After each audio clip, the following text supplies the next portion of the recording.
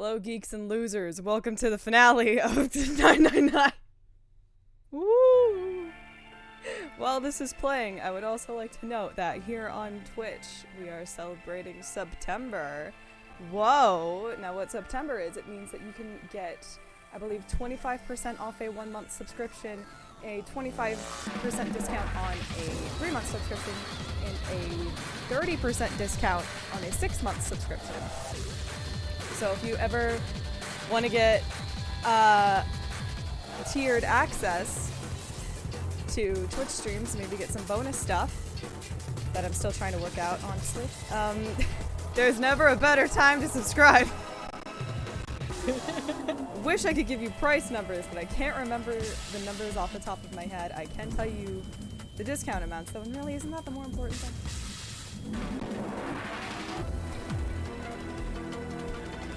But the most important thing today is that we are finishing 9 hours, 9 persons, 9 doors. Woo! Last time we did a little bit of ending hunting to get the last, I think, 2 that I was missing.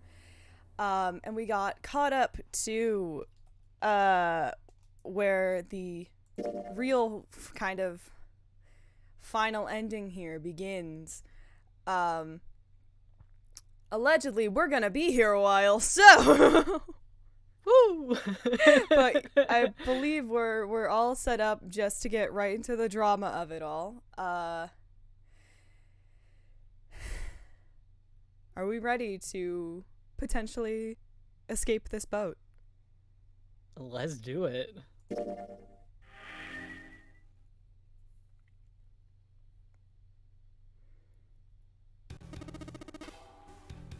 Oh, we've got to suggest a poll. Alright. Right off the bat. Gorgeous. Do I still remember how to do this? Oh goodness, oh golly. Do I remember how to do this? I don't know if I remember how to do it. Give me 3 seconds. I'll get that poll running. Oh, I didn't consider this. Oh no.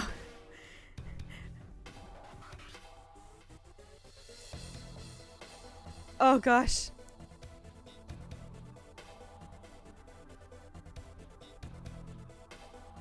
Yeah, give me back my quick actions.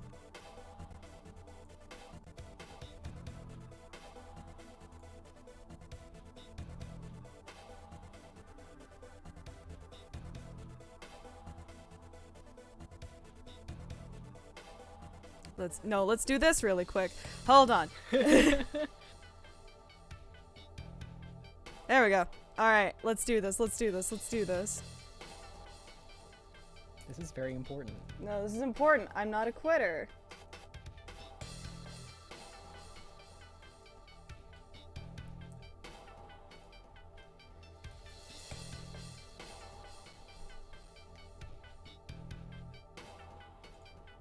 Yeah, we'll let that go for a while. Alright.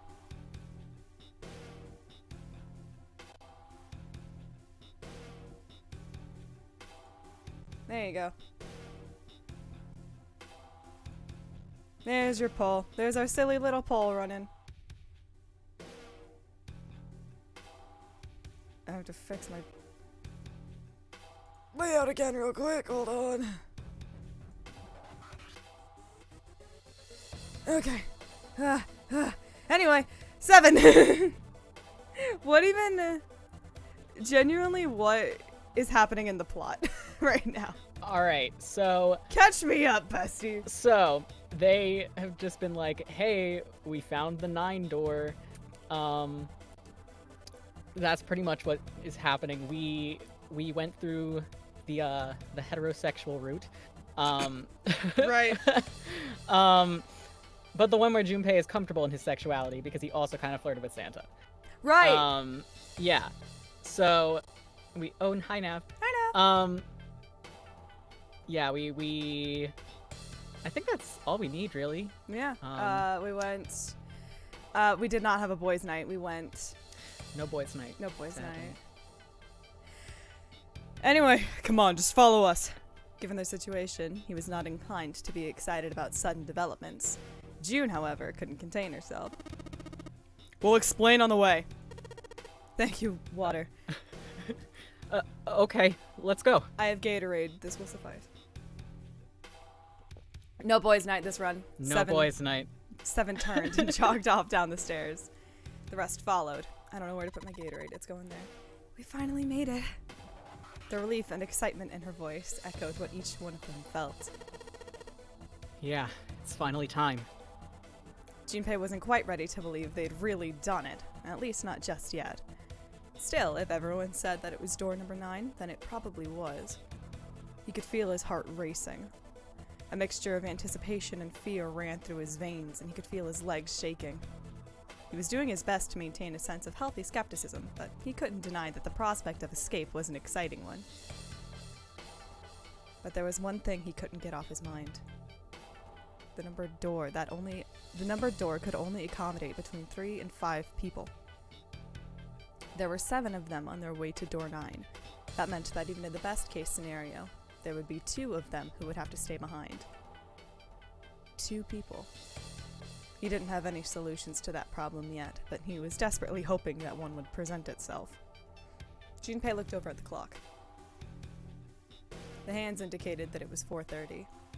They had 90 minutes before their time was up.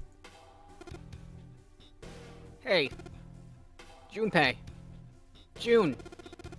What the hell are you two doing? Hurry it up! Santa's voice jolted Junpei out of his reverie. Let's go, Jumpy! June took off down the stairs, jogging as quickly as she could. Junpei followed.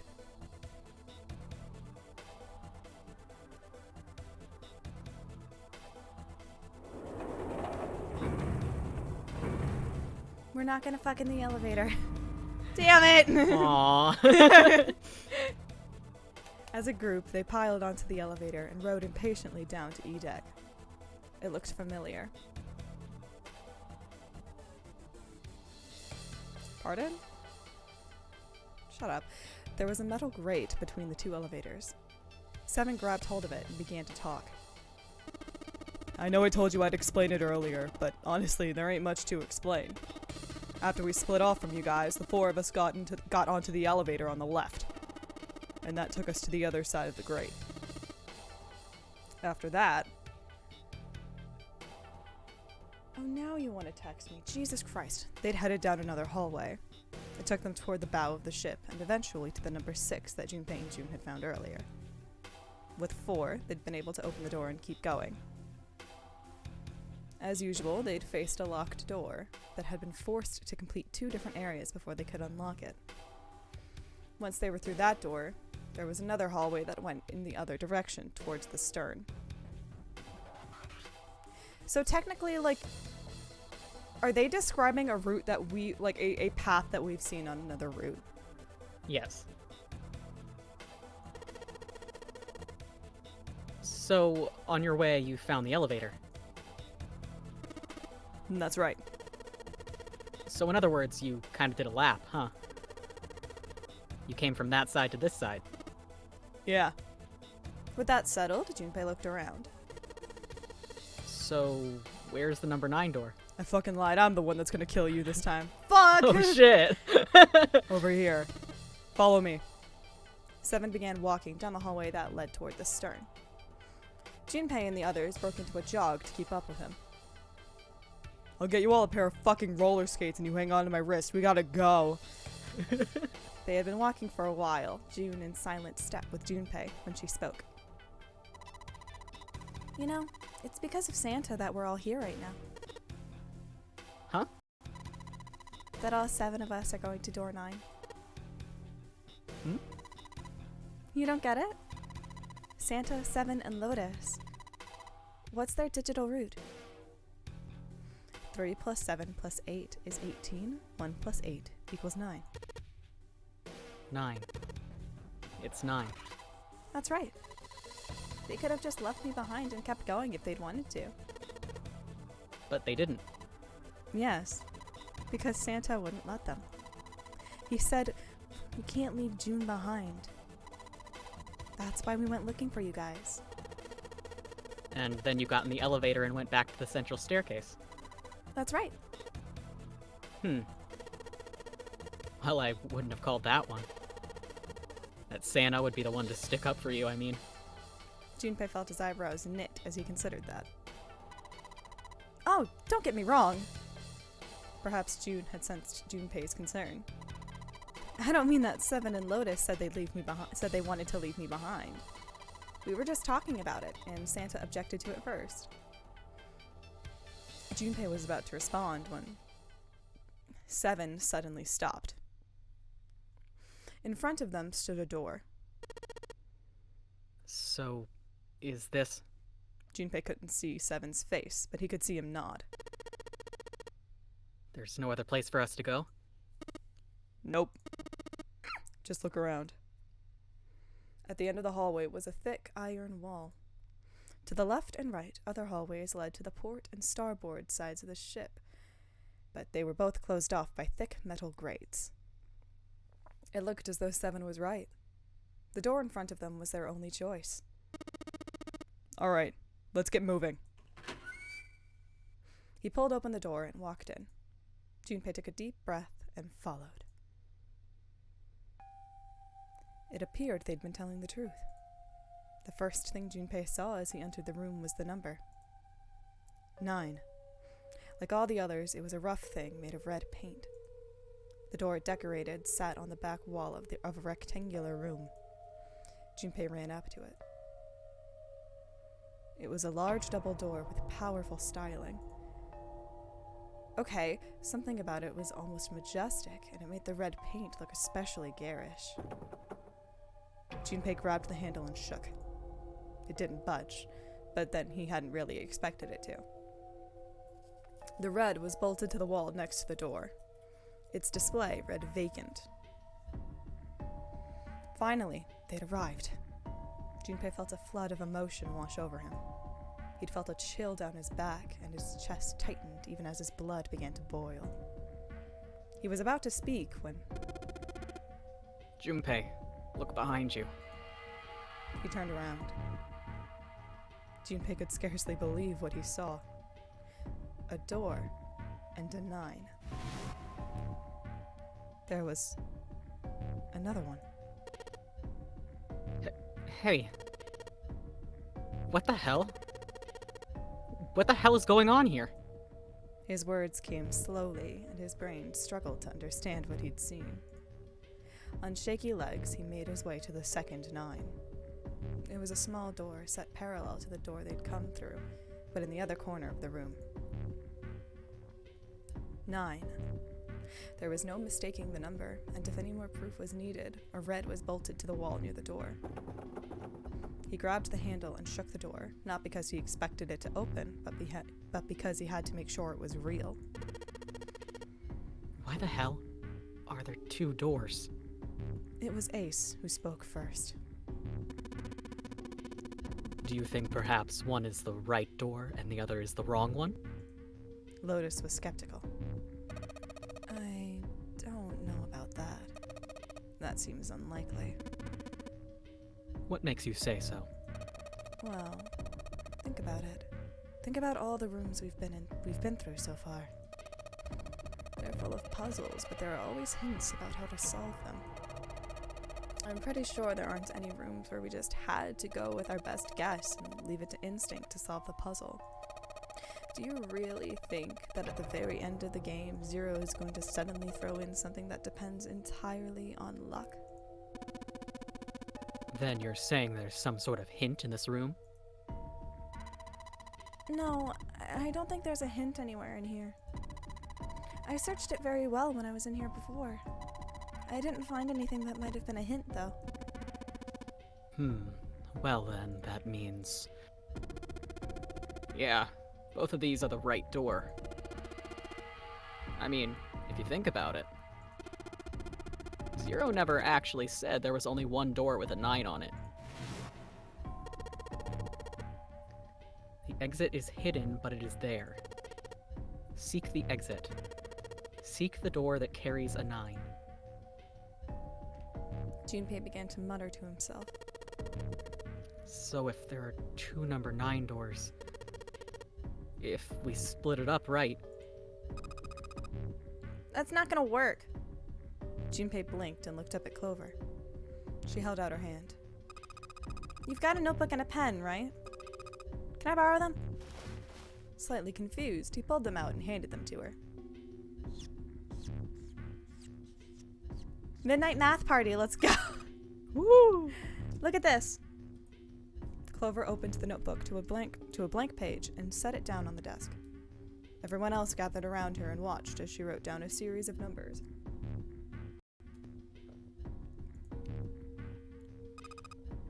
You get it? The numbers on top are all the combinations with digital roots of 9. The numbers on the bottom are the people who don't fit. There's only 8 possibilities if we split up into 2 groups of 3 or 4 people. So, If 3 people go through the door, then 4 people are left behind. If 4 go through, then 3 are left behind. Right?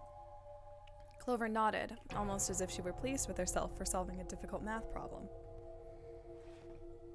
The room went very quiet. Silence lay across everyone like a thick, heavy blanket. No one spoke. Their faces were blank. Desperate for something else to look at, Junpei turned his eyes to the room around him. As he did, he began to wonder, what was it? The walls were covered with candles. Their wavering flame made the shadows of Junpei and his companions look as though they were dancing. 2 rows of wooden pews filled most of the room. Between them was a strip of rich red carpet. The carpet ran straight through the room, ending at the door that pointed to the stern of the boat. At the other end of the carpet, an altar? It was a recessed space set into the wall between the 2 other doors.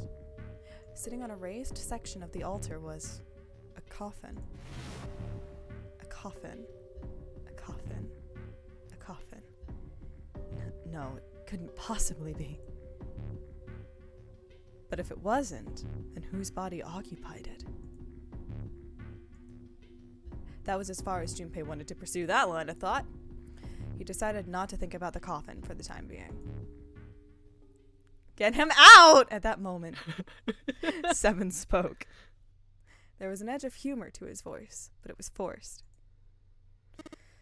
Okay. I give up. I I figured if we sat around here too long enough... What? I figured if we sat around here long enough, someone would volunteer, but I guess nobody's got the guts to do it. Junpei didn't understand, and he wasn't the only one. What? You guys didn't figure it out yet? Fine. Let me enlighten you. Clover was mostly right with her little explanation earlier, but she missed something. She wasn't really wrong, she just... screw it. Let me just write it out.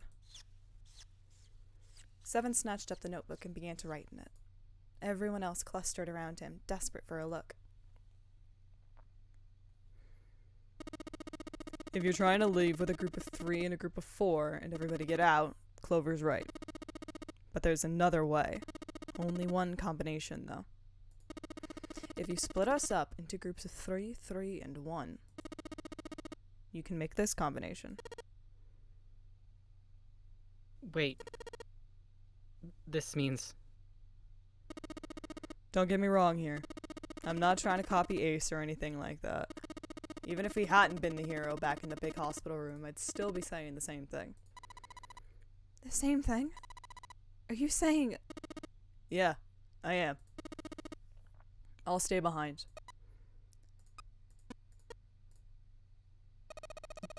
Why are you acting so heroic all of a sudden? Are you some kind of idiot? Lotus was the first to speak.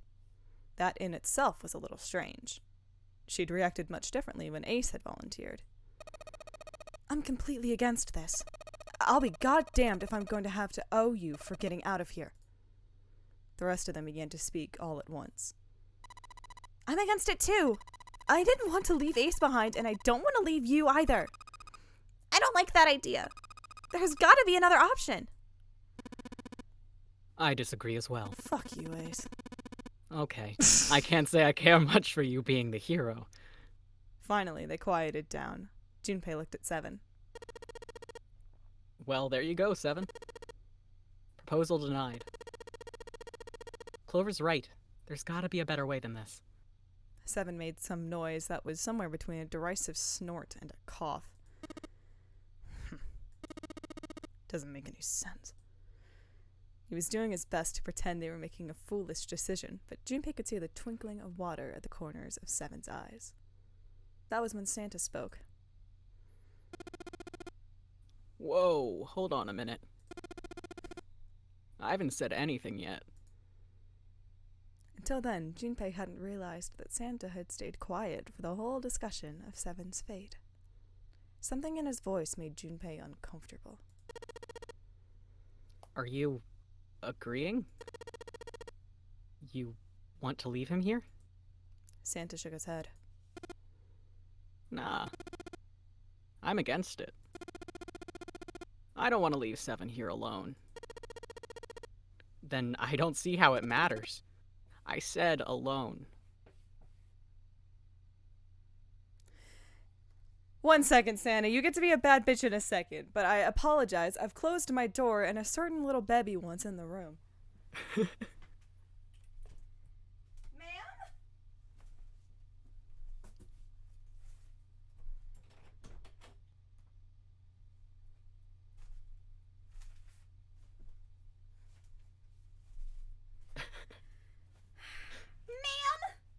Cats love me.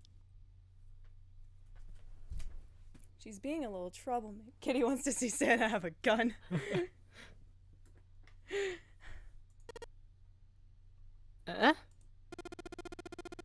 I said, I don't want to leave Seven alone. I'm going to get my old man Yowie with Seven, I swear to God. Why has no one written a Seven old man Yowie? There was a dull shine in Santa's eyes. They were cold and hard. Junpei felt himself shiver. What the hell are you? I'm gonna force you to have your I know you've already accepted it, but we have not had enough Yowie on this route. Come on, man. What? You don't get it? I'm activating my gay powers. I need a minute. I'm just thinking about Okay. Whew. I can't leave just one person. I'm so excited as to what that means. I need 2 more. Come on. 3 people, including Seven. I'll be leaving behind 3 people. That's my proposal. No. Oh, and she fucking left. Those are my orders. What do you mean, orders? What the hell makes you think you can order us around? Who the hell's gonna listen to you? You all will. In 3 seconds, you won't have a choice. What? 3, 2, 1. Santa was so fast, Junpei could barely see him. When he moved, it was almost like watching a dance. His feet moving like lightning. He spun and... Ah! Welcome back here, motherfuckers. He had June. See? I told you. His lips curled into a cruel, mocking smile. Make your choice, Junpei! Shudder traveled the length of Junpei's spine. His chest froze and he could feel his breath go stale in his lungs. Nothing made sense. Junpei felt as though his head were about to explode. Santa's sudden change in attitude, saying that he needed 2 more. The gun in his right hand, a revolver.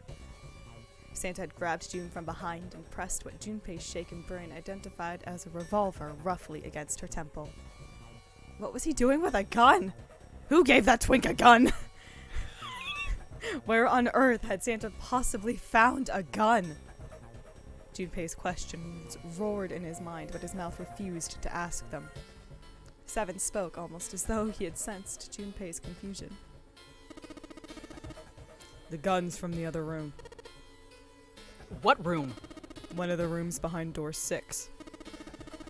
I should have known he was gonna do this. I should have taken the gun. Well, it's too late now, fat ass. Damn it. A mixture of fury and frustration twisted Seven's face, and he glared at Santa. Santa, for his part, didn't so much as flinch. The corner of his lip twitched into a slightly wider smile. Then the smile faded, and he began to move. He walked backward, dragging June with him. Before long, his back was resting against the door. On the wall next to him was the red. He put his hand on the scanner panel quickly and then forced June to do the same. Now, time for you to start following my orders. Ace, Lotus, congratulations. I've chosen you to come with me. Put your hands on the red. 3 + 6 + 1 + 8 = 18. That was what Santa had meant when he said he needed 2 more. Hey, you deaf? I gave you an order. Santa's eyes narrowed to slits. He glared at Ace and Lotus. They stayed frozen like deer caught in the headlights of an oncoming car. Right. Fine. I didn't want to waste any bullets, but you guys just don't get it. No sooner were the words out of Santa's mouth than his hand twitched, and the gun roared. A section of the floor exploded, scattering wooden splinters across the floor. A thin plume of smoke snaked out of the hole in the floor. There could be no doubt that the gun was real and worked. But why? Santa, why are you... Clover's voice spoke of betrayal and disbelief. Santa, I thought you were one of us. I thought we were friends. What? You knew about the leaf word and the 4-leaf clover. Santa's cheek twitched almost imperceptibly. What the hell is that shit? I've got no idea. You're lying! Shut up! Just shut up, you stupid bitch! You want me to pull a bullet in your fucking head? Flecks of spit flew from Santa's mouth, his face twisted with rage. Clover recoiled, her eyes wide. When she spoke, her voice was very small. Santa... He snorted, then shook his head vigorously and turned to Ace and Lotus. Alright, assholes. What are you still standing there for? Get over here and scan those bracelets. I don't have all day. Oh, what's the matter? Your hearing's starting to go? Going senile, maybe? Ace and Lotus still didn't move. It almost seemed as if they couldn't move. June's face was pale behind Santa's arm. Her eyes were wild, and her chest heaved with every quick breath like an animal cornered by a predator. Junpei's mind worked furiously. What were they going to do? Then he realized something. There was nothing they needed to do. There was nothing to debate. June's safety was the first priority. That much was obvious. Doing as Santa had commanded meant that she would be safe from at least 2 threats. She wouldn't be shot, and she would leave the ship alive, along with Santa, Ace, and Lotus. There was only one thing for Junpei to do. He turned to Ace and Lotus. Please. Go. Huh? But... Jumpy! What are you saying? If you stay here, you're gonna be stuck, Jumpy! So will Clover and Seven! I know! But you don't need to worry about us. We'll figure something out. Right, Seven? Right. You just leave it to us. It's gonna piss me off to do what Santa says, but... Don't worry about me either. There's still something I have to take care of. But... Wait, Seven, Clover, and Junpei are left? Yeah.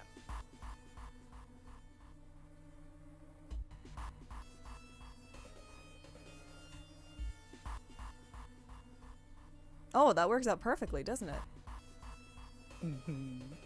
But... No! You can't! Ace! Lotus! Don't do it! Don't worry about me, please! June was almost crying. Junpei walked around behind Ace and Lotus. Without a word, he laid a hand on each of their backs and gently pushed them forward. They almost stumbled, then righted themselves and took another step. And another. They turned around and Junpei nodded. Ace and Lotus turned around again and walked slowly toward the door where Santa was waiting for them. After what seemed like an eternity, they stopped in front of the door marked 9. Santa smiled. All right, now let's get those hands on the scanner panel. What's the holdup? They don't like you. That's the holdup. Well, sorry. What, you think I'm fucking around here? I don't give a shit about this girl. The red doesn't need a person, you know. All I need is the bracelet. You get it? Good. Now put your fucking hands on the scanner. I'm not gonna say it again. He shoved the revolver harder against June's head, and she winced. Fine. Ace sighed, defeated, and placed his hand on the scanner panel. Lotus went next. Lotus glared at Santa and slammed her hand on the scanner panel. The 4th asterisk blinked on. Good job. Now, Lotus, pull that lever. As soon as the door opens, you get your ass in there. Try anything stupid and you know what happens, right? Junpei could almost hear Lotus's teeth grind.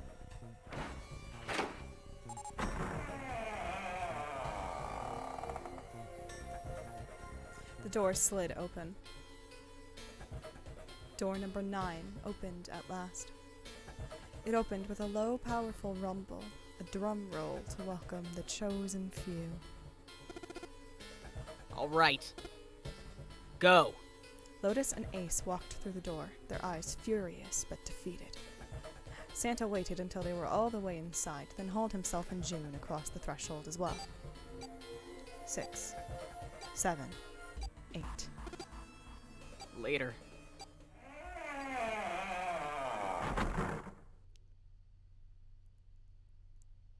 After exactly 9 seconds, the door swung shut. The gust of air it created caused the candles on the altar to flicker and die.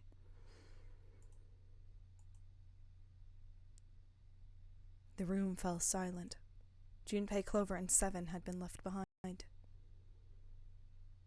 Clover looked down at her hand and traced with her finger the faint blue veins that crisscrossed them. Seven shoved his arms into the front of his overalls and scratched his stomach. No one spoke. Silence made the air feel thick and oppressive. Desperate for something, anything to occupy his mind, Junpei walked to the larger of the 2 9 doors. He stood in front of it and looked at the red. It read engaged. He moved to the smaller door. The red read vacant. The digital root of the remaining people was 7. 5 plus 4 plus 7 equals 16. 1 plus 6 equals 7. There was no possible way for them to open a door with 9 on it. Junpei touched the surface of the door. He thought about June, about Akane Kurashiki. Was she safe? That was all that mattered to him. If she was alive, if she had escaped this horrible boat, that was what Junpei prayed for. 7 came up next to him. He pulled off his hat, scratched his head, and sighed.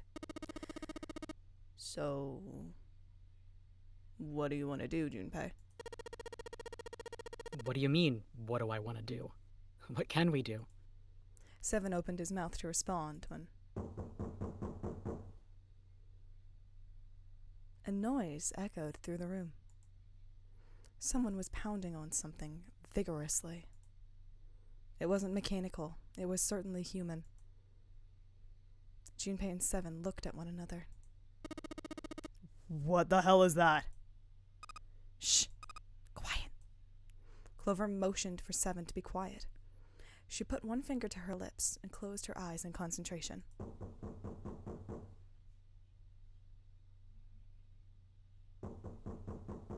The three of them listened, trying to determine where the sound was coming from. Where was it coming from? Could it be? Hey, I think it's coming from this coffin. You're right! Let's open it. But how? What are those muscles for? For show? You're telling me to force it open? Just shut up and try. Seven and Junpei grabbed hold of the coffin. They tried to get a good grip with what little purchase they could find and pulled with all their strength.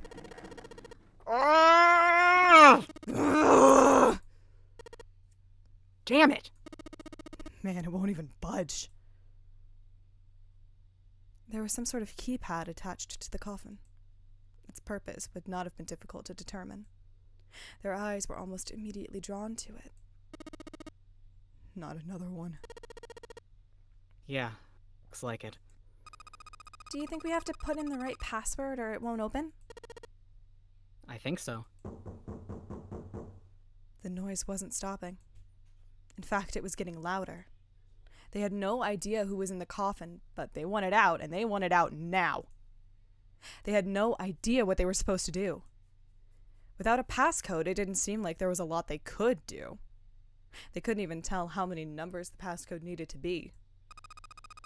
Isn't there a hint somewhere? Well, let's look for one. Unfortunately, there didn't seem to be anything near the coffin. Clover ran to examine the pews, and Seven investigated the desk, but they turned up nothing. The sound still wouldn't stop. It wasn't a noise that belonged in that room.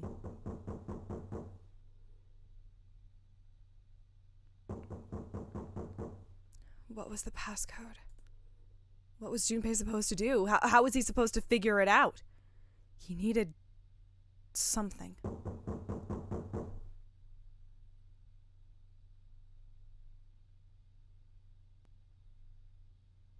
The world blinked. Suddenly there was a voice inside of Junpei's head. Truth had gone, truth had gone, and truth had gone. Now the truth is asleep in the darkness of the sinister hand. What the hell is that? That voice. Junpei was utterly and completely baffled. Huh? What are you talking about? What's that? Seven and Clover ran over to him, but Junpei didn't know what to tell them. If he told them he'd heard a voice, they'd laugh, or worse, think he was going insane. So all he said was... Oh, nothing. He cleared his throat a little too loud and looked pointedly down at his bracelet. There were a pair of small buttons protruding from either side of it. Junpei pressed the buttons on the bracelet. Right, left, right, left, right, left.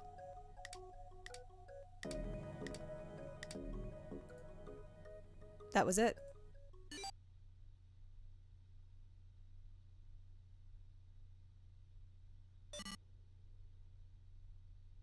Eight numbers blinked on and then off on the bracelet display. Junpei checked one last time. God, they chose such a good clicking noise. 1, 4, 3, 8, 3, 4, 2, 1. 1 4 3 8 3 4 2 1. Huh? Huh? Hey, what the hell were those numbers? Oh my gosh, are those? Junpei didn't answer. He simply walked straight to the coffin. He knelt down in front of the keypad, running over the numbers in his head so he wouldn't forget. 1 4 3 8 3 4 2 1. 1 4 3 8 3 4 2 1. With trembling fingers, he punched them in.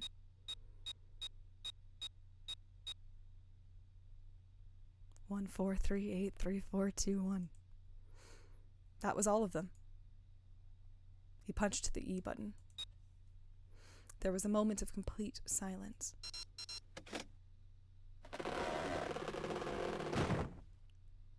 Then there was the sound of the coffin lid unlatching. Someone sat up out of it. Ah! Hey, girlie! Hey, guys. It's been a while. Oh, my throat. sorry. Oh, is that you, Clover? I apologize for worrying you. Snake! Oh my. How did you... Junpei and Seven, is that you? Is everyone else there as well? Just like Rip Van Winkle. Still, it was very much like Snake to simply cut to the heart of the matter and ask. Junpei and Seven shared a wry smile. Looks like boys' night is back on the menu. Looks like boys' night is back on the menu, boys! And also Clover can come. She's my +1. Clover's eyes were filled with tears. You're back! With a cry of joy, she leapt into Snake's arms. Gently now. My body's still a little weak. You're back! You're back! Clover looked like nothing so much as a lost child who had finally found her home. She cried and cried and cried. Her eyes were red and her nose was running. She hiccuped and gasped as if she were about to begin hyperventilating. You're back! You're really here! Her voice was happy but almost desperate, as if she feared he would disappear again if she stopped talking to him. Tear after tremendous tear rolled its way down her face. Her small arms straightened as she clutched Snake's body as tightly as she could. Perhaps she had to convince herself he was real. Perhaps she was worried he would be gone the moment she let go. Perhaps she simply didn't know what else to do. You're back! Come now, what's gotten into you? You're acting as though I've returned from the grave. Not as though you did! I really thought you were dead. Huh? You jerk! Idiot! Idiot! Idiot! Clover broke into sobs so great she could no longer talk. It was a touching reunion between brother and sister. Even though Junpei knew they had little time and every minute they waited was a minute wasted, it felt cruel to pull them apart. Junpei and Seven sat down on one of the pews waiting for Clover to calm down before explaining to Snake what had transpired.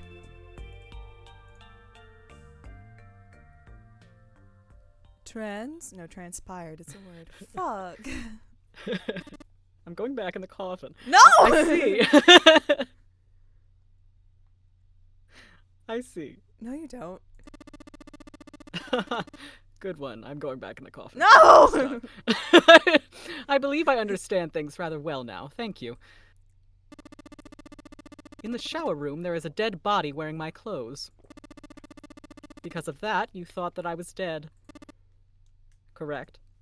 He had quickly and neatly summarized the events of several hours. Junpei nodded. You also discovered a corpse in the captain's quarters, and Santa turned... Oh, I almost misread that. Apologies. That was a little Freudian slip there. And Santa turned on you here, as in betrayed, in this room. Not no other thing. Junpei's like, I'm going in the coffin. No, it's not good in there. Do I Do I have it straight? Someone in this room does. Not after that poll, bestie.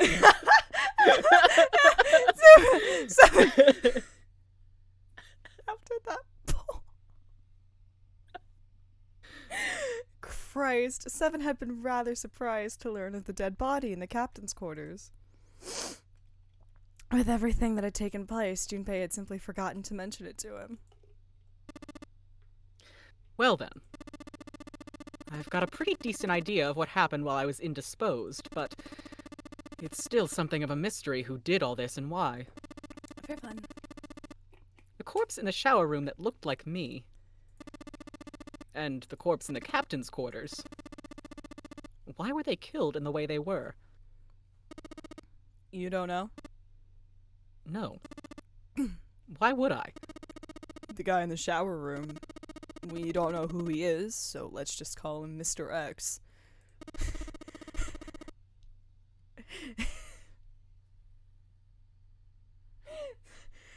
Anyway, this Mr. X, he was after me because I didn't return a book to the library that I checked out 3 months ago. I love Silent Hill. Anyway, this Mr. X is wearing Snake's clothes. I don't think that's, no, it's not Silent, is it Silent Hill? It is Silent Hill, but you're wearing some kind of robes. That means someone took your clothes and put them on Mr. X. We need to figure out who that was. I apologize, but I have no idea who might have done this to me. I only just now woke up. I was unconscious during all the events you just described to me. They must have undressed me and changed my clothes during that time. Is that all that they did, or are you leaving out a step? Wouldn't you like to know, Weather Boy? When were you knocked out? When we split up to look for the red. Oh, yes. Knocked out. Not recuperating. Where did they get you? Do you remember? It was a small room in one of the hallways on C deck. What happened? The same thing that happened to every one of us when we were abducted. A can releasing some sort of gas was thrown into the room. I believe the gas is some sort of incapacitating agent. Then that means it was... Zero. Looks that way, huh? There's nothing else I have to tell you. When I woke up, I was in this coffin. Junpei crossed his arms and thought. Why had Zero made Mr. X wear Snake's clothes? How had the results of that trick benefited Zero? It was a mystery. Junpei couldn't make sense of it. He also didn't have a satisfactory explanation for how he discerned the key code for the coffin. It just didn't make sense. Truth had gone, and truth had gone. What did that mean? Did it mean anything? And why had Junpei felt compelled to push the buttons on the bracelet after hearing them? Seven had asked him about it while they waited for Clover to finish crying. He'd had no answer for him then, and he still didn't. All he could say was that it seemed to have been a subconscious reaction. His fingers had simply moved of their own accord. It was the only explanation that made any sort of sense, and it almost made no sense. Junpei had no idea what any of it meant. His mind was a maelstrom of mysteries, clues, theories, and more mysteries. He could barely think. And of course, Santa and Clover had been subjects in a similar experiment 9 years ago. The ability to access a morphogenetic field is affected by a couple of things. The first is epiphany, and the other is danger. And someone did actually die. A girl. Her name was... There had been another experiment conducted on the same ship 9 years ago. A girl had died during it. Morphogenetic field theory. The two murders. Switching clothes. The nonnery game. And whatever strange thing was happening to Junpei himself. The maelstrom in his head spat out words and ideas that disappeared back into it almost as soon as he grasped them. But as he struggled through them, Junpei began to realize something. There was something that tied all of them together. Zero. He was the ringleader, the person who had trapped 9 people on a sinking ship. Zero knew everything. If they could uncover Zero's identity, all of their questions would be answered. Who was Zero? Junpei had the beginnings of a theory. If he could only test it, perhaps. At any rate, we'll have plenty of time to decipher the details later. For now, it is of utmost importance that we escape. Junpei, it was 4:30 the last time you checked the clock, yes? That means we have less than an hour. We must hurry. Hey, how are we gonna get out of here? Isn't that obvious? Through the other number 9 door. 5 plus 4 plus 7 plus 2 equals 18. 1 plus 8 equals 9. Oh! Oh, yeah. Yeah, you're right. With Snake, we can open the door. Don't tell me you hadn't figured that out. As they sniped back and forth, Junpei glanced at Snake's left hand. He was wearing a bracelet with a 2 on it. Come on, you gotta tell me these things. I, assumed you'd figured it out. Ugh, forget it. Let's just get going. 7 stomped off toward the smaller number 9 door. Clover, Snake, and Junpei followed. 7 quickly laid his hand on the red. An asterisk appeared on the screen. Junpei and the others followed suit and laid their hands on the scanner panel. Soon there were 4 asterisks on the screen. 7 glanced at them, then laid his hand on the lever of the red. Alright. You guys ready to go? Yes. Yep. Junpei paused for a moment. Not yet. Huh? Before we go in, I'd like to check Is something. it the fucking library? You want to check something? Yeah, but before I do... 7, could you pull the lever? I want to make sure we can verify with just the 4 of us. What do you mean? We don't need... Just do it, alright? But if the door opens, don't go in yet, okay? Please. This is really important. I really need to check this, okay? Work with me here. Junpei looked directly into 7's eyes. The older man looked back for a moment, then nodded. Fine.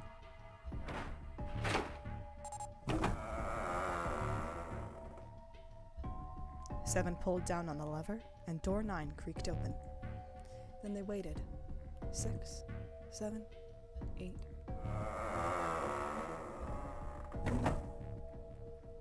After 9 seconds, the door closed. Alright, that means the 4 of us can go into door 9. So, we knew that already. It's obvious. Obvious. Yeah, you're right, it is. Now what happens if we add Zero's bracelet? What? Zero's bracelet. Why don't you take it out, Clover? For a moment, Clover looked surprised, but she recovered quickly and stuck her tongue out at Junpei. So you did know I had it. I picked it up because I thought it might be useful sometime.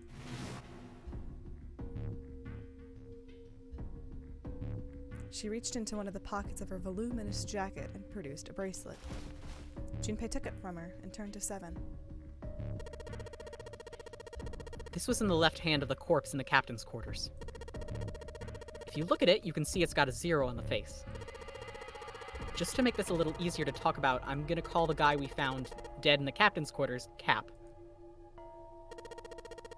If Cap was really 0, then I should be able to open door 9 with just me, Clover, and this bracelet. 5 plus 4 plus 0 equals 9. But most importantly, if you were Cap and this was your game, would you really put one of these bracelets on yourself? Anyway, let's just give it a shot.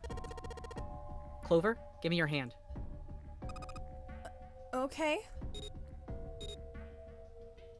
After he and Clover scanned their bracelets, he waved Caps over the scanner panel. Then he pulled the lever. However, the door didn't open. The red display read error. I knew it. Now, what does this tell us? Maybe the bracelet has to be on your wrist in order for it to work? No, that's impossible. Did you see how the panel showed a third asterisk when I scanned Cap's bracelet? Whether or not it's on your wrist doesn't matter. All you have to do is put the bracelet near the panel for it to register. Seven waved his bracelet in front of the scanner panel.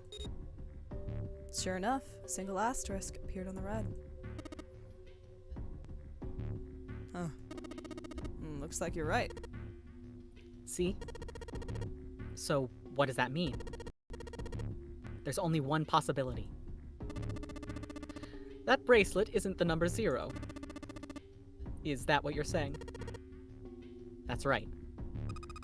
Then, what number is it? Let's find out. Junpei scanned the bracelet with this combination. It is in 7 plus Junpei plus Cap. 7 plus Junpei is 7 plus 5 equals 12, 1 plus 2 equals 3. If this combination opened the door, then Cap's bracelet was number 6.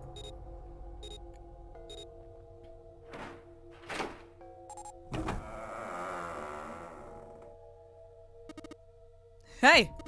It opened. The door opened. What? Why? What does that mean? Both Seven and Clover seemed rather shaken as they turned to look at Junpei for answers. The door slid heavily shut. Junpei raised an eyebrow. Isn't it obvious? Cap's bracelet is number 6.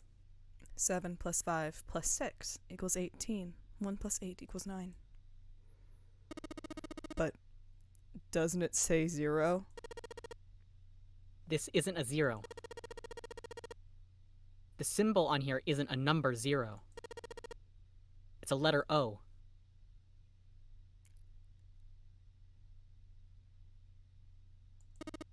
Oh?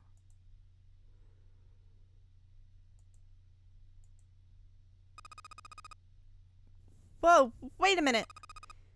I don't get it. I mean, we figured out that Cap's bracelet is 6, right? Yeah. Does that mean there are 2 people with 6s? Before Junpei could answer, Snake spoke up. There is, most likely, only one person with a 6. But I don't get it. What about June? Well, this is only an educated guess, but I think June's number was never 6 to begin with. Her bracelet was flipped. In other words, June's real number is 9? That seems the most likely. Then all this numbered door stuff was just a load of crap? Why would you say that? Because if June is 9, then the numbers wouldn't match up. Clover grabbed Junpei's notebook and began to write furiously in it. Junpei leaned over to look at it. List of all the numbered doors June's gone through. Clover read each row out loud so that Snake could follow along. Alright, I made a list of all the numbered doors that June has gone through so far. I wrote down which doors she went into and with who. I wrote what all the numbers were. So if you switch 9 in wherever there's a 6, the numbers don't work.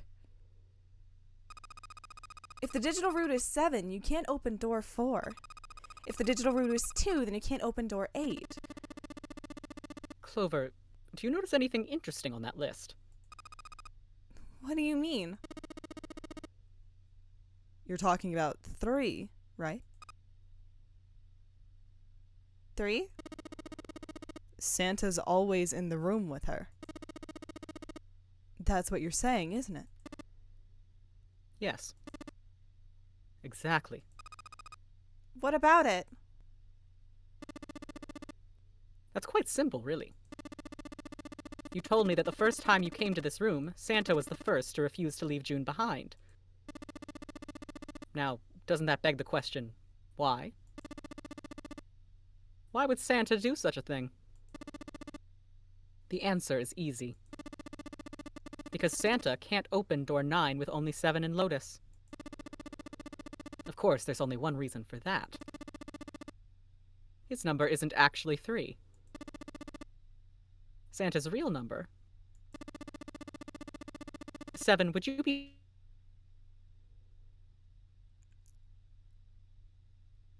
Can I get that one more time, bestie?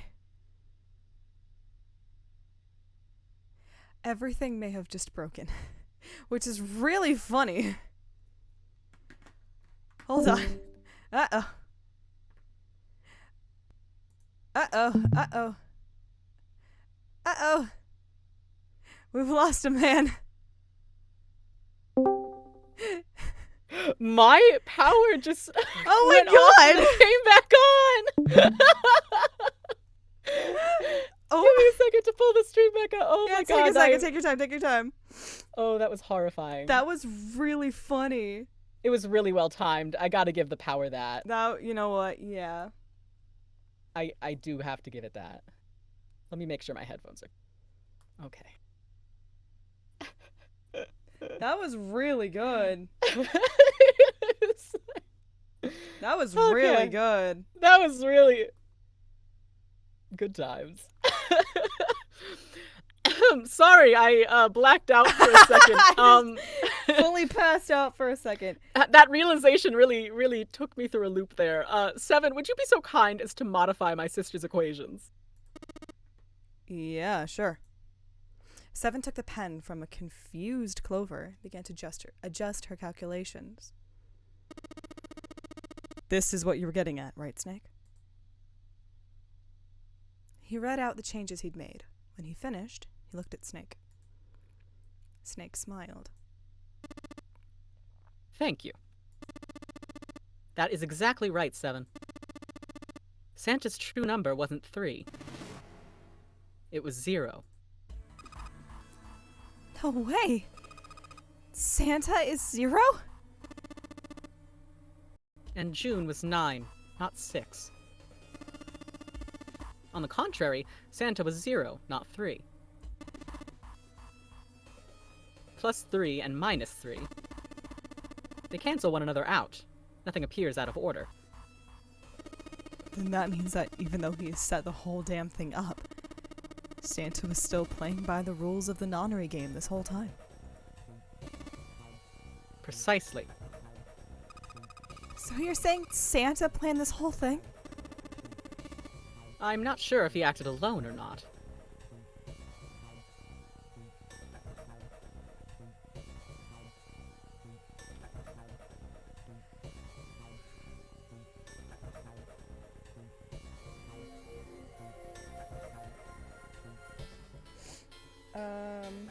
Sorry, I'm thinking my thoughts over here. Something that I think would be really funny, but I don't think they're gonna do if this is the, singular path they're taking here. I need a fucking... Hold on. I'm gonna be really silly for a second. Just give me, I need to write something out. Give me about, 5 seconds here.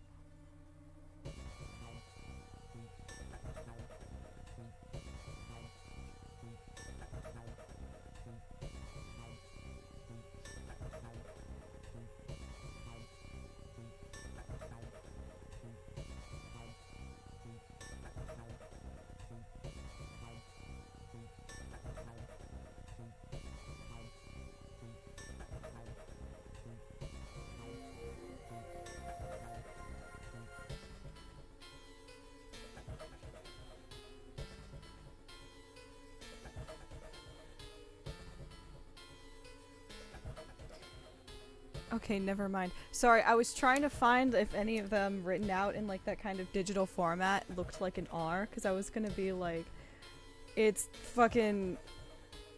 June, it's Snake, it's Santa, and then a fourth person. I was gonna be like, they're all 0. This was all a trap, and then like I couldn't see if any of them really looked like an R, so that's probably out of the question. But Snake is 0 also works really well. I'm thinking me thoughts. But I think it is safe to conclude that he is 0. If my hypothesis is correct. Clover bit her lip. She seemed to be having some difficulty believing her brother's explanation. Junpei remained silent and thought. Snake's hypothesis didn't satisfy him. June's bracelet was flipped. Even if that were possible, then there would have been 2 number 9 bracelets. And if that were the case... Alright, that's enough talking. Let's go. It's high time we went through that door. That's true, I guess technically there is... Well, I thought that number 9 bracelet would...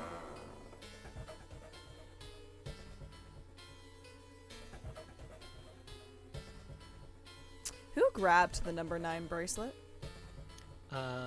Ace. Mm-hmm.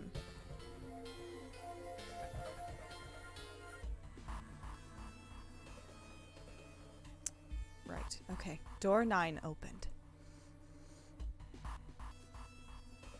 They leapt through.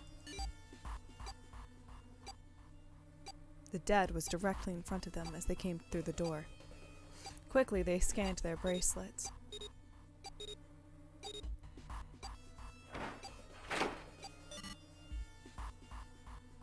And the detonator stopped. Phew. After pausing for a moment to catch their collective breath, Junpei and his companions headed down the long hallway in front of them. At the end was a set of stairs leading down into the ship. It looked as though they led all the way to the bottom deck. They looked down. It didn't seem to be flooded. After deciding it was safe, they headed down the stairs. But before long, Junpei and his companions found themselves... Why did I have a conjunction? Before long, Junpei and his companions found themselves on the bottom deck. They turned left into another hallway, at the end of which they found another door. And of course, there was a symbol engraved over the keyhole. It looked like the sort of harpoon one would use to hunt fish, the kind with 3 prongs. Snake traced the shape of it with his fingers. Neptune. Yes! The Neptune symbol. Yeah! There must be a key around here somewhere. Neptune key. All Junpei had was the Uranus key card. Not the same planet, not even the same sort of key. Clearly, it wasn't going to open this door. After examining the door for a few more minutes, they gave up and headed back the way they'd come. With a little more searching, they found a metal door. To the side of it was a card reader. A symbol was engraved onto the card reader. It matched the Uranus symbol on the key card Junpei was carrying. This is the place. He muttered to himself and slid the card through the reader. It beeped once, and the light on it turned green. Let me in! Let me in! With a heavy metal groan, the door creaked open. Junpei, Clover, Snake, and Seven looked at one another, nodded, and stepped through. Let me into the fucking library, I swear to God! The room they found themselves in was full of books. Yeah! I've waited so long for this moment for you. Yes! Yes! Let me the fuck in! Oh my God. It looked remarkably like a library. Not the sort of library where large numbers of people came to read books. More the sort of library that was simply a place to store books. Out of curiosity, like, it does kind of seem like There was a loud train. I apologize. It does kind of seem like you could get the incinerator route and then come over here and take the true ending route so far. Because incinerator route was also Truth Had Gone, I think. Yeah, it was. I am curious to see how the details of the other three make their way in. But, like, it does kind of seem like you can kind of get this into. You could. Could you get this into? If you got that other route, like, for your very first playthrough, and then you did this, you could finish the game in two. Oh, hell yeah! Oh, that would have been sick. Can you imagine? Speedrun, any percent. Speedrun, any percent. He felt a little overwhelmed by the sheer number of books, but Junpei did his best to speak with authority. All right, if we want to get through that door out there, we need the Neptune key. I say we split up and look for it.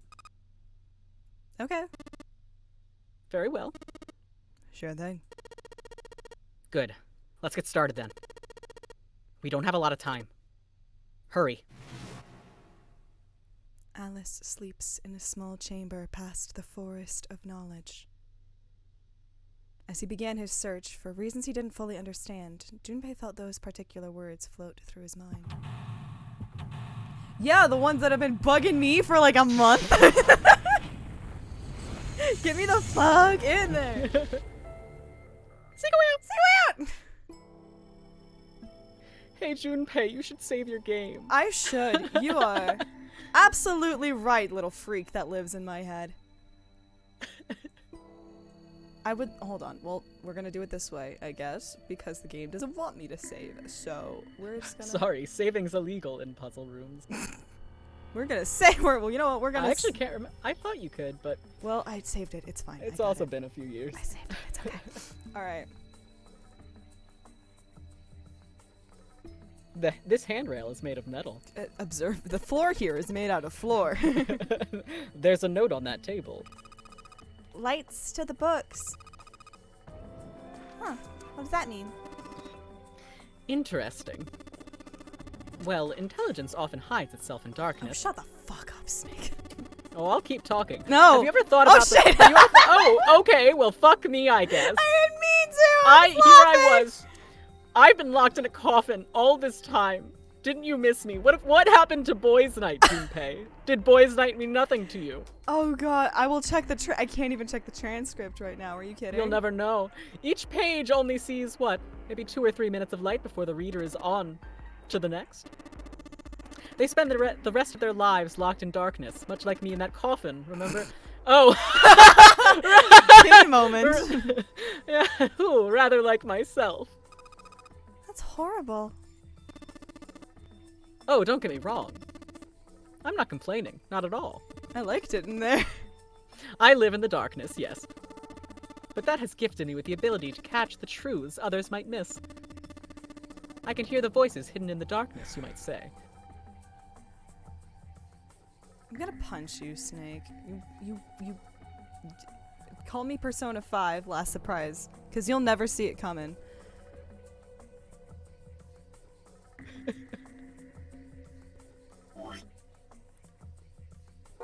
Okay. But, oh, books! Teletemperation and telepathy.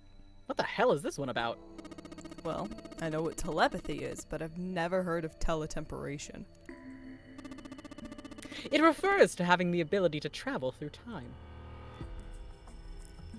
See, you needed me that time. I guess. This book is called, Mind Swap.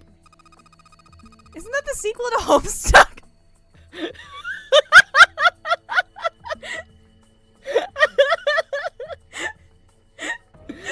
Yes, Clover, that's exactly what it is. You mean you could, like, change bodies with someone? Well, I guess I wouldn't mind switching places with my brother or Junpei too much, but I'd rather die than let Seven switch with me. What the hell? Like, I'd even want to swap bodies with a little brat. Like, were you just imagining it? You were! Shut up! Yeah, well, he wasn't the only one. Junpei misogyny. Kitab al-Azif. Man, they've got some weird stuff here. I can't even pronounce this one. Who's that? Some famous guy? It's not a person's name. It's the name of a fictional book created by Abdul al-Hazred. It's said to be one of the sources used in the creation of the legendary Book of the Dead, the Necronomicon. Oh. So these are all occult books and stuff.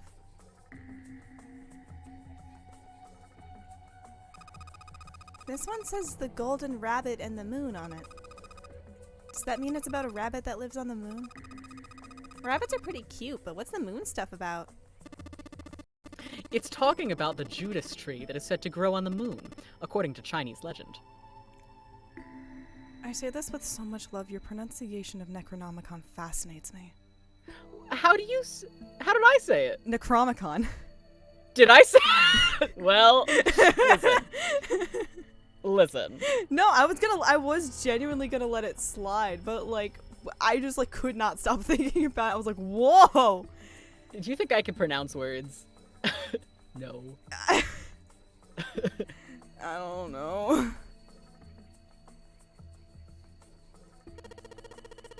What's the deal with these titles? They're all just gibberish. Hey, what if we, like, switched them around? Switch them around. They're books. You can fucking move them, my man. Yeah. If we moved them around, maybe they'll spell something. Oh, I get it. Yeah, heck, it's worth a shot. Oh, that's a way to do this. Okay.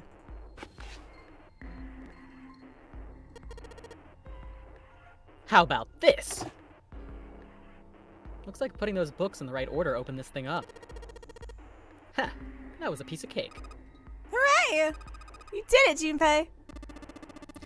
I guess that turned out well enough. So the letters from the title spell out, open here, find bulb. I wonder what that means. I don't know, let's look in the secret compartment that had a light bulb in it. Ain't that some shit? Is it a smart LED? It fucking looks Can we like change it. the color? Let's make it blue. Does it? Does it behave like those streamer lights that everybody gets? Can I ombre my lights? Alexa. Hey Alexa. Alexa. Mood lighting. Putting on mood lighting. Bow, bow, bow, bow, bow. I've been really trying. Boys night. Light bulb looks like it's brand new. It's really big, so it'll make a lot of light. Junpei's like, I could shove this up my ass. Oh, it's got a flared base. That would probably be fine.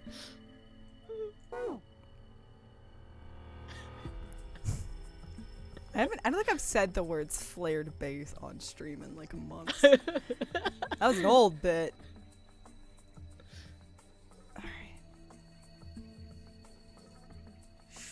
Already clicked there. Let's go up here. Energy theory, huh? I don't even understand the damn title. It's like the shelf's all science and technology. Can I fucking look at it? Maybe? That would be nice. No. Fuck you too then. Okay, so that is the same shelf. Ah, we're quadranting this shit. Okay. The black hole hypothesis. Gamma ray astrophysics. I guess this bookshelf has an astronomy theme. I fucking love space, Junpei. Junpei, have you ever heard of space? A kid's book. Here? Have I heard of space? Was that your No. question? Yeah, sometimes you don't know things, Junpei. Oh, God. It looks like it's a children's story about Native Americans. Shut the fuck up, Snake. Don't you think a random book like that is kind of suspicious? Maybe you ought to hold on to it.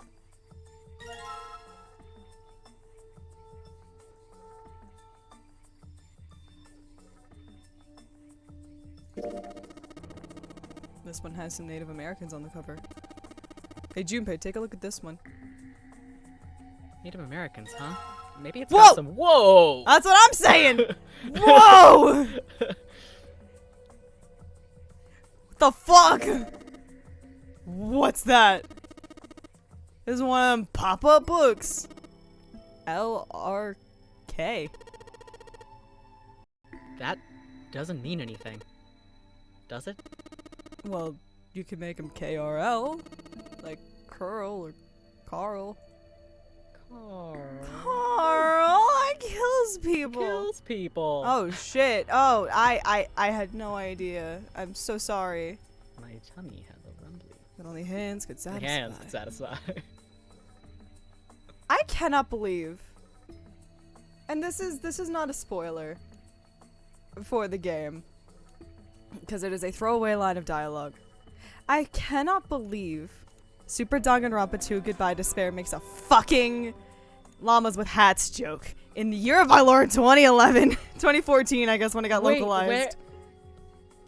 Where? I don't remember. Monokuma at one point is just like, I don't think it's the word tummy, but it's something along the lines of like, is your tummy making the rumblies that only murder can satisfy? And it's like, oh my God. I'm sorry?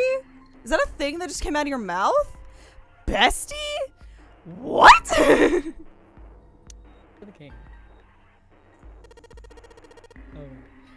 Dad kind. What the hell is this? Dilf book. Dilf It's book. the Dilf Dilf book. book. Dilf book. Where's Archer? Wasn't that a German mathematician?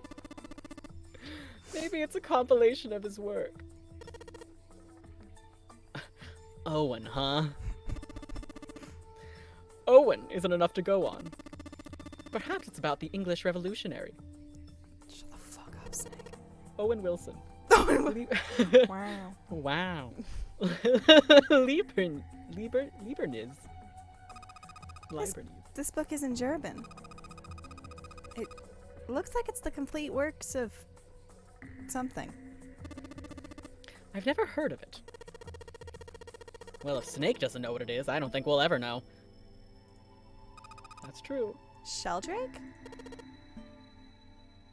Sheldrake. Isn't Sheldrake...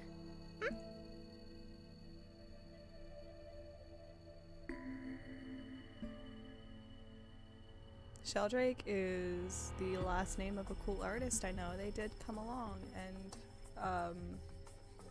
birthday suit and another song that I'm not placing.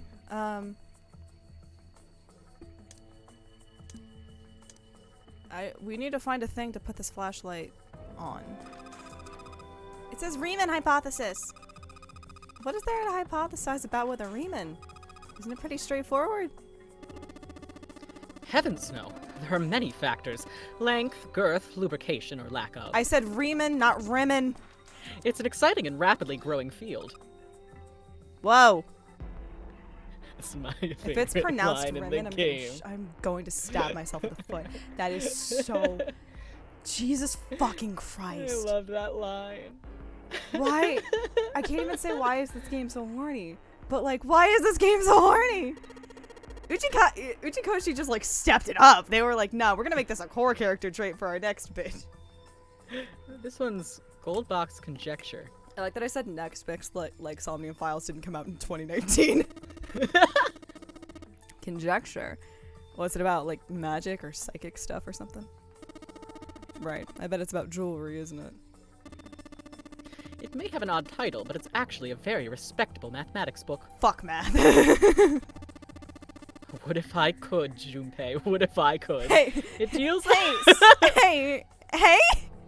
What? Anyway, it deals with one of the unsolved problems of additive number theory.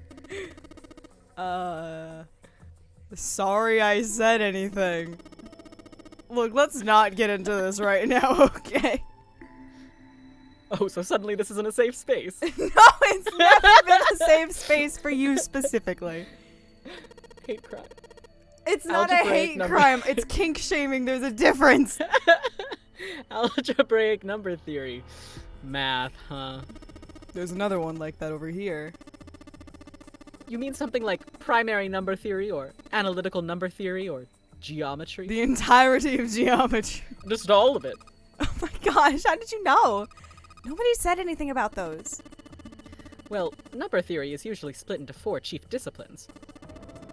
If there was a book named Algebraic Number Theory, I took a wild guess that the other 3 would be there as well.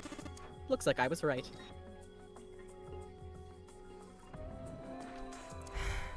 No, this is not a safe space for you exclusively. You're so mean to me, June. I am. It's not a hate crime, it's kink shaming. Thank you. That's a weird book, Junpei. Indian mathematics? Why is that funny? It's not. I don't know what the fuck they were on about there. And I don't wanna. There are a bunch of... Goldbach. Oh, Goldbach. Modern Japanese literature, huh? What's this? Origin of Japanese folklore? Izanagi and Izanami? I know those two. Looks like there are a bunch of books about Japanese culture here. Mostly ones about folklore, though. Well, folklore can cover a wide range of subjects. I don't actually remember if Izanagi and Izanami were... Izanami, wow, were the two that were, like, actually at the start, or if they were just, like, really early in the creation myth. I said that with a lot of confidence. I don't even remember if they're part of the creation myth that specifically. I just know they're, like... History, urban life, religious trends, environmental changes, oral traditions. Folklore can cover all those things if you know where to look. Snake, Something I know a guy you would love! This looks pretty deep. Agriculture and historical organizations and folklore. Hey, there's another one of those picture books here. Something about these things feels kind of nice, you know? Brings back good memories. I guess even people like 7 were kids once. No shit, you little brat. Hey guys, cool it. Seven and Clover will get into a fist fight by the end of this, and Clover will kick his ass. Yeah. Alright, I think I'm gonna take this picture book with me. Open it. It's got a magic wand on it. Okay. So, what's inside? Well, aren't you going to open it? Keep it in your pants, Snake. No, I want to see the pictures. Not everything has to be horny. I'm sorry, Snake. Can you say that one more time, but slower? Not. No, everything. your sentence before that. I don't remember, actually. You said you want to see the pictures. I want to see the pictures. Now think about that.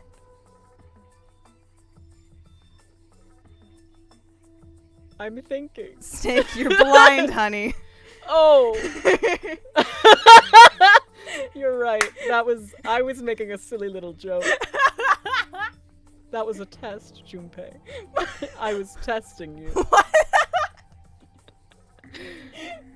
Pretty sure it's just gonna have pages inside, smart. Whoa! Sex! Sex! It's the sex book, It's the Junpei. sex book. Fuck! Looks like another pop-up book. This one's got diagrams. This one says sex in it. It has an S, an E, a dash, and a number 5 sticking out of it. I might be impressed if I was 5. Christ, you are so bitchy. Everyone here is so bitchy. We're all in our cunt era. We're having a cunt off. Congratulations.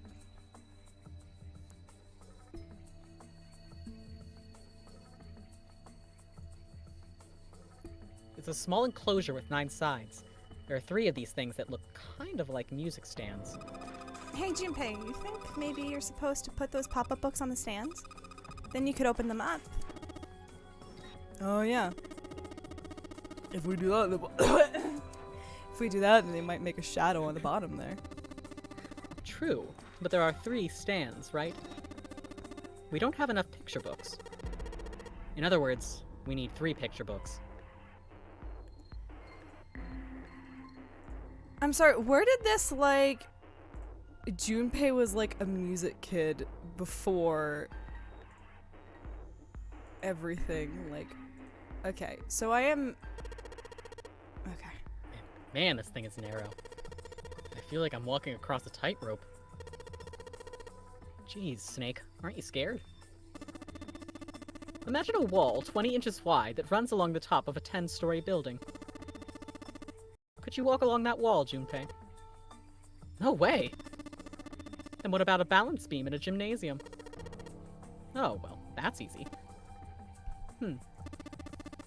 You don't find that strange?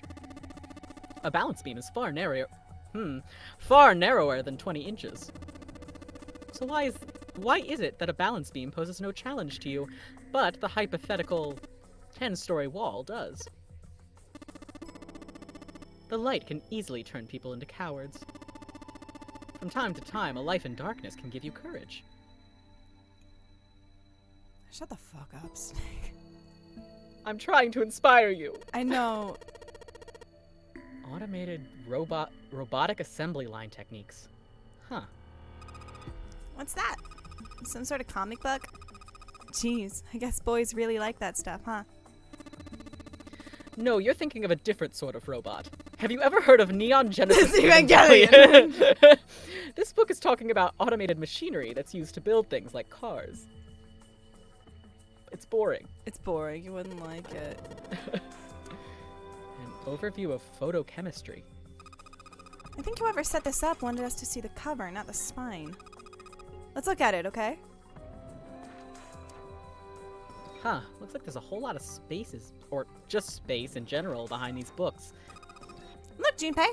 I think there's something hidden behind the books.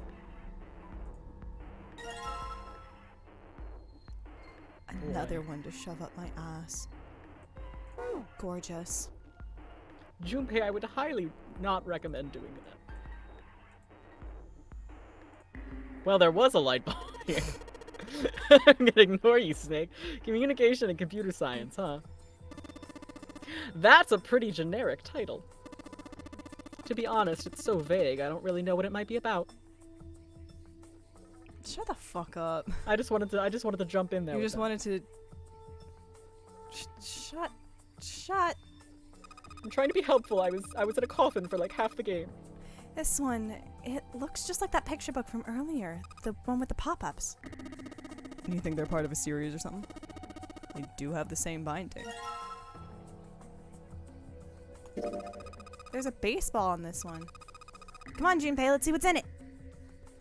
I'm gonna go out on a limb here and say it's probably baseball still. Whoa! Head! Head! Finally! Head, you say? This voice is the gift that keeps on giving. This is a pop-up book. It's got the letters H-E-A-D popping out of it. Not a fucking word, Junpei. It says head. You know, to be fair, I said Junpei, not Snake. That's valid. I'm gonna punch you too, just because we're related does not mean you are free from my wrath.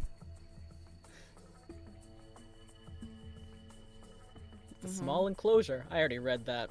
I don't feel like doing it again. Music stands. Okay, how about we try putting these picture books on the stands? Then.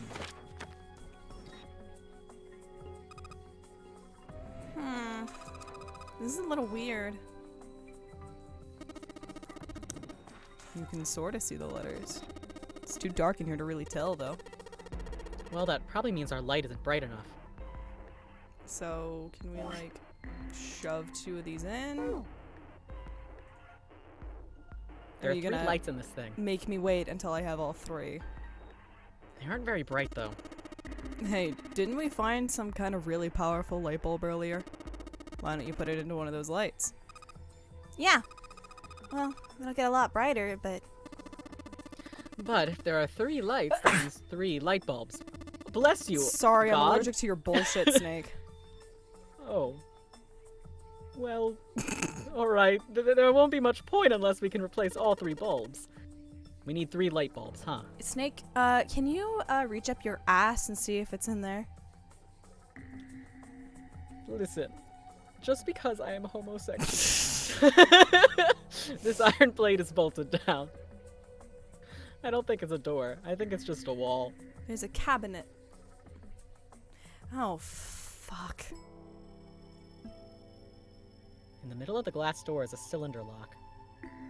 You know, the kind of lock where you rotate the numbers around until you've got the right ones to open it. What the hell is this? I love they had to explain a cylinder lock, because we haven't had any yet. Just in case. It's like they just gave us the answer. Guess I might as well give it a shot.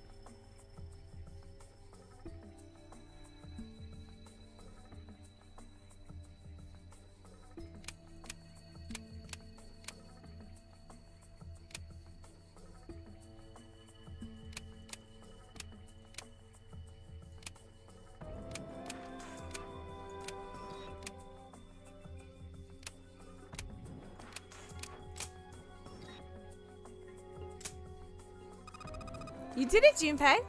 Yay!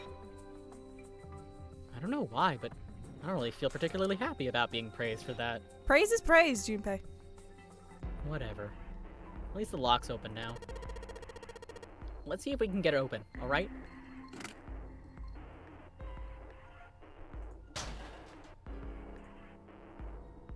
All 6 books seem to be pointing at the cylinder number lock. I missed the light bulb. I was so excited about the books.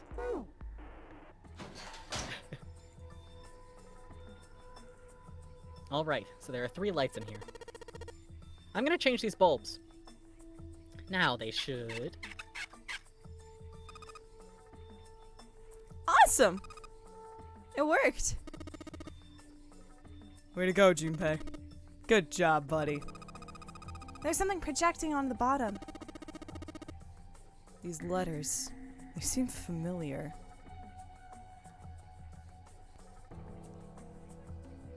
What?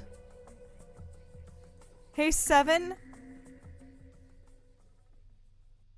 That was the weirdest way you could have said that. Sheldrake 5. Sheldrake. Junpei read the text out loud. I think I saw the rest of this collection somewhere. Yeah, I think it was somewhere around here. Let's go take a look. Okay. 7 and Clover walked off, leaving Junpei and Snake behind. Have you heard of him? Sheldrake, I mean. Junpei grinned. Yeah. Lotus told me about him. There's a British biochemist. No, there's not. I'm gonna try that one again. I'm sorry, Junpei. I got excited. I'm gonna tell you about my hyperfixation. Hang on. Got excited. There's a British biochemist named Sheldrake. He had a rather interesting theory. The theory of morphogenetic fields, which relies on the theory of morphic resonance. Really? From Lotus, huh? Well, Clover also said something to me about that stuff. She did. Yeah, what was it? The ability to access a morphogenetic field is affected by a couple of things. The first is epiphany, and the other is danger. That girl. I told her not to tell anyone. You did? Why?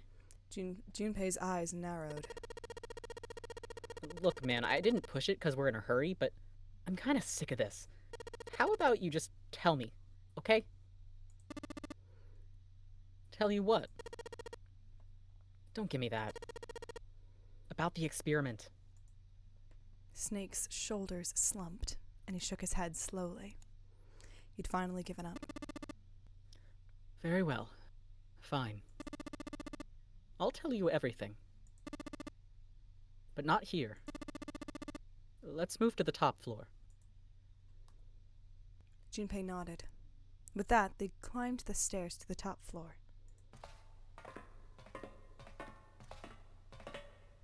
With that, I read that. Sorry, Snake was silent for a moment after they arrived, and finally crossed his arms and spoke.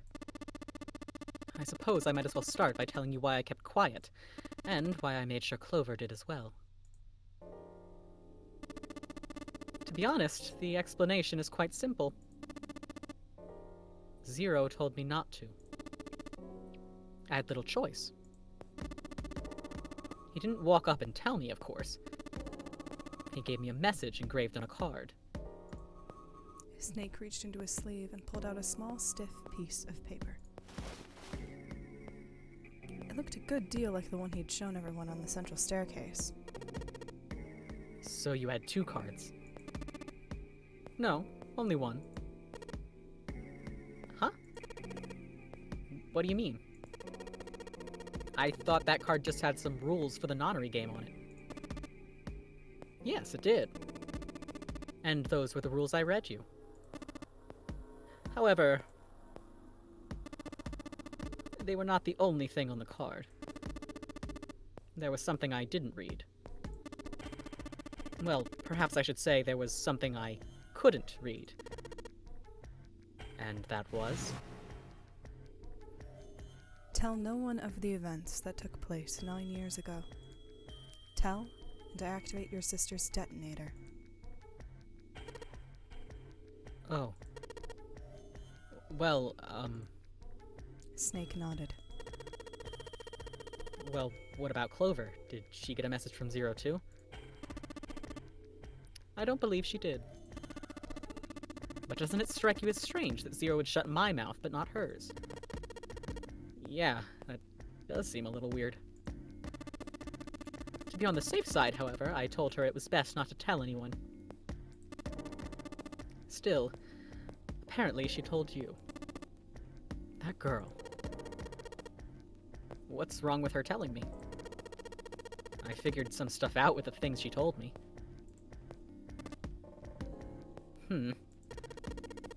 I mean, it looks like the whole activate her detonator thing was just a bluff. She's prancing around downstairs, happy as a clam now that you're back. Snake glanced around at Clover and Seven, examining one of the bookshelves. That's very true. I've decided I can trust you. I've decided to tell you the truth. The chance that Santa is Zero is very high. I feel I can assume Santa doesn't have the time to observe us at the moment. And at any rate, even if he were, I very much doubt he would kill us. Why not? Clover told me about the 4-leaf clover, about the words. If he knew about that, then he was in my group during the first experiment. I'm sure of it. He wouldn't kill us. No matter what the situation was. Snake paused and cocked his head, as though he was listening to something very far away. His face looked dark, as though something was weighing on him. Hey, Snake? Junpei wasn't quite sure what to say. Snake turned and looked at him. Yes, I know. You want to know what happened during the experiment? Yeah. How much do you know? Junpei relayed to Snake everything Clover had told him. The morphogenetic field in the experiments 9 years prior that had dealt with it. How the experiment had taken place simultaneously at 2 locations, one being the ship and the other being a building in Nevada. How they'd played the nonary game. He told him everything. And finally, he told them how a girl had died during the experiment. Oh. She told you all that, did she? Snake looked down. His face was tight. A slight tremor shook his body, and he tried to hide it. He was putting on a good front, but even Junpei could tell he was holding back something deep and powerful. He made as if to brush something from his face, and looked up at Junpei. At any rate, I now know how much you've learned. All that remains for us to determine is who did this and why, right? Yes. Can you tell me what happened? Snake nodded slowly. The people who organized the initial experiment were from a company called Cradle Pharmaceutical. There were 4 of them running the show.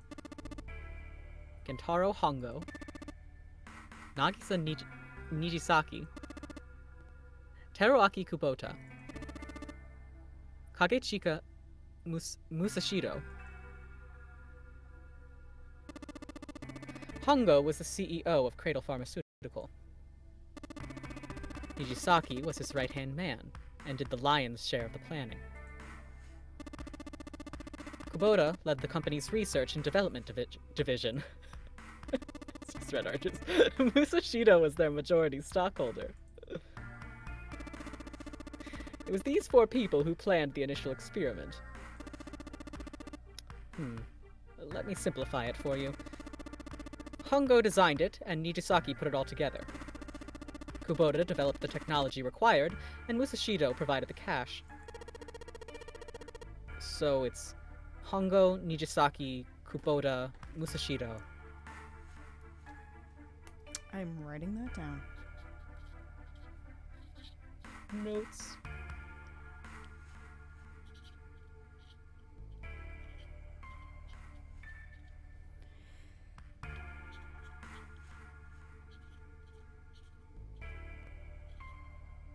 That is the wrong name. Whoops.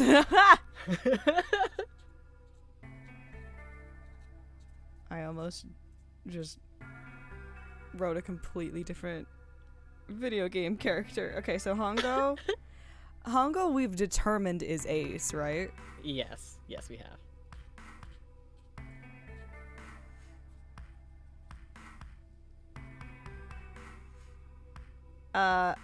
Hongo, they just said this and I blanked. Hongo came up with the idea for it. Yeah.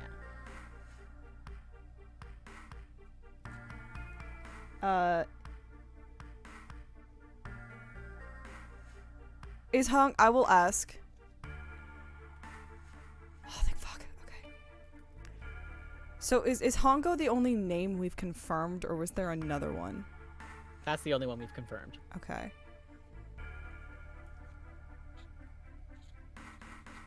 Okay, so hold on.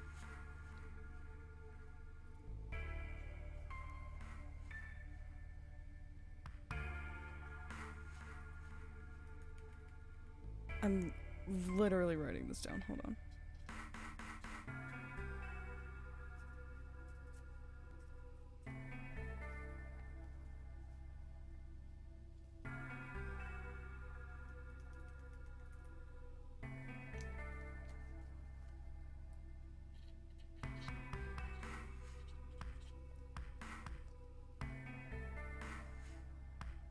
Kubota was the tech guy.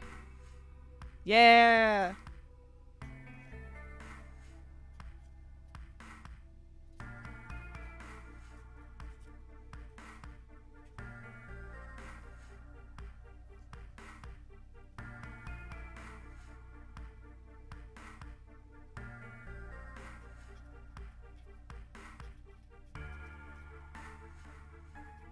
This is illegible.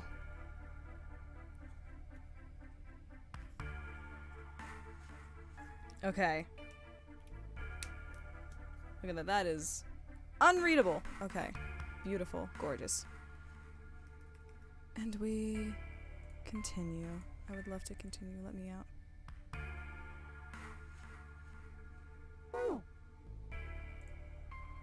Junpei couldn't shake the sense that he had heard those 4 names somewhere before.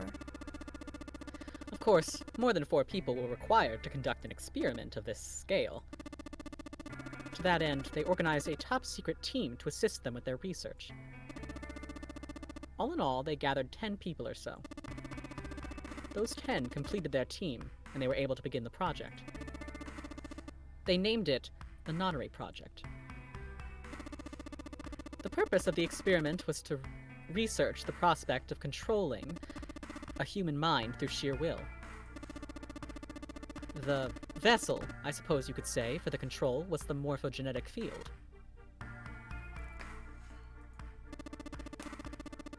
Why did the glycerins suddenly begin to crystallize? Why did the crystal structure of EDT undergo a sudden change? Why did the rats improve their puzzle-solving skills with each generation? Experiments with humans produce the same results.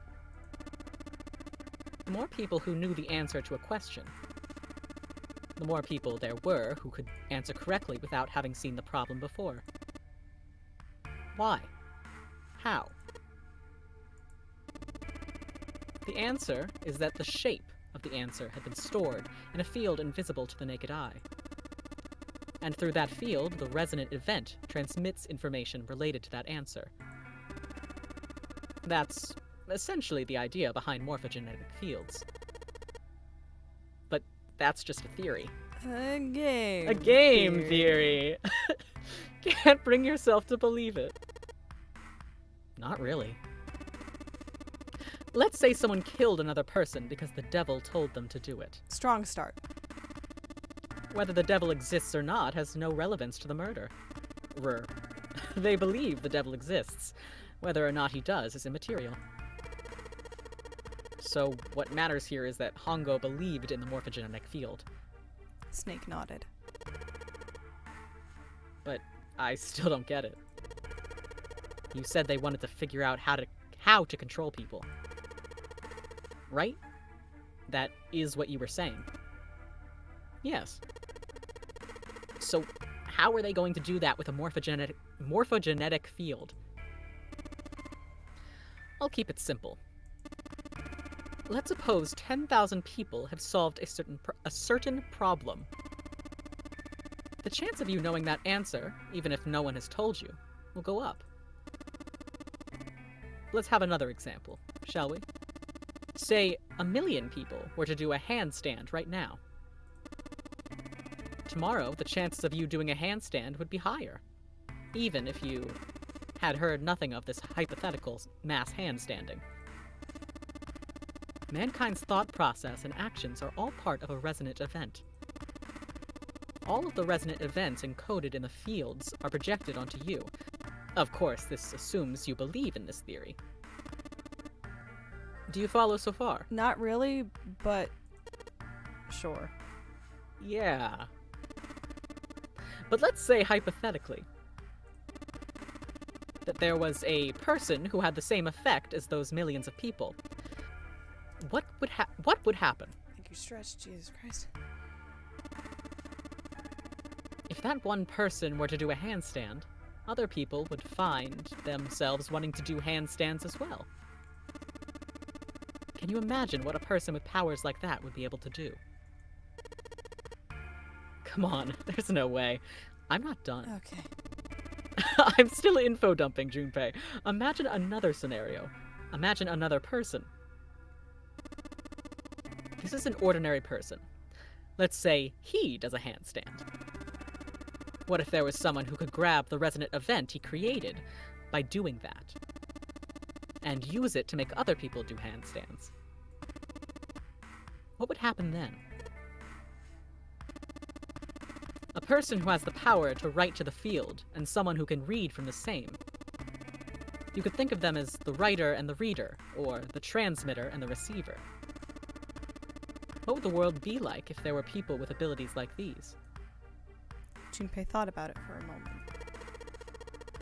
So, the transmitter's resonant event can be transmitted through the field and sent to the receiver. And then the transmitter can control the receiver however they wish.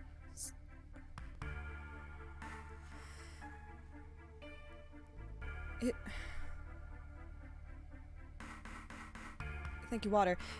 I have Explore. a little bit of Gatorade left. So it's like almost mass suggestion, but not.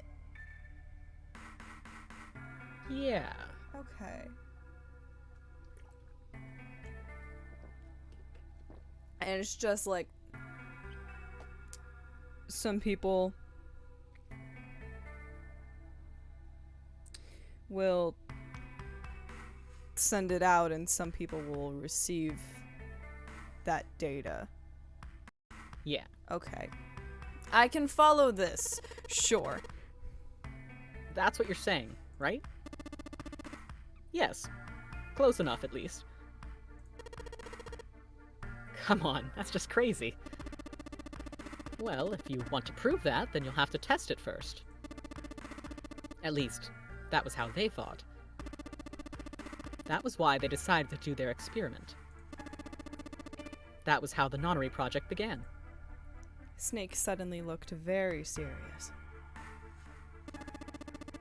Junpei, have you ever heard of the Gansfeld experiment? Junpei nodded.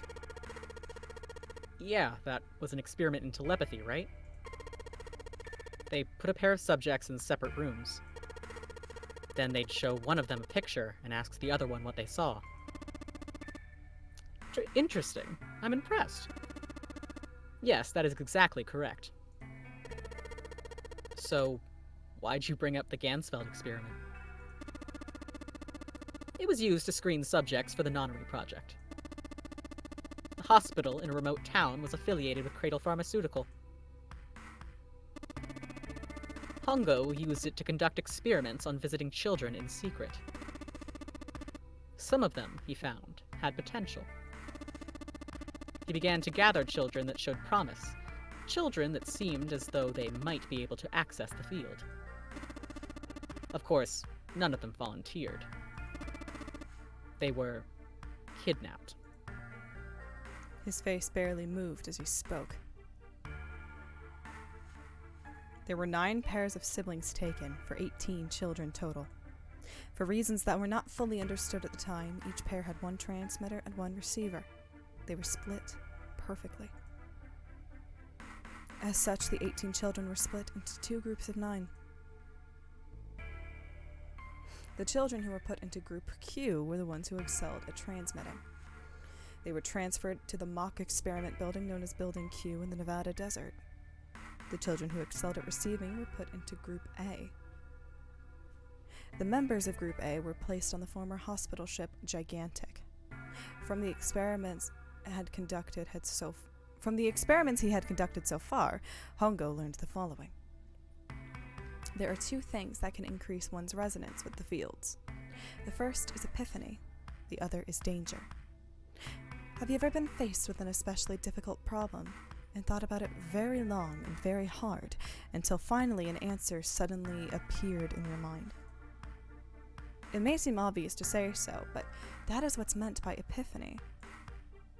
The information obtained through that epiphany can be easily transmitted through the fields where it can be easily interpreted. Adding danger to that equation allows for even easier field access. Therefore, Hongo set up a number of puzzles across the Gigantic. The participants had to solve each puzzle before they could move on to the next room. Of course, he hadn't forgotten to include danger. More specifically, he had detonated a bomb on the hull of the Gigantic. The children in Group A were forced to play the nonary game as the ship sunk. By forcing the children into a life or death situation, Hongo hoped to increase the likelihood of their tapping into the fields. The children from Group Q, on the other hand, were confined to the mock experiment building, Building Q. Building Q duplicated the interior and the puzzles of the Gigantic exactly. Hongo explained the situation to the children in Group Q. Solve the puzzles you find throughout the rooms. When you solve them, transmit that information to the children in Group A. If you succeed, they will be able to solve the puzzles and escape. But if you fail, then the Gigantic will sink and your brothers and sisters will drown.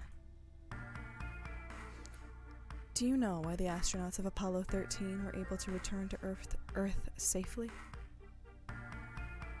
It was because NASA had access to a replica of the Apollo 13 capsule. All of the equipment, the instruments, everything. All of it identical. NASA was able to replicate the situation the astronauts were facing. By putting themselves in the same situation, they attempted to solve the problems they knew the astronauts were experiencing. Once they had found solutions, they reported their findings to the men aboard the actual capsule. That was how they were able to return safely. It was the same with the Gigantic and Building Q. The children from Group Q had to use the power of epiphany to solve the puzzles they found and transmit what they learned through the fields. The children in Group A, however, had to access the fields to learn how they might advance to the next stage. That is the simplest explanation I can manage. Snake sounded defeated. His half-hearted attempt at derision served only to show how much the story had affected him. Just as Junpei was about to speak. Hey! Junpei! Snake! How much longer are you two gonna sit around on those bony asses? Get down here already! Seven's voice echoed up from below. Snake took a deep breath and blinked rapidly, as if just waking up from a long nap. He's right. Let's go, shall we? We don't have much time. We need to get out of here, and soon. Snake headed for the stairs, but Junpei put out an arm to stop him. Hold it. Ren, for old time's sake, can I... Yeah. Please. Hold it! Yes!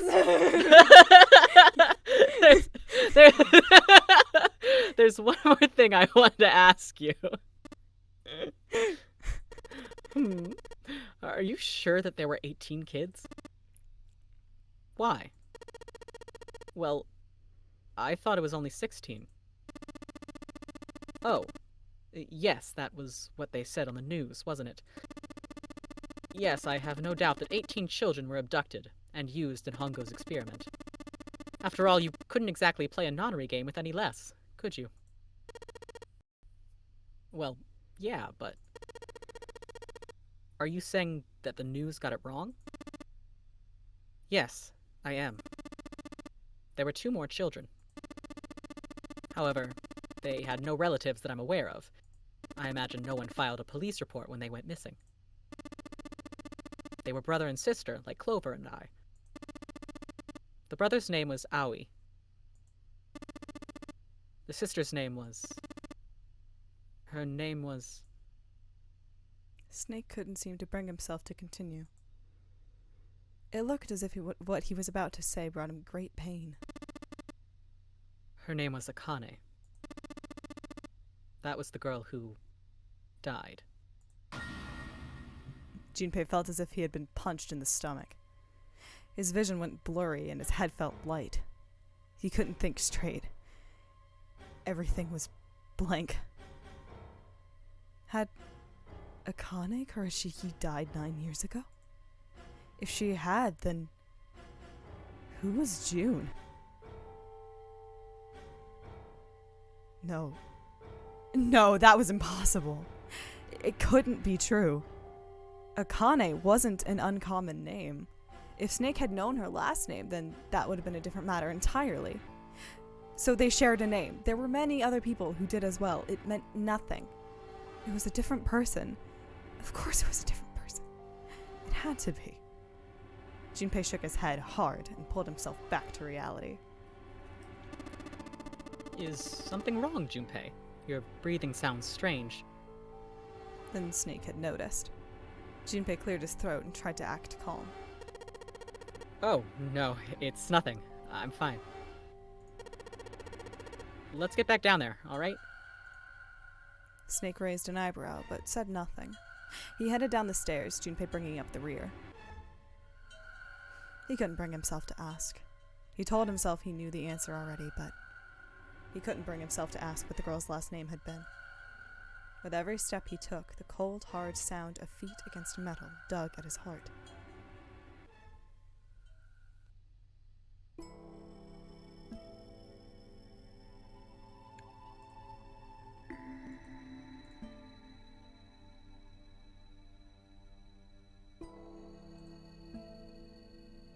This big opening is the door to the library. It's pretty impressive. Almost looks like the door to a shrine or a church or something. There's another door after it, and then a passageway beyond that. At the end of that passageway is a door with that Neptune symbol engraved on it. Hurry up. We need to find the key with the mark of Neptune. Okay. Sounds like a job for the best brother and sister team in the world. Man, it's like 7 and I don't even exist. I wasn't fucking talking to you. I don't remember where this fucking bookshelf is. I think it was downstairs. It was downstairs. Okay. Shh.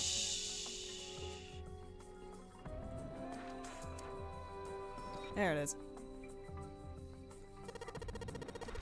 Sheldrake. This is it. This is what the shadow picture was pointing to. But didn't it say 5 at the end of the shadow picture? Yes, I think we need to find the 5th volume. Congratulations, I found it. Well, would you look at that? There's a big red button behind this book. I guess we should press this button.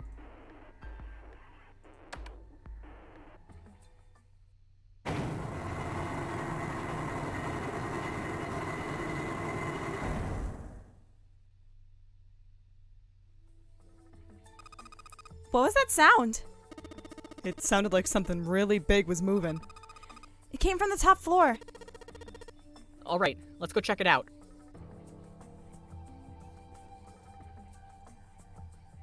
Let's go check it out.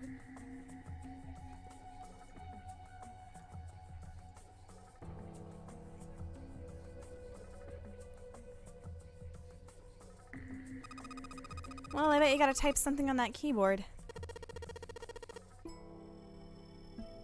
Yeah, but you can only enter letters. And it looks like you only answer 4 letters. Let's see how it works. I guess you need to hit enter once you type in the letters. And you can erase what you type with clear. Okay, I get the basic operations. Let's give it a shot. Give me 1 second.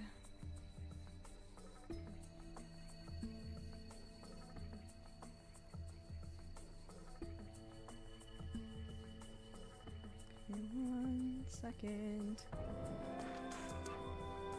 Give me 1 second.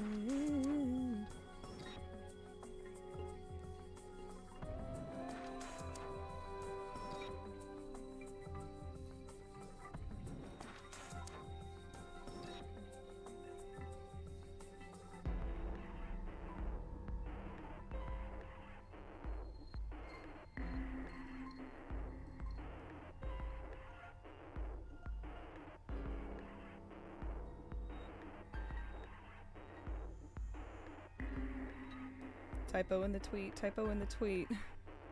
If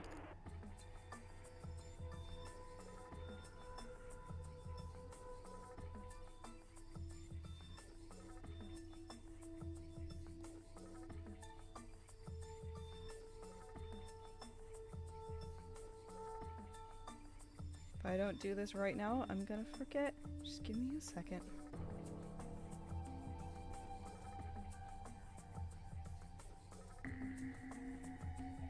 There we go. Bang! Alright, also I should write that down. We're writing things down today like an adult. Hell yeah.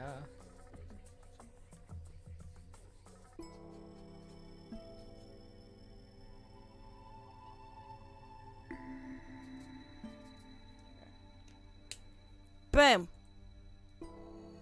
Hey. Okay.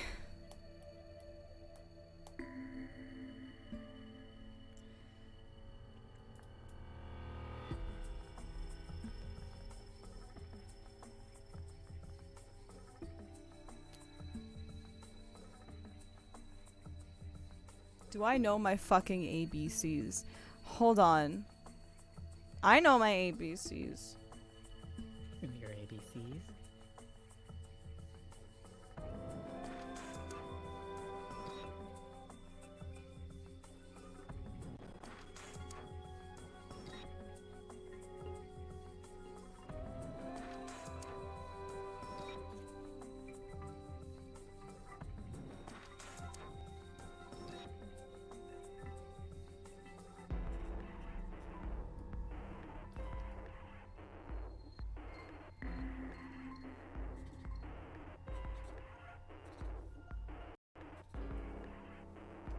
I know my ABCs. You know your ABC. I don't know my ABCs. Suck my penis. Okay.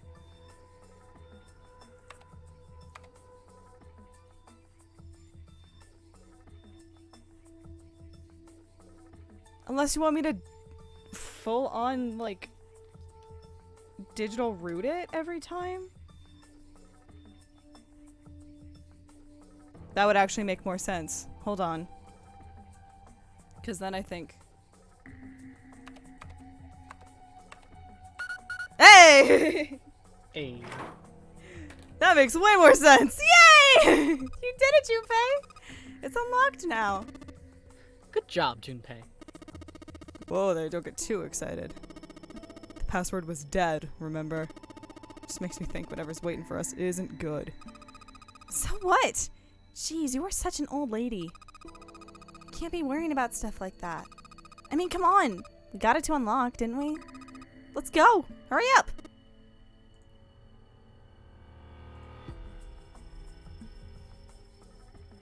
We have 2 doors here.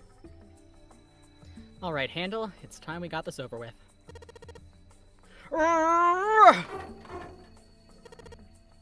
Damn it. I can't get it open. This thing won't even budge. What? Why not? We put in the password, what else do we have to do? Then that means... It's the other door.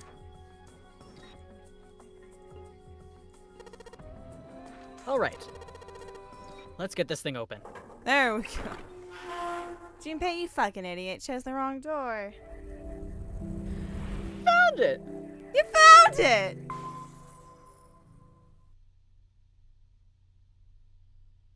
The door opened, and Junpei and the others leapt through it.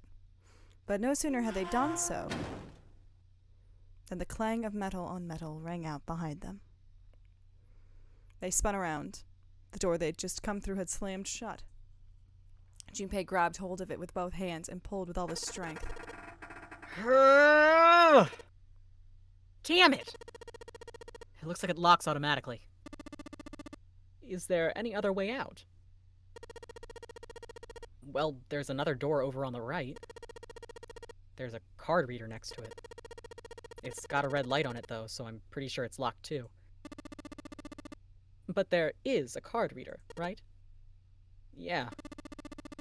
Then perhaps if we find a key card, we could open the door and leave. Well, yeah, that might work, but... Hey, wait a minute. Are you saying we're gonna have to search through this room for one little card? Oh, man. They took a second to look at the room they'd found themselves in.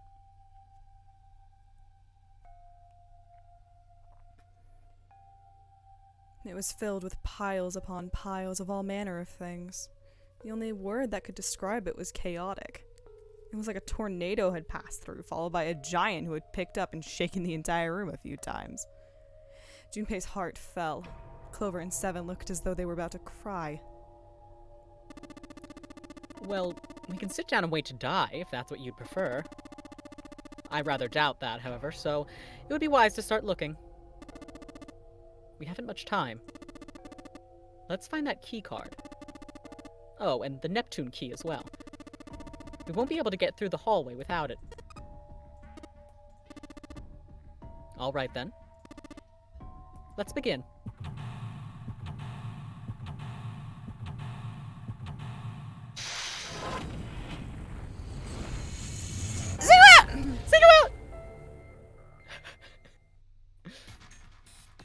One of these days we'll stop being funny.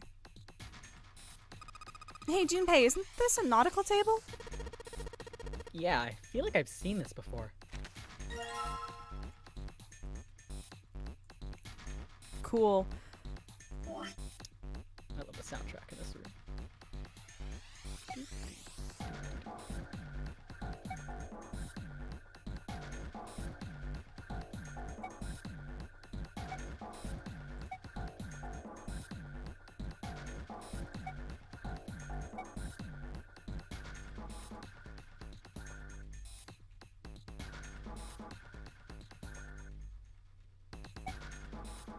Oh, girlie took the long way around to America. Okay.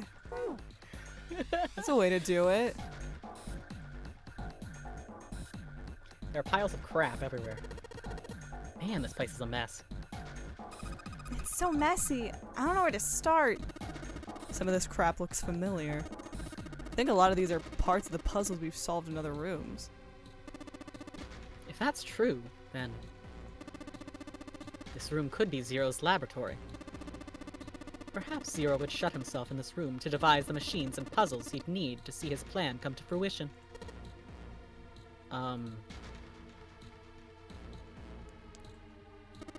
I think these fans are for ventilation. They're probably there to circulate air. Good job, Seven! Can I not click on what looks like a corpse? Ooh, buttons! There's a control panel in front of the big screen here. Wonder if any of these buttons do anything.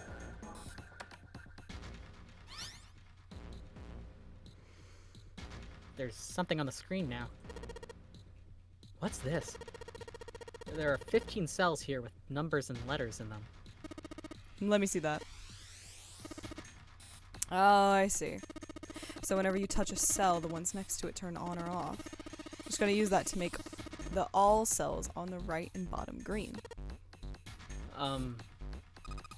Hey, Junpei, I found this piece of paper under that thing. You want to take a look at it? Do you think this might have something to do with the puzzle? It's a piece of paper Clover gave me. There are a bunch of numbers and letters connected by equal signs on it. Just like she said, this is probably related to the puzzle on the screen somehow. Thanks, Clover. This really helps. Can I see it? Alright, let's go back and try again. Anyway, it looks like I just need to make all the cells all green. Oh, thank God. You've taken pity on me. Okay. Okay. So, we need... Okay, okay.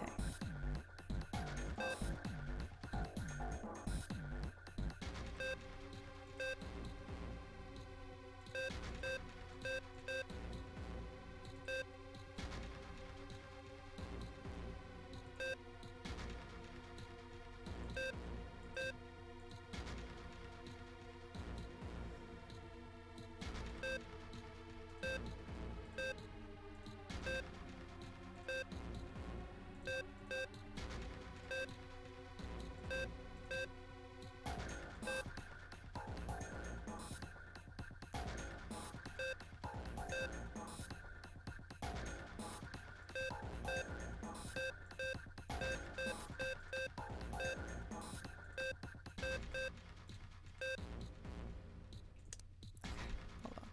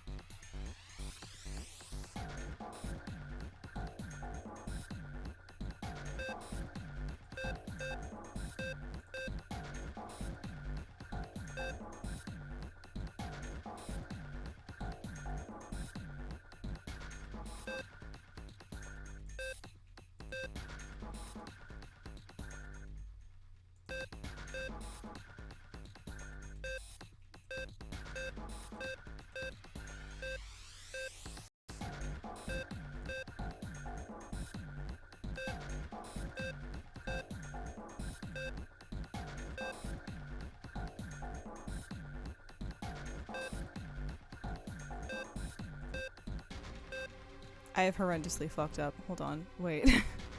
my skills You're of good. randomly hitting buttons until it works is failing me. Shit.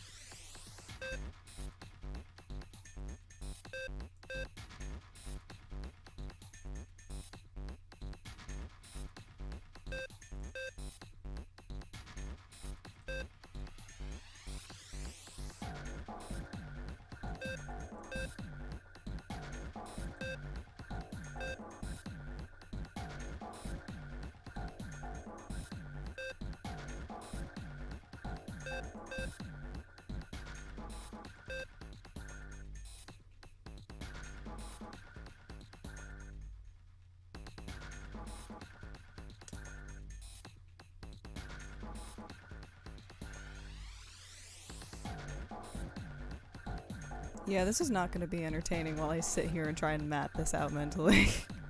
Do you want me to? Sure. Yeah, hold on. Press the F. Well, don't it? Well, In the. What? I thought you were just gonna like vamp until I got it. Oh, you want me to vamp? Oh yeah, I'll vamp. Sorry, I thought you want me to. No. I won't help. How we doing? How we doing out there tonight? Or this afternoon, or morning, wherever you are in the world. Hey.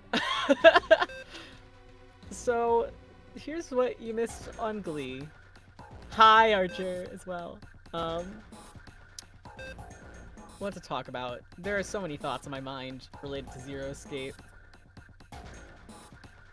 All the time. Yet now, where have they gone? They are gone. They are in the void. What did we miss on Glee? So true, so mood. You get me, Archer. Let's see. Well, right, we're on the heterosexual route, but the true version. That's true. All of my thoughts about Zero Escape are right now about the third game, which isn't appropriate for this one. Play the Zero Escape games. Yeah, good games. Very Listen. All I know about Ren's feelings about the third game is he just wants to fuck that old man. What old man? I don't know. Wait a minute. We've got them all on. Great. We got step 1 complete. Okay. Hell yeah. Now I'm thinking about that. You have this boy you keep calling your girlfriend. That's all I know. He is my wife. Oh, And he's I'm like sorry. late 20s, early 30s. Eric is not old. What's my favorite flavor of bread? I'm a big rye guy. I really enjoy rye and pumpernickel by extension. I'm also a big fan of sourdough. Big fan of the bread bowls from Panera. Just a wonderful sourdough experience, though unfortunately they are getting rid of them apparently, so don't know what I'm gonna do with my life after that, but pumpernickel is a wonderful and underappreciated bread, I feel. As a child, we would get bagels a lot because my dad's from New York, and like have really good bagels in New York, and we would always get pumpernickel bagels, and I was obsessed with them because I thought the name sounded funny. So now I just really like pumpernickel bread. That's today's Ren lore. You've learned something about me today. I hope you all take this information and, I don't know, do with it what you will. If you haven't tried pumpernickel bread, try pumpernickel bread. Pumpernickel If you bread. don't like rye, pumpernickel bread. This is a pitch. This is a pitch. Go out and buy some pumpernickel. It's kind of like, it's just like a sweeter rye bread, I'd say. So if you don't like rye, you probably won't like pumpernickel. So if you're a rye hater, then maybe don't try pumpernickel. Just start loving. Yeah. Listen, it's circled back to Eric, hasn't it?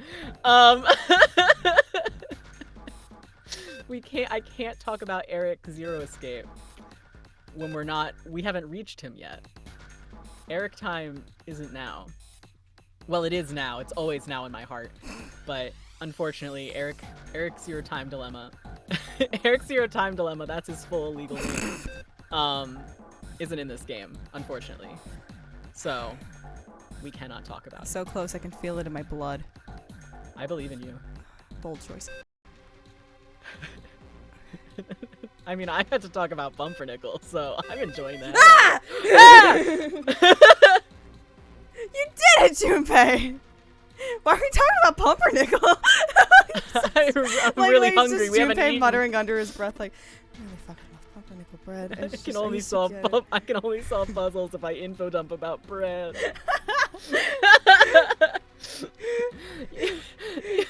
You seem to have done an excellent job and solved the puzzle. Motherfucker. And I talked about have pumpernickel. swirly bread that has pumpernickel in it downstairs. Oh, I love that. Just what I would have expected of you, Junpei. Fucking pumpernickel bread. Hey, come on, you're embarrassing me. Whoa, whoa. Don't get cocky, kid. We don't got time for that. Look at this. Check out the right edge of the control panel. The lid slid open, something came out.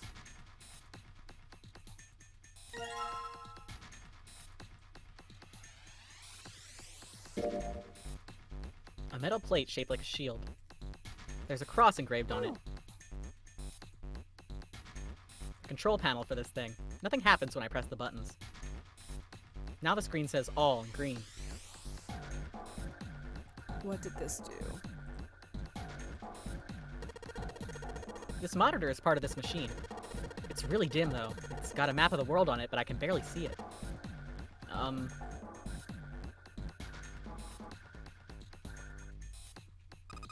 Junpei, it looks like there's a compass on here.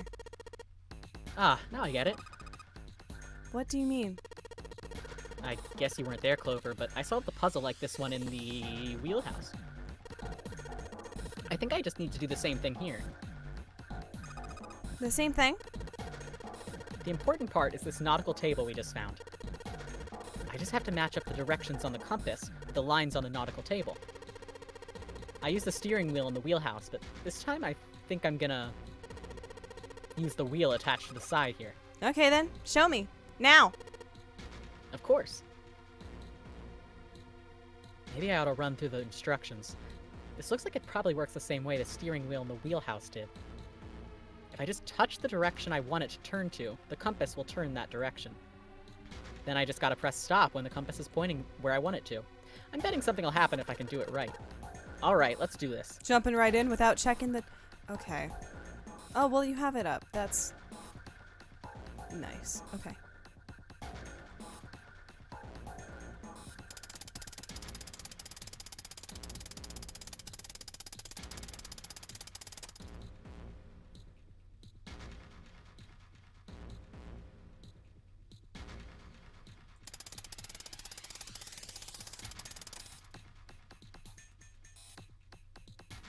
You're making me do mental directions here. Hold on.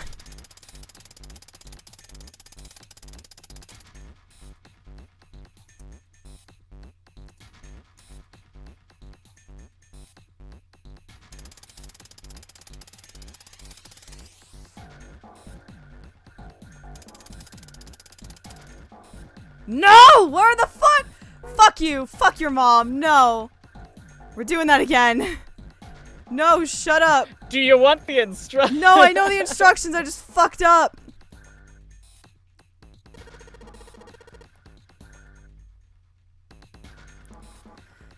Oh, God. I know how this game works. Why did it do me like this? That is so mean. It tried to humble you. No! That's cruel and unusual punishment.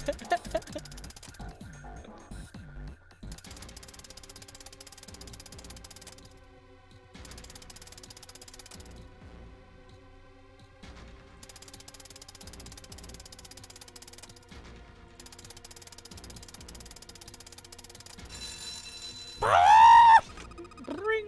Yay, you did it, Junpei! Good boy! Who's a good boy?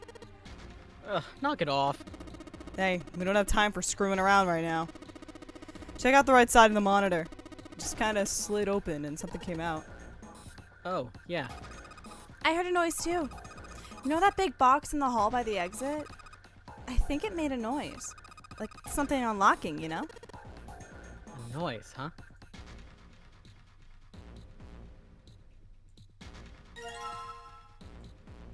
Oh my god, we're getting so many fucking emblems today, boys. Let's go. Let's see what happens when I... Whoa! Well, now we've got something on the screen at least. Huh? What is this? Oh, wait a minute. I saw something like this when I figured out that Morse code puzzle back in the communications office. Morse code? Yeah. The dots on here look like dits for Morse code. There's 2 dots on the first line, 4 on the second, and 1 on the last. Ah, I'm afraid I don't understand. Well, perhaps you should give it a shot anyway. Alright, I'll try. Before I do that, though, maybe I ought to run through the instructions. Jesus Christ. If I just tap the button, I think you know how to Hold do this. down. Let's it's go. a dit or a dot. I understand.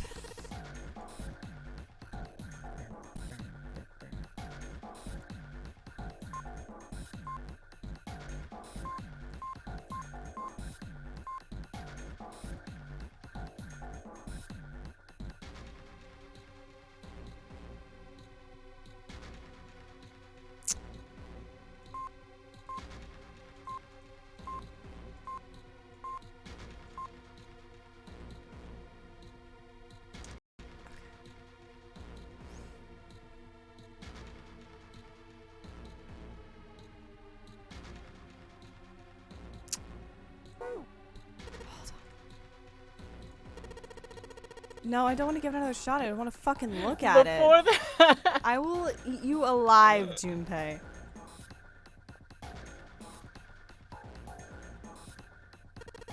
I will crush you with my own teeth.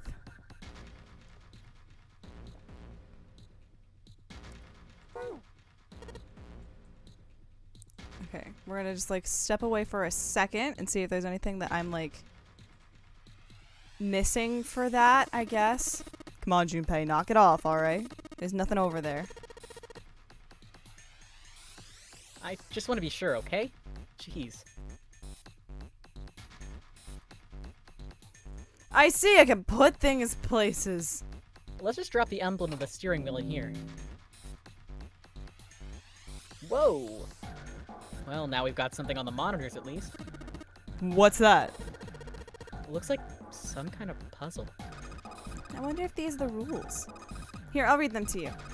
When you touch a numbered area, that area will be selected and it will turn blue to indicate this. Touching a numbered ball after selecting an area will cause that ball to be moved to that area. However, you cannot move the red balls. You can only move 3 to 5 balls into a single area. Press check once you've moved all the balls except for the red ones, which you cannot move. Yep. Okay, this tracks. I still don't really get it. Whatever. Like they say, practice makes perfect. Or prefix. Let's give it a try. A shot. Don't you mean practice makes perfect? Hey! Let's see you solve the next one. Then you can make fun of me. I will make fun of you anyway. Okay. I'm assuming... Okay. So if we go... I see. Okay.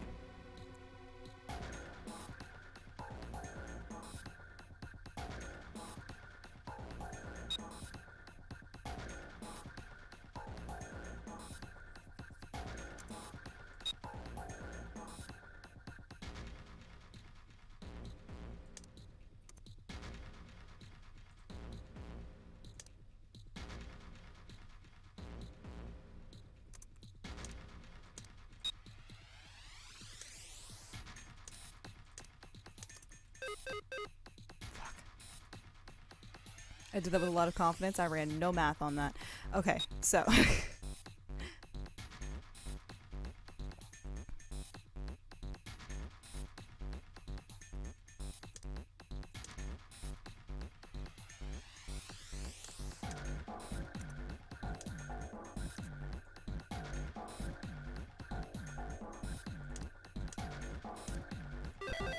There we go. Stay. Okay, this is it, right? But nothing's happening. There are still 3 more indentations left empty. I imagine something will happen when they are all filled. Doesn't that seem likely? Wouldn't you like to be filled, Snake? I'm going to ignore you. Are The you? indentation. We already said this. Well, I've already put in the stealing. I can talk. There are a couple old-fashioned TVs. Okay, let's put in the emblem of the cross. The Father, Son, the Holy Spirit. Amen. Hey, Junpei, something just showed up on the screen. This puzzle sure looks like a lot like the last one. Yeah, but there's more of those red balls you can't move. The numbers for each area are different too. Looks like they have the same rules as the last one, though. Sure you don't want to double check that? No, I'll be fine. If I get confused, I can just look at the screen over there, right? Anyway, like they say, a picture is worth 1,000 words. Let's give it a shot. Isn't that a picture is worth 1,000 words? Hey, shut it. At least I'm trying, alright?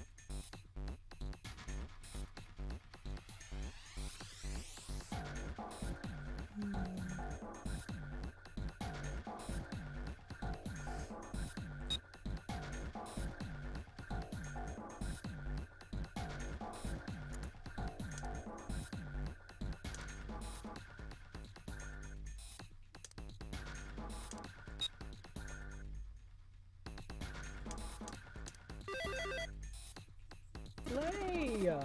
That's awesome, Junpei. There's only 2 left now. You can do it. Well, I can't. I Thanks, don't have the things, but I love the energy you're giving me. There's something written on these pieces of paper. Looks like we've got 3 sheets of the stuff. Do I have to look at it?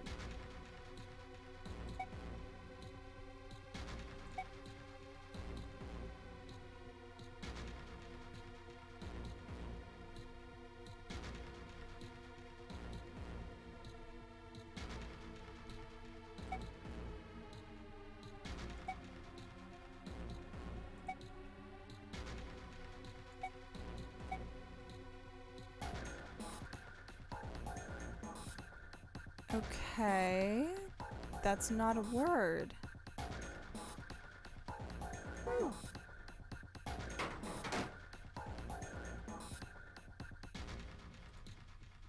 I don't know what that means. Okay, so I did this one in the corner. That's me in the corner. That's me in the spotlight. Losing my religion. Metal shutter looks pretty sturdy. It's framed with black and yellow warning stripes. Alright, let's open it. Oh, holy shit. That is pretty damn creepy. There's a coffin in there. A coffin. A coffin. Oh man. Does Seven think... Yeah, he's all pale. He's thinking the same thing I am. No way. Could this be? I'm sorry, but what's going on? It's a coffin! I wonder if there's a vampire in it. Right, I guess Clover and Snake don't know the story. Man, I can't bring myself to tell them. Well, at any rate, let's have a look around. Open that coffin. Open that coffin. There's a metal plaque on the coffin. There's a name engraved in it. Or... Snake's touching it. Yeah, touch that whore. All ice. Ah, the 2 machines. Oh. Holy shit. Man, this is serious. Ah, well, let's open it, shall we? Clover, if you could give me a hand. Okay, I got it. Ready? 3, 2, 1. Ha! Ugh. No luck. It doesn't seem to be ready to open. Yeah, but it's not like it's screwed shut or something. Yes, I believed it's locked in some other way. Hey, Seven, you think you could open up with your superhuman strength? No. What's wrong? I think I'll just pass on this one, okay? What the heck? Very well. We'll just have to give up on the coffin for now. Let's look around the room a little more, shall we? Alice sleeps in a small chamber past the Forest of Knowledge, beneath the navel of the Gigantic. Is that actually true? Well, at least he's not a locker this time.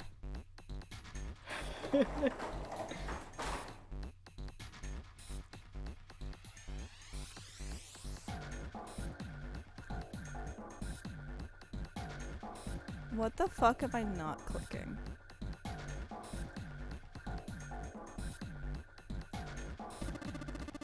Have you figured out what you're supposed to enter here, Junpei? No. It looks like the word that's supposed to go here has 3 letters. It's got 3 lines, and I think each line is 1 letter. I see. No, you don't. Well, that was a little ableist, Junpei, but I'm okay. sorry, but you keep saying it. I have to point out, no, you don't.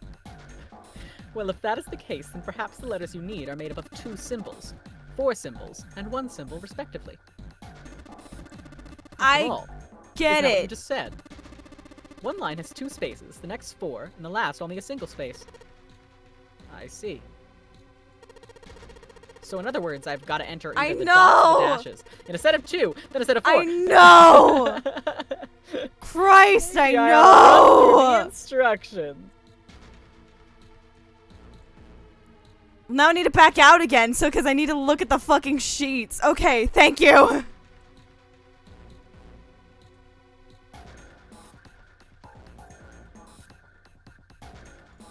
of curiosity. Alright.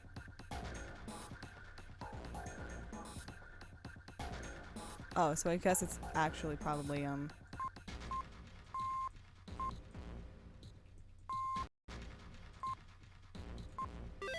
There we go. I see. It seems you have solved the puzzle, Junpei. Did I? Thanks. Excellent work. The answer was ice. How did you know? All I had to do was listen to the sounds the machine made. After that, it was a trivial matter to decode them. Ah, yes. I believe I heard a noise from somewhere on the right of the device after you solved the puzzle. I want to live in this world in which everyone knows Morse code, everyone knows math. Like, this seems like a cool world to live in. Sounded rather like something sliding open. Do you see anything that could have made that noise? Yeah, that's true. Ah, yes, one more thing. I heard a sound from behind the shutter. Perhaps the coffin is unlocked now. What? You need a fucking badge. Hell yeah. I'm gonna do that first, and then I'm gonna go in the coffin, because that sounds spooky. A drafting table. Looks like it's... I don't care. I'm sorry, Junpei. Where the He fucking... just stopped. It looks like... It's like, well, fine, I won't tell you. Damn, this puzzle looks a lot like the last one. Looks like the rules are the same, though. Don't you think you should double check it? This is the 3rd time I've done this, guys. I'll be fine. It'll be fine. So this, if you can't think of anything clever, please don't strain yourself. You might hurt something. Ah, shut up. Just give me a break, alright? I'll think of something. Junpei and Snake enemies to lovers. Let's roll. I love them so much.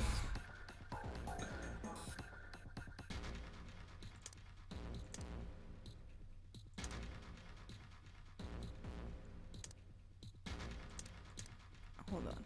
Oh, hold on, hold on.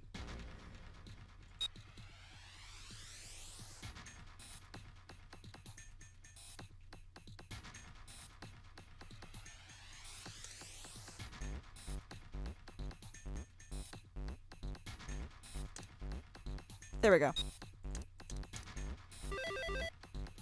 Slay. Excellent work, Junpei. You've only got one left. I can see the light at the end of the tunnel. I can't. Junpei is so rude. Sir, stop. You need to stop saying. If you stop saying it, I will. It is a common expression. Let me look at the fucking. Where is it? Holy shit! Where? Oh, it's over here. Got it. All right, fine. I'll open it.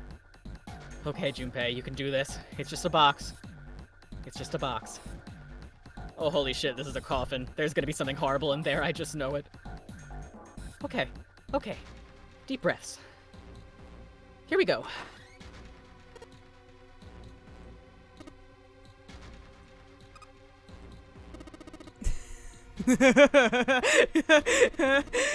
Oh man. Oh, there's nobody in there. Shit, can't believe I was scared of something like that. What do you mean, nobody? Were you expecting someone to be in there? It's a long story. Ask Junpei about it sometime. Well, just like Seven said, there's nobody in there. There is something in there, though. Well, two somethings, actually. What is that? There are two things in the bottom of the coffin. Looks like we've got a plate with an emblem on it, and The Neptune key! Yes, we finally found it! Now we can get through the hallway. That's correct, Clover, but we do need to get out of this room first, you know? Yeah, I know. Okay, let's get the hell out of here as quickly as possible. I don't have any objections to that. Objection. I don't think we'll use the Neptune key in this room. It's really important, though, so I'll keep it in my pocket for now. As far as this other thing goes... coffee emblem. Is the coffee emblem. There's a coffee. The coffee emblem. Why did I sing that to the Reading Rainbow? Coffee emblem. Let's see what happens when I put the emblem of the coffee into this indentation. Ah, fuck, I ruined the laptop. Oh, shit. Oh, no. Oh, damn it. Sorry, guys. This is the fourth one. This puzzle looks a lot like that last couple. This is probably the last one. I'm slipping into the Gin voice. Once we solve this puzzle, I'm sure something will happen. You're not the only one slipping into a void. Alright, I'll solve this in no time. I don't want to hear about you slipping into shit, Snake.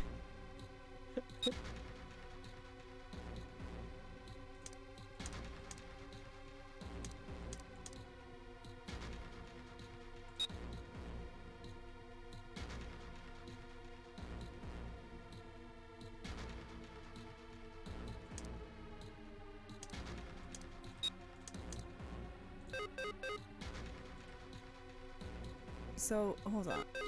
I know, but like, oh.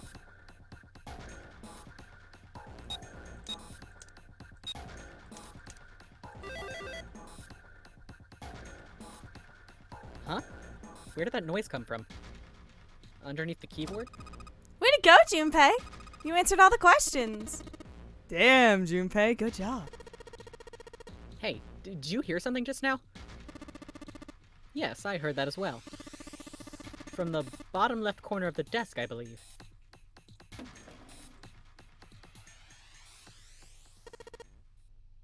A picture? In the drawer was a single picture. He picked it up. It was a photograph of 4 men. Involuntarily, Junpei's eyebrows shot up.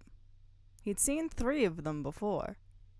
On the right was a man with a mustache. The same man they'd found murdered in the captain's quarters.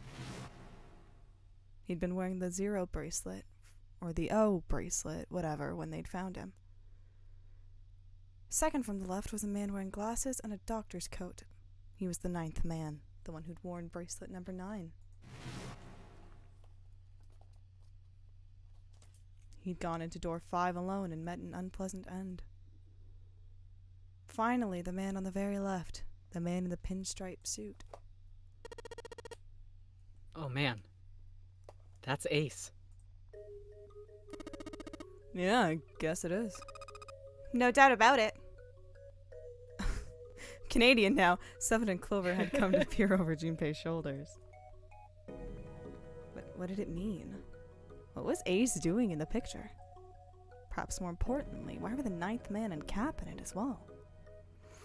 As Junpei looked closer, he noticed the expression on each man's face. Their smiles suggested that they were close, at least to some degree. While I update my little list here, but why? How? What was the relationship between these four men? Did they explore each other's bodies? Snake's voice The broke into polycule. Junpei's thoughts. You say Ace is in that picture. Yeah.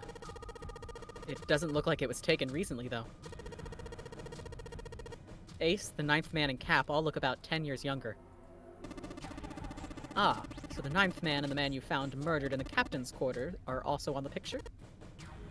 Yeah. Is there anyone else? Or are there only 3 people in the picture? I'm afraid I can't see it. No, there's one more guy. He's got kinda long hair, he looks smart, but a little cold. He's the only one I don't recognize. Snake knit his eyebrows. What's the date of the photograph? It doesn't have one. Did you look on the back? The back? Yes, the reverse. The other side. Turn your fucking thinking around, Junpei. Jesus Christ. Junpei flipped the picture over. There it was. To be precise, it wasn't a date, but it was certainly significant. He read it out loud so that Snake would not be left in the dark. Huh. Praying for the success of the Nonary project. With Nijisaki, Kubota, and Musashido. Nonary Project. Nijisaki, Kubota, Musashido.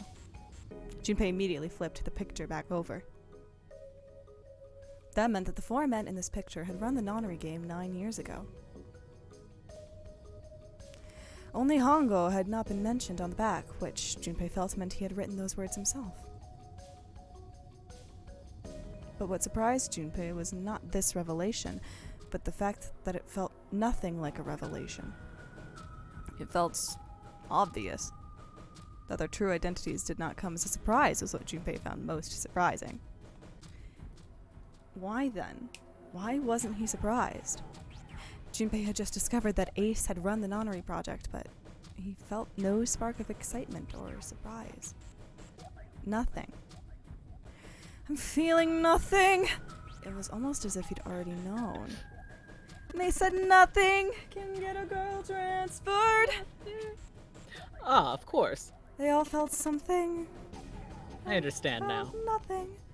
Except the feeling that this bullshit was absurd. Junpei looked over at Snake. In his own confusion, he had missed the dark look on the other man's face. Ace was the CEO of Cradle Pharmaceutical. He was the one who invented the game 9 years ago. He was Gentaro Hongo. Ace is Hongo? Even as he asked, Junpei felt as though he'd already known. It was as if someone had whispered into his head that, yes, of course, Ace was Hongo. I had my suspicions from the beginning. Their voices were familiar. Too familiar to be a coincidence. I could never forget his voice. It was the voice of the devil. I couldn't be sure, though. After all, I had no way to check. I certainly couldn't ask him. Even if I had known, however, I would never have told you. Zero made it quite clear what would have happened if I did. Oh my gosh, I had no idea! Huh? I didn't know that Ace was Hongo. Oh, yes, I suppose you wouldn't have. 9 years ago, you were in Building Q in Nevada. But Hongo was in the Gigantic with us. I know. That's why I didn't know what Hongo looked like. But why? Why didn't you tell me? I mean, I'm your sister, right? You could have told me. I'm sorry. I apologize for keeping this from you. But if I told you, Clover, you would have told everyone else. And if you did, then I would have been forced to tell them about what happened 9 years ago. I had to prevent that. Clover and Snake's conversation wasn't of particular interest to Junpei. He still couldn't make sense out of his strange feelings of knowledge. He was trying to organize his thoughts when he heard Seven's voice. Hey, Junpei. Do you think I could borrow that picture for a sec? He had no reason to say no, so Junpei handed the picture over. Seven stared at the picture and began to mutter the 4 names of the project's leaders over and over to himself. Hongo, Kubota, Nitasaki, Musashido. His brow was furrowed and his face was flushed. Hongo, Kubota, Nijisaki, Musashido. He chanted their names to himself, pacing back and forth across the floor. Hongo, Kubota, Nijisaki, Musashido. Seven shouldn't have known their names. After all, he hadn't been there when Junpei and Snake had spoken of them in the library. But as Junpei watched him pace, it was clear that he did know them. Hey, Seven. Do you? Shut it! Just be quiet. His eyes were red, and Junpei could see sweat beginning to bead on his forehead. I'm this close to remembering. This close. He was sweating heavily now, but his lips were dry. Hongo, Kubota, Nijisaki, Musashido. Cradle Pharmaceutical, Nonary Project. Then he stopped. Seven set down the picture and looked at the red light near his feet. His eyes narrowed. Then suddenly his eyes went wide and he shot up straight. Shit! What? What's wrong? Holy shit! This is nuts. What's nuts? I remember. Remember what? Everything. Everything?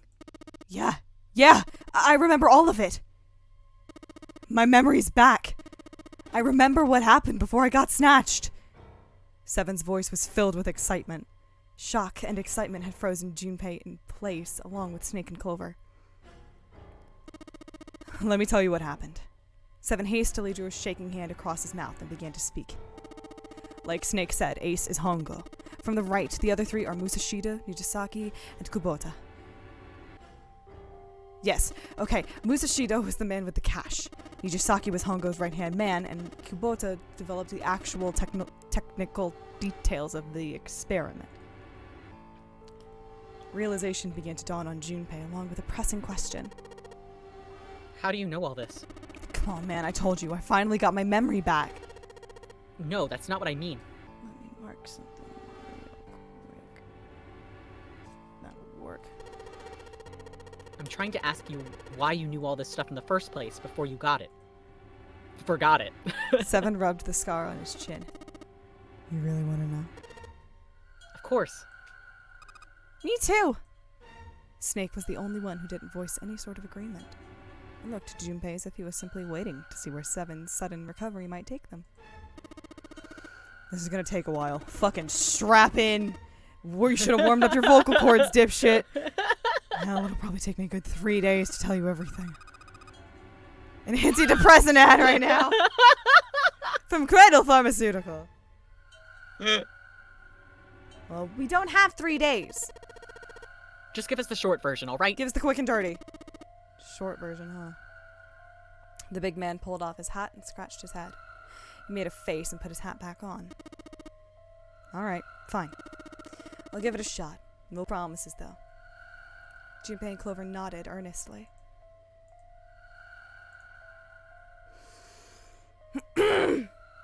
Oh, here we go.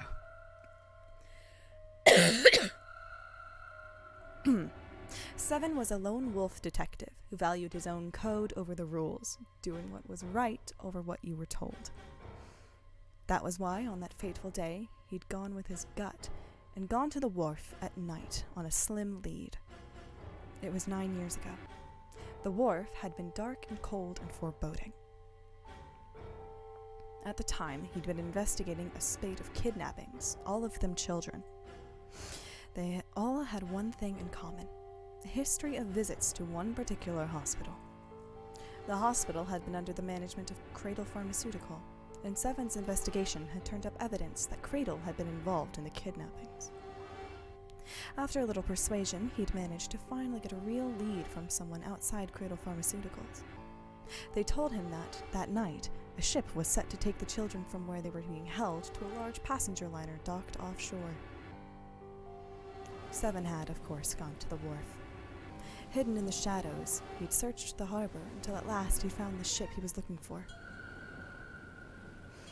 There were a number of human shapes moving near the ship.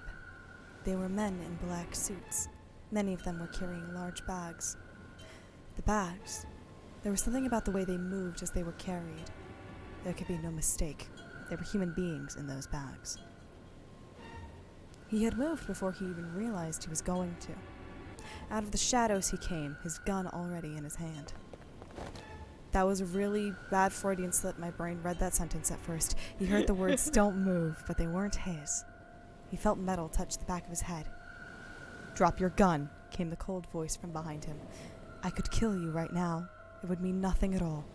I need only tie an anchor to your feet, and I doubt anyone would see you for perhaps a week or so.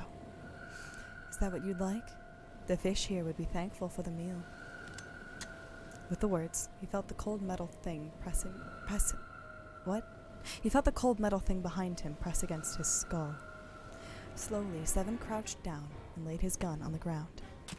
Then suddenly, he felt a sharp pain in his neck. A needle. Was it some sort of drug? As he was thinking about that, Seven felt his face hit the cold concrete beneath him. He could feel the chill of it seeping into him.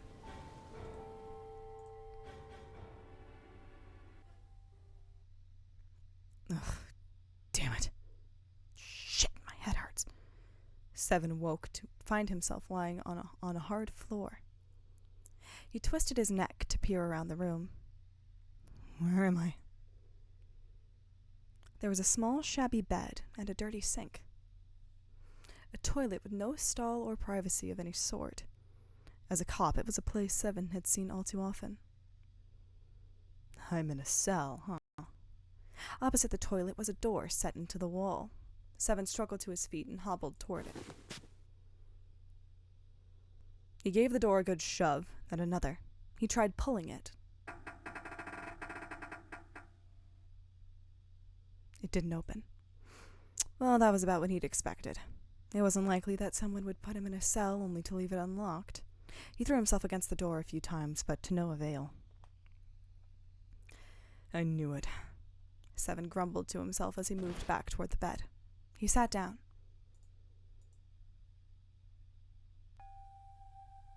He sat there for a very long time. Just how long, he wasn't sure. At last, he began to nod off and had nearly fallen asleep when he was roused by a distant voice. There's over... It's 9...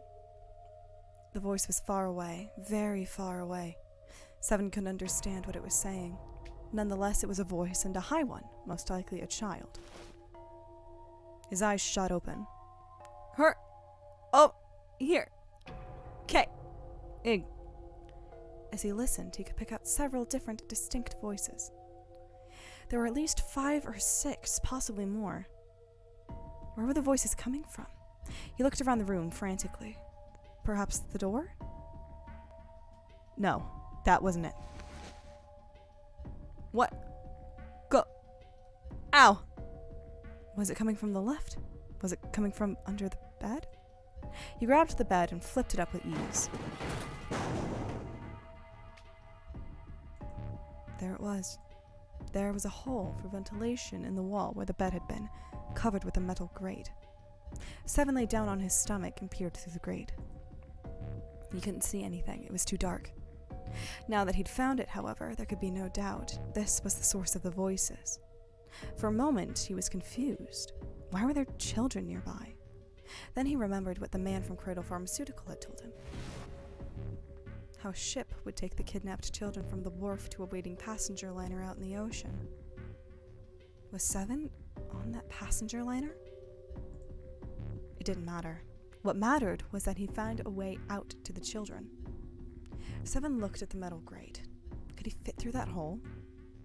He stuck his fingers through the grate and grabbed hold of it.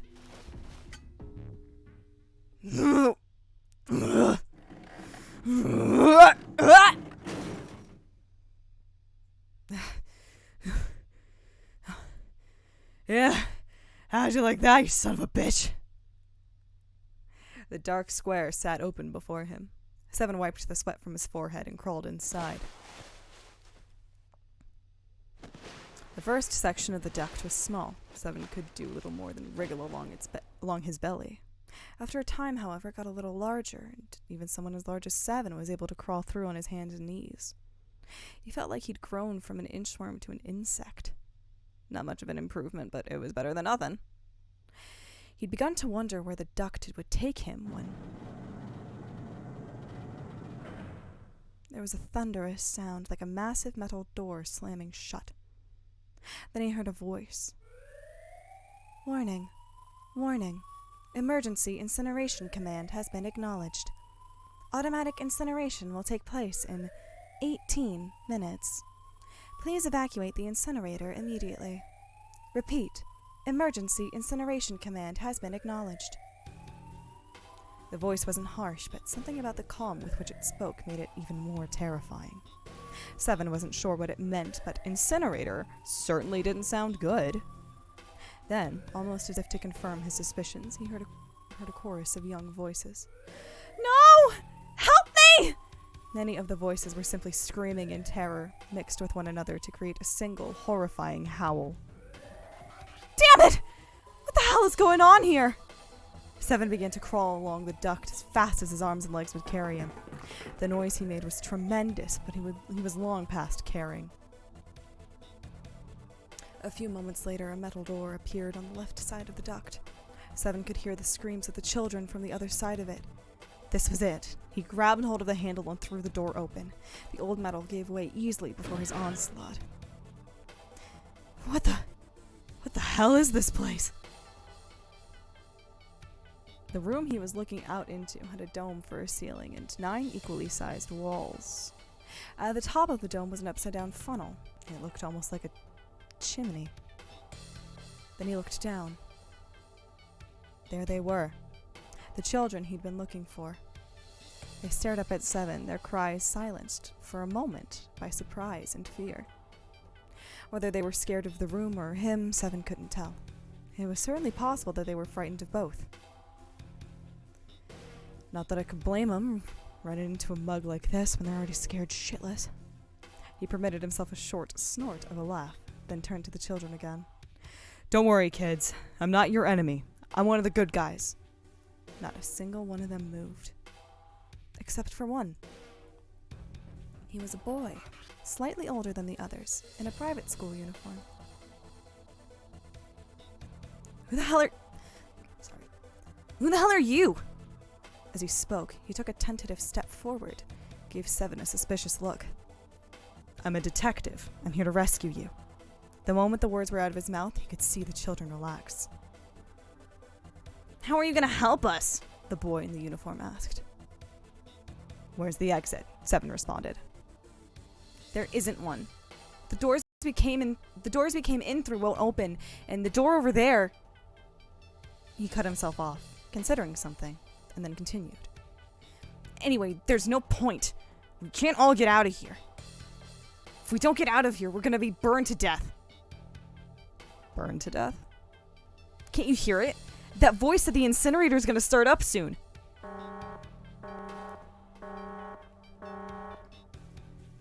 The voice spoke again.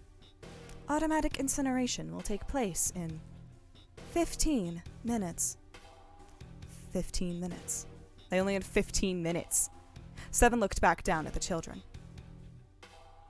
It was a good 20 or 30 feet to the floor. There was no way he could pull the children up. That was when he had an idea. Wait right there. I'm gonna be right back. What? Where is he going? Are you just going to leave us here? Seven did his best to smile. What he felt was a reassuring smile. Don't worry, all right? I'll be back, I promise. So just stay calm and wait right there. Got it? He didn't wait to hear them respond. There wasn't time. He ran as fast as a man could run on his hands and knees. Before long, he was back in his cell. He was back where he had started, but he had a plan. There was something there that he needed. As soon as he was finished, he dove back into the duct and took off toward the incinerator. Sorry to keep you waiting, guys. Leading out of the door in the duct, Seven lowered the rope he'd brought to the floor of the incinerator. Back in the cell, he'd torn the bed sheets into strips and tied them together to make a rope. Like Seven himself, it wasn't very attractive, but it got the job done. Alright, just tie that around yourself, okay? I'll pull you up one at a time. Right. Huh? Wait a sec. That was when he noticed. There were more of you before. Where'd the rest of you go? The boy in the uniform answered. I let them go on ahead. We opened the number 9 door and they left. What? You're telling me you opened that door? That's what I said. Then what the hell are you doing here? We couldn't go with them. Why not? Look, the only people who can go through the numbered door... Automatic incineration will take place in 5 minutes. The voice reverberated against the walls of the room. Look, that can wait, alright? Look, that can wait, alright? Just get us out of here. Right. Seven grabbed a hold of the rope. First up was a girl with a ponytail. Next was the girl with the red necktie, followed by a boy in a jacket who said he'd climb up on his own. The last up was the boy in the uniform. Like the boy in the jacket, he climbed up the rope himself. He looked scrawny from above, but his looks belied impressive strength. He scaled the rope quickly, but as he was almost to 7, they heard the sound of someone knocking. All eyes turned to the door. Cut into it was a thick, square window. On the other side, they could see a furious face. God damn it! What's going on here? Why is the room empty? Where the hell are those fucking kids?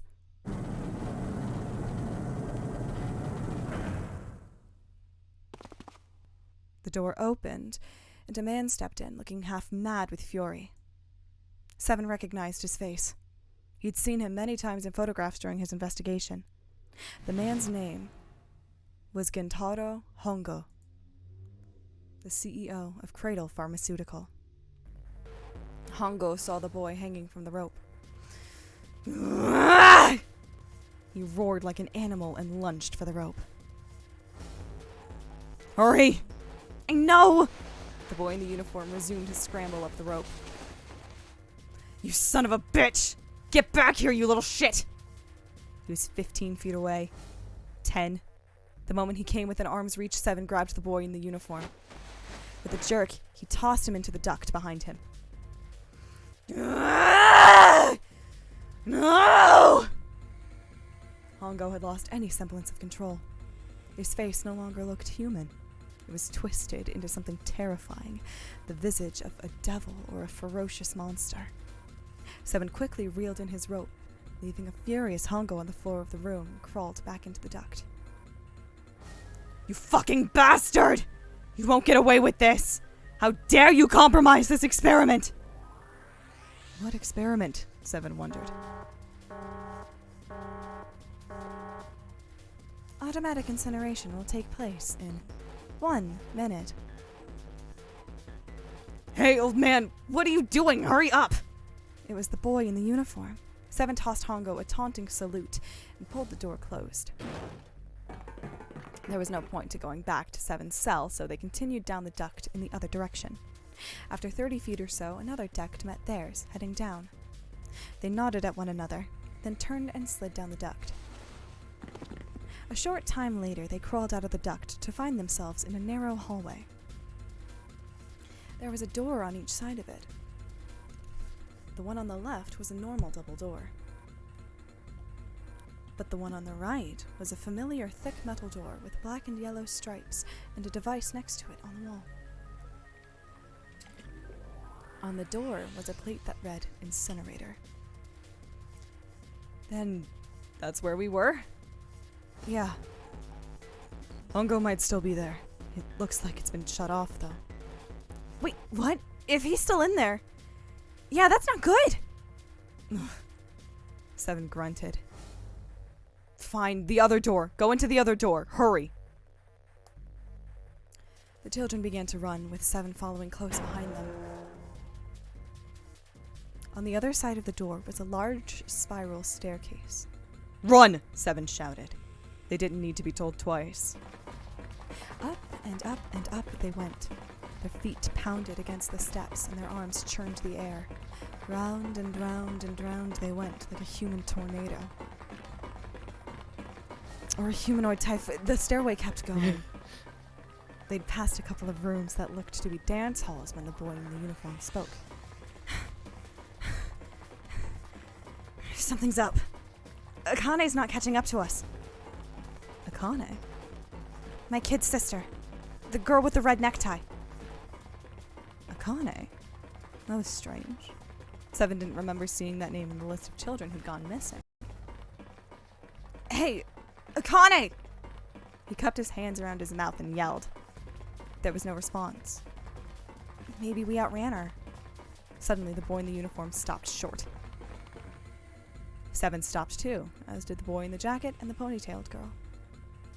When did we do that? Well, we passed a couple big rooms on the way here. Maybe she took a rest in one of them. No, that's impossible. Sorry, Grandpa, you keep going. I gotta go look for her downstairs.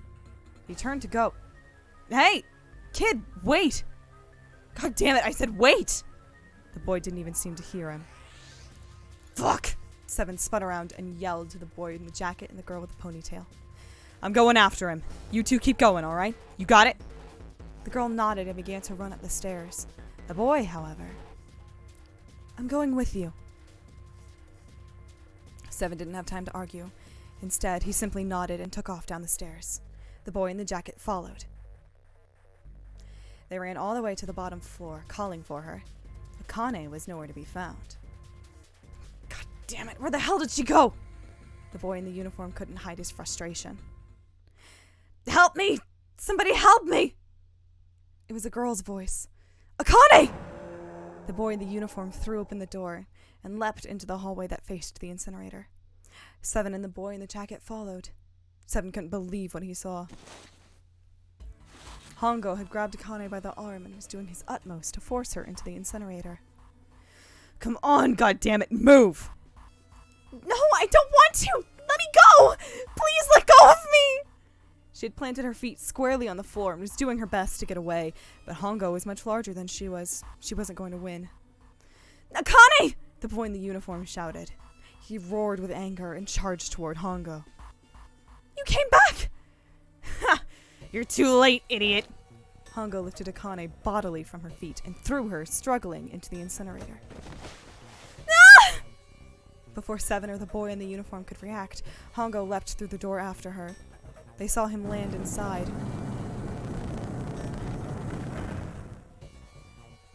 And then the door slammed shut with the finality of a great steel guillotine. The three of them ran to the door. They pulled and strained, trying desperately to get it open. Ah! Fuck! It's no use. The goddamn thing won't move an inch.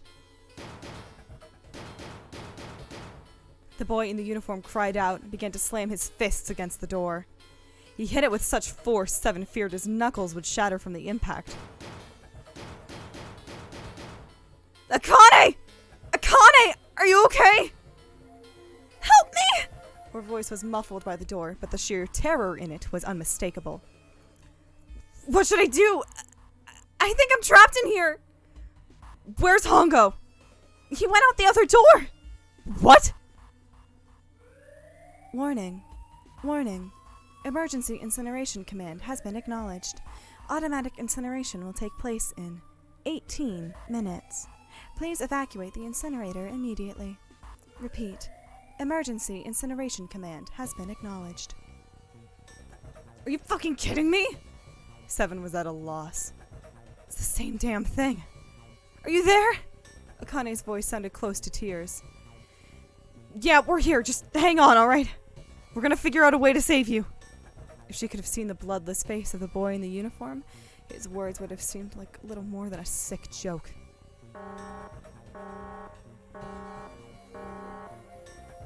Automatic incineration will take place in 17 minutes. Please! Please help me!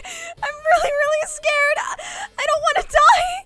Please, I don't want to die! I don't want to die! It's gonna be alright. I'll figure something out, I promise. I promise, okay? You hear me? I promise! They could hear her muffled sobs from the other side of the door. The boy in the uniform tightened his fists. His knuckles were a bloodless white. Seven could tell that he was holding back tears of his own.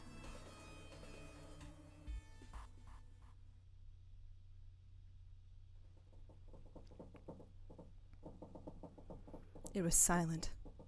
All they could hear was the creaking of the boat as it shifted in the water. They waited. And waited. But Seven didn't continue. What happened then? Junpei couldn't wait any longer. He had to know. Seven looked at the floor. Come on, man. Put yourself in my shoes. It doesn't end good. You think I want to remember that? Then. Yeah. Shit. If I'd have known it was going to be like this, I almost wish I hadn't remembered. Seven shook his head. There was something Junpei had to know. Hey, are you sure? Huh? Look, I don't want to ask this either, but there's something I don't get. So if you could just tell me, did that girl Akane really... Seven stared straight ahead at nothing. Yeah, I'm sure. There wasn't anything we could do. After a while, that countdown ended. And we heard something burning.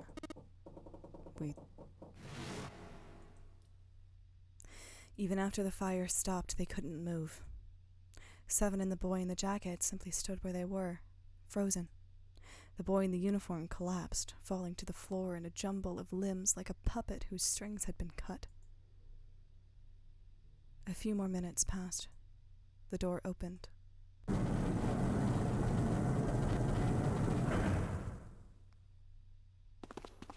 The boy in the uniform ran in, stumbling over his own feet. Seven and the boy in the jacket followed, still too numb to speak. The air in the incinerator was hot.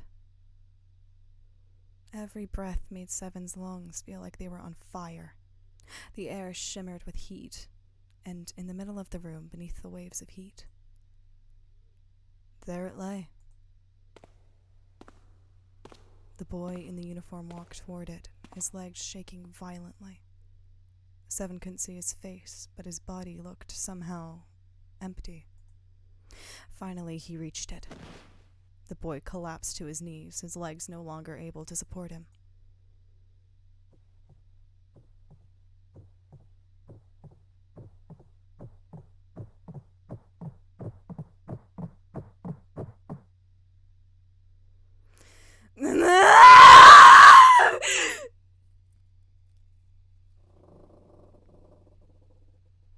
Junpei felt a cold lump form in the pit of his stomach. A feeling of sickening anticipation washed over him. He could feel his body shivering. He desperately did not want to know the answer he feared he knew already. But he had to ask. He had to know for sure. Can I ask you one more thing? What? The girl, Akane. What was her last name? What does it matter to you? Just tell me, okay? Please. Seven looked at Junpei curiously and ran his tongue quickly over his dry lips. Kurashiki. Her name was Akane Kurashiki. Something inside of Junpei stopped. He had no more words left. He had no more Junpei left. He was just a shell of flesh and bone. Seven turned to Snake. You were there that day, weren't you? The tall kid in the jacket. That was you, wasn't it? Yes, I was. You are correct, Detective. Junpei's mind was blank, withdrawn from the world. Somewhere far away, he could hear Seven and Snake talking. Don't misunderstand me. I told you before how Zero threatened me. There was nothing I could do. I couldn't say anything about what happened 9 years ago. So you're saying you're not working for Zero, right? Of course not. Clover, what about you? Hey, come on. You really think I'm working with Zero? I told you before, you idiot, I was in Nevada in Building Q. I did hear that a detective rescued the kids on the boat, but I didn't know it was you. Her surprise seemed to be genuine. Seven regarded Clover for a moment and rubbed his chin thoughtfully. Well, I guess I believe you. Clover nodded. Alright, let me ask you another question. He stuck his hands into his pockets and took a few steps. Then he stopped and turned to face them again. Santa's real name is Aoi Kurashiki. He's Akane's brother. You know that?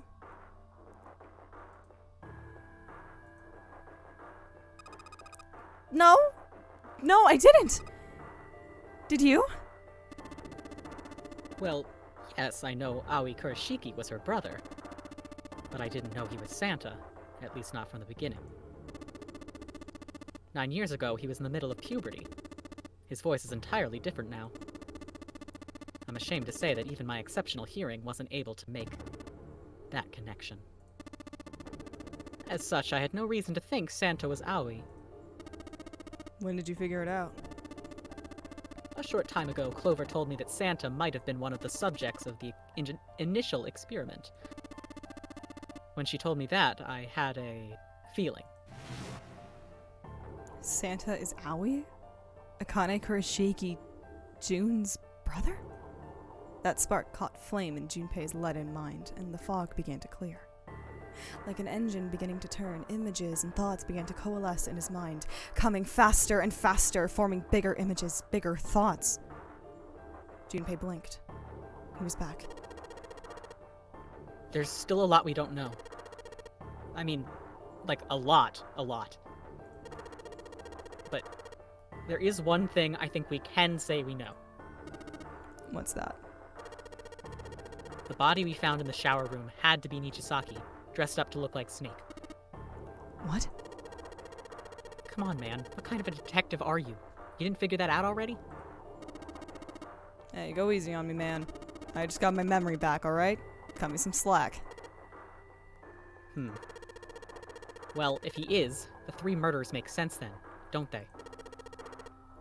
Yeah, that's right. Murder. Kubota blew himself up, but that was murder too. So why did these murders take place? If Junpei is correct, and the body in the shower room was Nijisaki, that means all of the people who were murdered were involved with the creation of the Nonary Project. Kubota, the person who conducted the actual experiments. Nijisaki, Hongo's assistant. Musashito, the man who financed the project. You mean this was all just revenge? Santa is Zero. He's getting revenge for the death of his sister. No, I don't think Santa actually murdered anyone.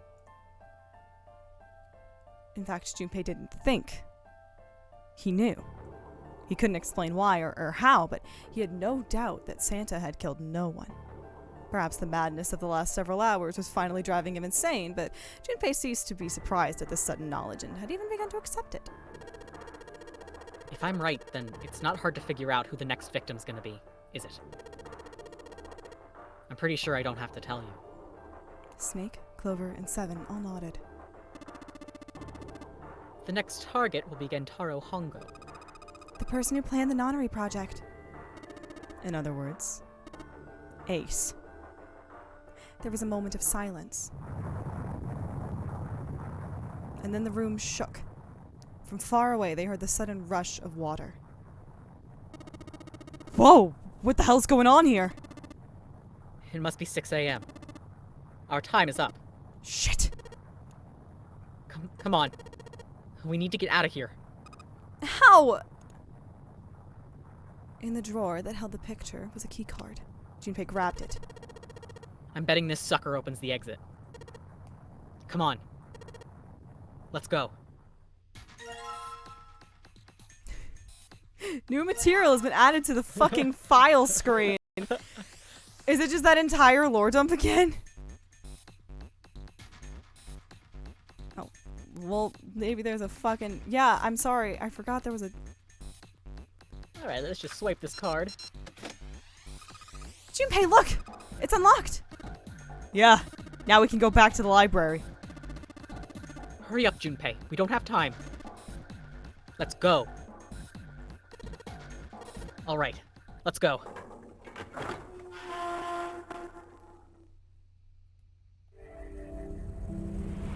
You found it!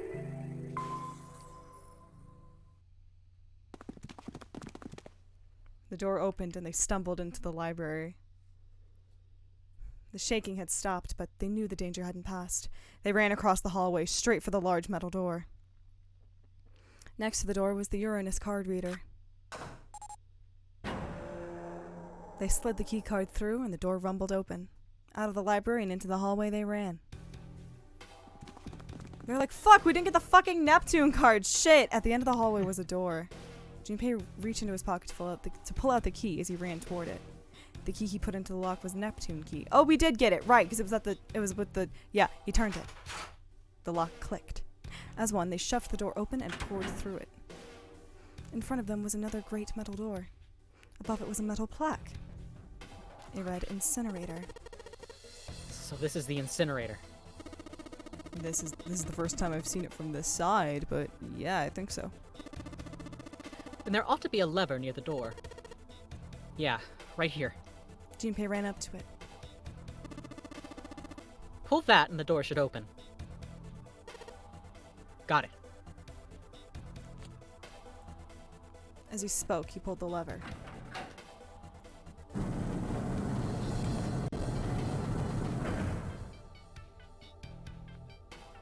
The motor in the door groaned as it slowly ground open.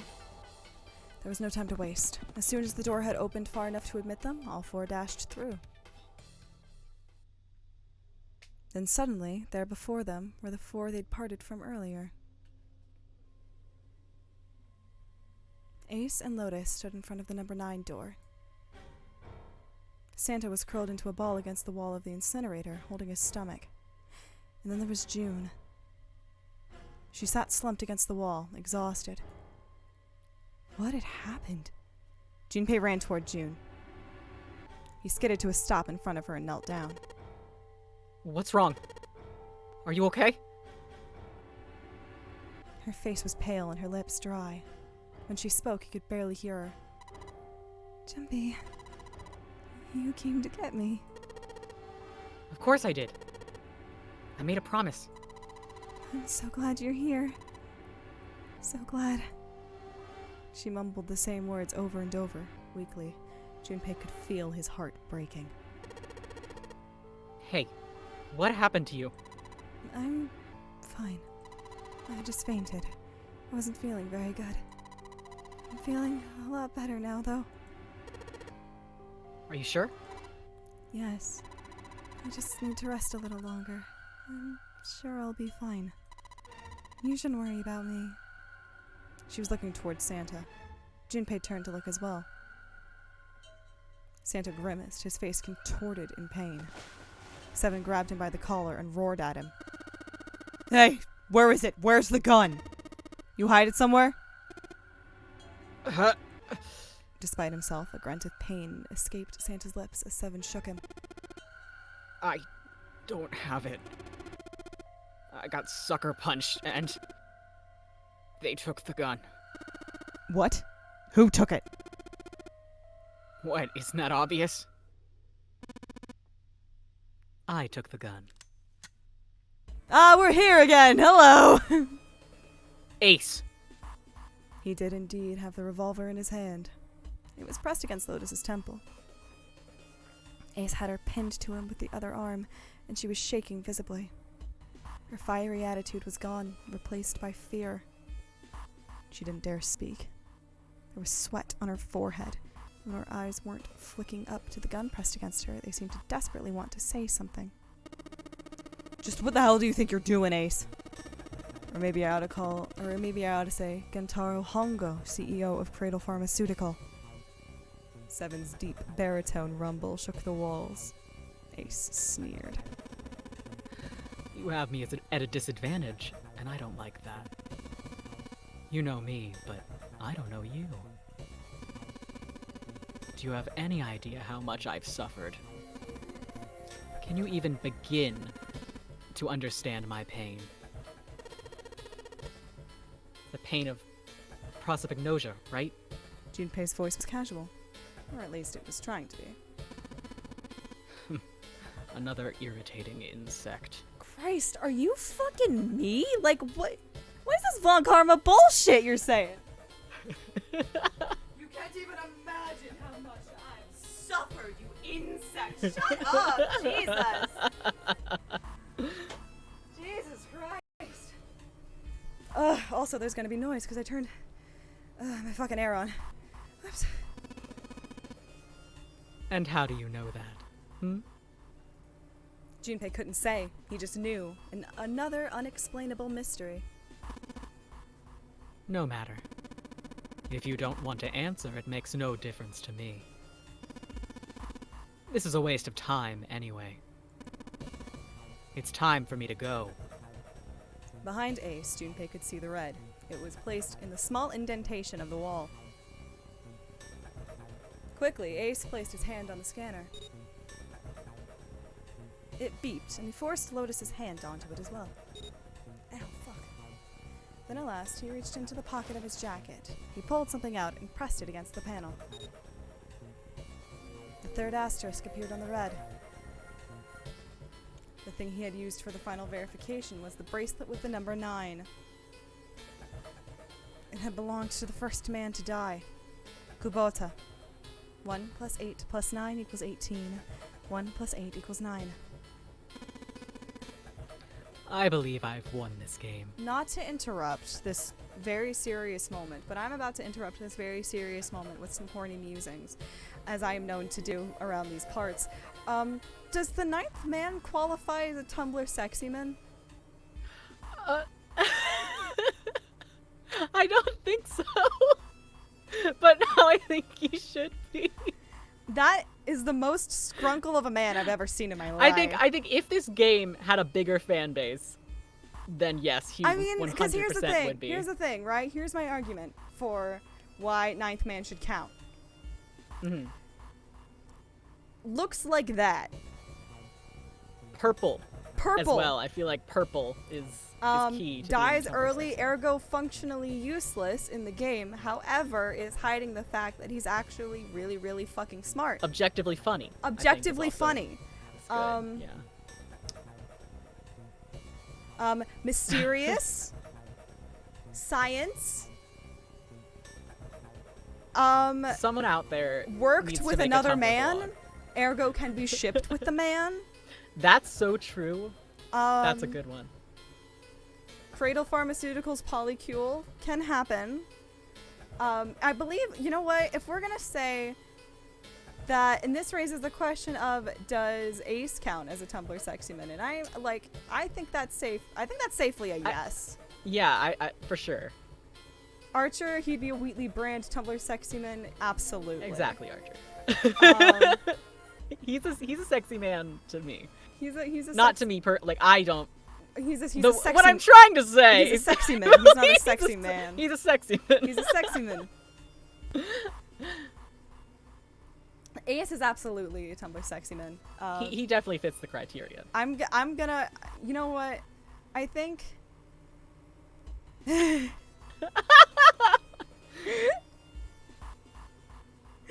I'm learning so much. I think if I go on the Tumblr Sexy Man wiki and I don't find the 9th man on there, I'm gonna be upset, frankly. How am I gonna compete? I'm never gonna be able to compete. I love that this literally says 1 + 8 = 9 twice. Can we talk about this? This perfect math equation? Anyway. His smirk made Junpei's blood boil. I've had quite a time playing with you. I must thank Zero, I suppose. Wait. Something about the way he'd spoken. Did Ace not know who Zero was? Junpei's eyes flicked towards Santa. He hadn't moved since they'd entered the room.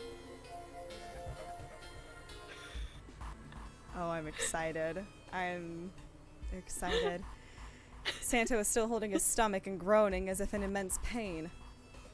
Junpei wasn't sure if it was real pain, but he wasn't sure it wasn't either. What the hell did Santa have up his sleeve this time? At any rate, this game ends now.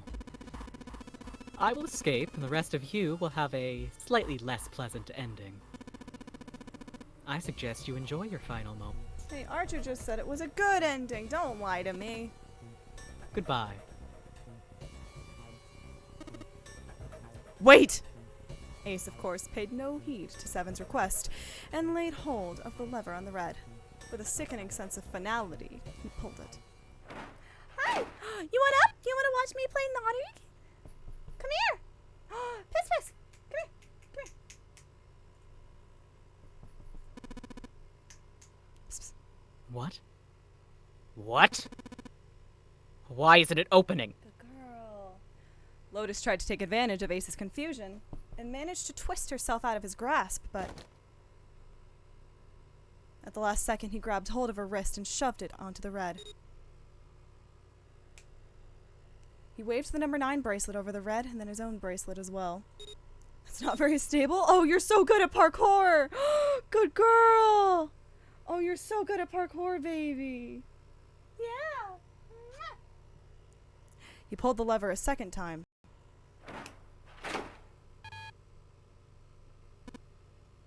No. What is this? Why? The digital root should be 9. It has to be 9. Then why isn't it opening? You wanna hang out? You wanna hang out? You wanna lay down on my focus right like an asshole? No, she wants to knock everything over. Ace's fury and confusion had overridden all other thoughts. He had set down the revolver. It was just below the red. Seven chose that moment to act. Honey, do you see the math of what you're doing? In terms of you rub your face on it, the table falls over. Do you see the math?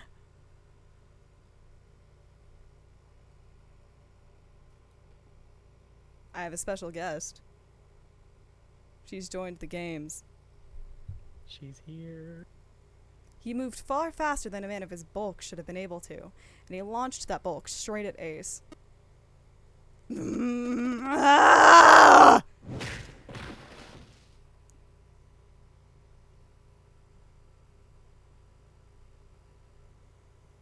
Okay, you're gonna just sit here and fish for attention. I am gonna actually move this back up so that I can do my— Please don't eat my— Please don't eat that. That's not cool, babe. It was over before they knew it. In the blink of an eye, Ace was on the floor. He rolled onto his side, groaning in pain. Lotus ran straight for Junpei. She darted around behind him and stuck her head out, making sure to keep Junpei between herself and Ace. That was close. Too close. Thank you, Seven. Don't mention it. Seven stood over Ace, his breathing slow and heavy. Just one punch ain't enough for this piece of shit. After what he did 9 years ago, I had to rip him into pieces. But if a suspect can't talk, they ain't much good. Once he's locked up in a cell, we're gonna have a little chat. 9 years ago? Ah, then you must be. Yeah, you finally figure it out. Dumbass. Ace planted his hands on the floor and shook his head. Thank you. Junpei walked toward him. He stopped and looked down at Ace with pity on his face. Ace. You killed Kubota, Nijisaki, and Musashido, didn't you? Wait. Nijisaki? He peered at Junpei, genuinely confused. Oh, right. You don't know yet. Alright, we'll just go through them in order then. Let's start off with Kubota. You talked to Kubota and managed to convince him to go into door 5 alone. You killed him without making it look like you killed him. The way I figure it, you had 4 motives. I'm just gonna go on mute so my cat can play with my fucking mic stand. Hold on. Ren, please continue whenever you're ready. What? I'm muting my end of the stream because Bevy has decided to use the mic stand as a scritcher for her face, and you can hear the like coming through it. So just please continue. I did. The way I figure it, you had 4 motives. 1. Motherfucker! In the nonary game, the number 9 was dangerous. Whoever had the number 9 bracelet could join whatever team they wanted. You could add 9 to any number and the digital root wouldn't change. Okay, she's gone. 1 plus 9 is 10, 1 plus 0 is 1. 2 plus 9 is 11, 1 plus 1 is 2. 3 plus 9 is 12, 1 plus 2 is 3. In other words, number 9 could do whatever they wanted. Ace had wanted to remove that threat as soon as possible. 2. Ace also wanted to have the number 9 bracelet himself so that he could make use of its power. In fact, he later made use of it in the murder of Nijisaki. 3. Even if his number had been different, Kubota presented a problem for Ace. Kubota had known Ace's past. He knew what had happened 9 years before. Before he told anyone, Ace had to silence him. 4. But last, and perhaps most disturbing, Ace had used Kubota as a test. He wanted to know how serious this nonary game was. Was it truly life or death, or simply a harmless prank? He convinced Kubota to break the rules so that he might see what happened. That was why you killed Kubota. But he was only the first. Next was Nijisaki. While everyone was off looking for the missing part for the red, you ran into Nijisaki near the big hospital room. However, because of your prosopagnosia, you didn't realize he was Nijisaki. Chiefly because, when you met him, he was dressed like Snake. That was why you thought Nijisaki was Snake. No, that's not. That was Nijisaki. Why? How did... I'll get to that. Anyway, you thought he was Snake. Snake was one of the kids in your experiment 9 years ago. You remembered him because he was the blind kid. But his presence made you think. Snake was one of my subjects 9 years ago. He probably hates me. But if that's true, why isn't he saying anything? Is he keeping quiet because he can't see? Or perhaps he's working with Zero to get revenge on me? Whatever the reason, anyone who knows my past is a threat. Before he tries anything, I need to get rid of him. That was when you decided you had to kill him. The murder weapon was Kubota's bracelet. You just waved it over the red, verified your own number, and then grabbed Nijisaki's arm and forced it over the scanner panel. Then, when the door opened, you kicked him in. 9 seconds later, the door closed.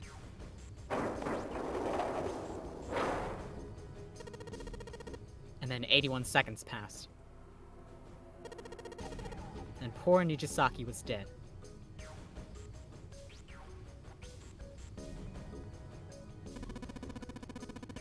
Then you mean to say Snake is still alive? Sorry to disappoint you, but I'm good as new. Thank you for killing the wrong man, but I can't say I like knowing that you wanted me dead. Although, to be honest, even if you hadn't tried to kill me, I would still hate you very much. Well, I wouldn't blame you. Ace's self-derision was frustrating. But Junpei kept his emotions in check and continued. Last but not least, let's talk about Musashido's death. When Clover and I were investigating the chart room, you came over to talk to me. Do you remember what you said? Man, I called you a bitch to your face. Oh, a pocket watch. Might I take a look at it? I handed you the pocket watch, and you left the room. Ace had been in charge of the nonary project. He would, of course, have known the solution to every puzzle. It followed, then, that he knew how to get out of the wheelhouse. All Ace had to do was place the pocket watch in the indentation on the door to unlock it. You say that like it was difficult! With the door open, he was able to enter the captain's quarters. Musashido was there. Next to him was an axe that fairly begged Ace to kill Musashido with it. He picked up the axe and swung it, burying the blade deep in the other man's chest. Why are you, a man, burying something deep in another man's chest? One blow was all it took. Afterwards, Ace returned to the chart room as though nothing had happened. There was something I wanted to speak with you about, Junpei. Could you come with me for a moment? With no reason not to, Junpei had followed Ace to the wheelhouse. When they reached the wheelhouse, Ace slipped his hand into Junpei's vest. He pulled out a piece of paper, the piece of paper Junpei had used to cheat during the vote. But it wasn't the piece of paper that Ace was after. His true purpose had been to slip the pocket watch into Junpei's pocket. It wasn't a very good plan. It had far too many flaws, and the wrong word of discovery could easily have toppled it. What had made Ace so desperate? That was the only thing Junpei hadn't been able to figure out. Musashido's murder is the only one I don't understand. You obviously did it, but why? Because of this. Slowly, Ace reached down and pulled something out of his pocket. It was a folded piece of paper. Junpei took it and opened it. This was what it said. Number 1. There are 2 ways you might survive this ordeal. The first is to win the nonary game. The second is for you to confess your sins of 9 years past. I have prepared a camera in the captain's quarters. The images captured by that camera will be streamed through a satellite and distributed across the world. Simply look into the camera and repent. Once you have confessed everything, I will release you from this ship. To make your confession more credible, I have left you a witness in the captain's quarters. Perhaps he will confess with you. The decision is yours. Do as you please. 0. When I awoke in that room on D-Deck, I found that in my pocket. That was why I chose door 1 when we voted. If I went through that door, I knew I could get to the captain's quarters. As you said, I knew how to enter the wheelhouse. My plan was to find the pocket watch before anyone else. If I could, then my alibi would be set. At least, that was the plan. Unfortunately for me, you got to it first. That sleight of hand was the best I could manage on short notice. You meant to kill him from the beginning, then. Musashido, I mean. I only knew Musashido was the witness after I reached the captain's quarters. I asked him, and he answered.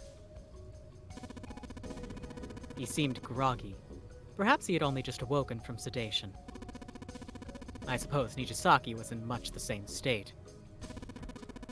He seemed confused and disoriented when I encountered him.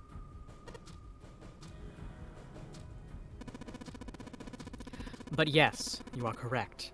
I intended to kill him from the beginning, even though I didn't know who he was. I proceeded to the captain's quarters in order to remove this so-called witness. Ace had confessed everything. What energy he had left him with the truth. No. What energy he had left him with the truth, and he sagged on his knees.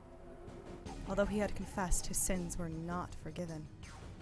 Junpei felt revulsion for the pathetic man on the floor near his feet. But in among the revulsion was a hint of pity. After all, Ace had not been the only person who murdered 3 men. Junpei spoke quietly. Ace.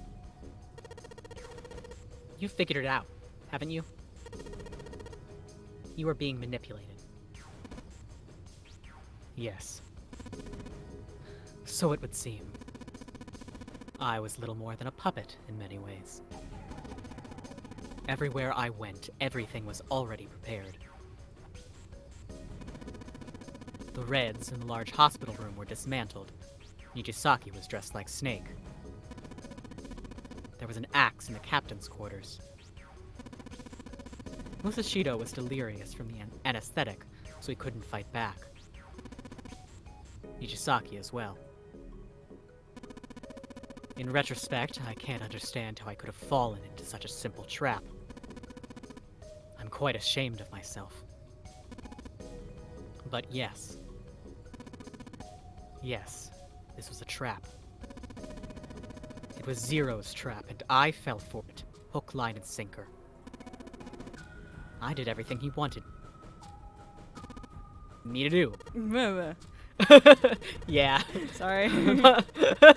By manipulating Ace, Zero was able to kill 3 people and keep the blood off his own hands. All of this was revenge for what happened 9 years ago. That's why this nonary game happened. Am I right? Santa? Junpei looked over at Santa. As Junpei spoke, he stood up, his legs still shaky. Huh? What the hell are you talking about? I don't know any. Ain't no point trying to play dumb anymore, Santa. Actually, guess I should call you Aoi Kurashiki, huh? Seven's face was sad as he spoke. My memory came back, kid. You're Aoi Kurashiki, no doubt about it. Never thought I'd be back in this room, talking to you. But hey, I guess it was all part of your plan, right? After all, the person who planned the nonary game this time around was Zero. And Zero's you. Looks like you really do have your memories back, huh? Santa's smile was sarcastic and something else. Well, I guess there's no point in hiding it then, huh? Yeah, you got me. I'm Aoi Kurashiki. I was one of the kids in the nonary game 9 years ago. I made it out. So did Snake over there. There's one thing. No. I guess there's 2 things you got wrong. Number 1, I ain't Zero. What? Wait, what? Sure, I was helping Zero out, but I'm really more of an assistant. Like a secretary. But an assistant's only an assistant. I didn't come up with all this. All I did was follow Zero's orders. Then, if you're not Zero, who is? Calm down there, Junpei. Didn't I say 2 things? You made one more mistake. Junpei, you just said... All of this was revenge for what happened 9 years ago. That's why this nonary game happened. But that's not it. Revenge isn't the only purpose. There's another reason you guys were playing the nonary game. Huh? To save someone. Save someone? Right. You were brought here to help my sister. To save Akane. What the hell are you talking about? Akane Kurashiki died 9 years ago in this room. I was there. I saw... Suddenly, Seven froze. His eyes went as wide as dinner plates and he spun around toward June. Junpei followed his gaze. She was gone. Where June had been, there was nothing. What the hell? Where is she? Where's Akane Kurashiki? Seven began to mumble to himself, a strange series of words strung together as if his mind wasn't functioning properly. His face was twisted with effort, as though he were struggling with something they couldn't see. He gritted his teeth and pressed his hands against the sides of his head. My head. Feels like it's gonna pop. He groaned and fell to his knees. Seven! What the hell is going on? I don't know. I don't know. I swear to God, my head feels like it's about to explode. From somewhere far away, they all heard a deep, heavy noise. It sounded like a tremendous wheel slowly beginning to turn. Santa seemed to have entered an almost trance-like state. His words were calm and measured. What was the Notary Project? Why don't you exposit at me, baby girl? I sure as hell will. I'm sure you know already, but I'll tell you one more time. It was a project designed to test a particular phenomenon. And what was that phenomena? For two organisms to communicate with one another in the absence of physical contact. The morphogenetic field theory. Could human beings use these invisible fields to exchange information? That was what this experiment was conducted to determine. There were two separate locations. One was the Gigantic, and the other was a building in Nevada called Building Q. Building Q had been built to replicate exactly the interior of the Gigantic. The 9 children trapped in Building Q were faced with numerous puzzles, copies of identical ones at the Gigantic. They were told to send their answers into the morphic field set and transmit them to their brothers and sisters on the Gigantic. The transmitters were put in Building Q, and the receivers were put on the Gigantic.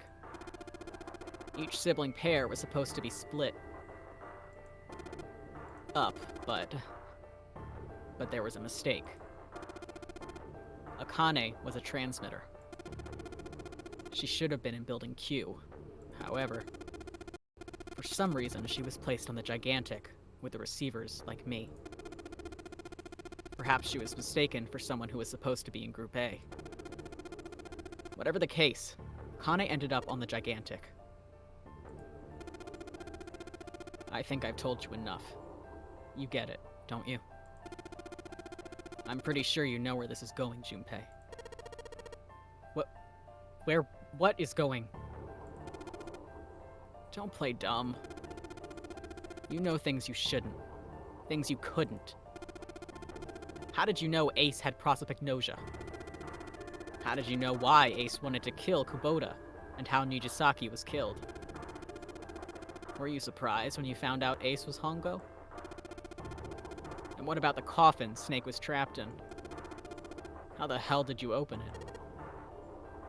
Well, that's... The answer to that is easy. He knew because I knew. Junpei was receiving information that I sent to him through the morphic field set. It's simple, really. How do I know the alternate futures, then? Imagine a river that splits in two, like an upside-down Y. The river flows from the top to the bottom, from a single stream into 2 branches. It only flows in one direction. It can never flow backward. Information is the same way. It moves from the past to the future, but never flows backward. That's why people at the river's source in the past will never know about those downstream in the future. But the people downstream will never know about one another either. Information only flows along the path of the river. But I am different. I can manipulate the morphic field set to pluck knowledge from the future. I know what happens on either fork of the river, even though the people on either fork know nothing about one another. Now, who am I? I am I, the 9th letter of the alphabet. But I am also 0. No, that's not true. I'm not really 0. Not yet. Perhaps you could say I am less than 0. 0 is my future. In 9 years, I will be 0.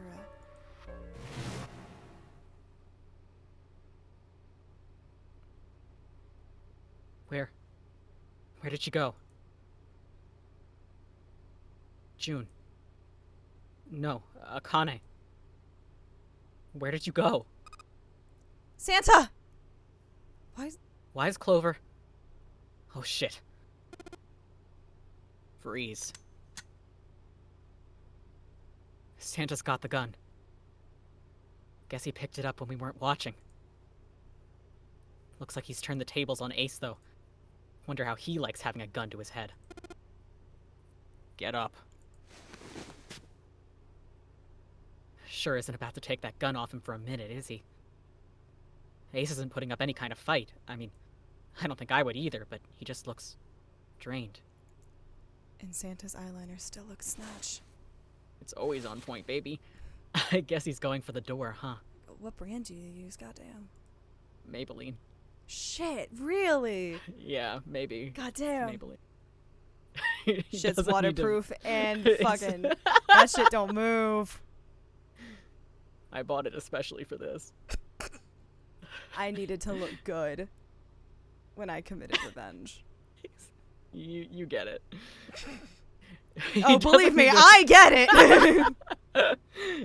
He doesn't need to verify to go through that door, but... What's your plan, Santa? What are you doing? He can't get through any numbered doors with just 2 people. What the hell is he thinking? Didn't I tell you? I'm Santa Claus. I can go up chimneys and shit. It's time for me to go make a wish come true. That's it? That's all he's gonna give us? What the hell does that even mean? Shit, they're out.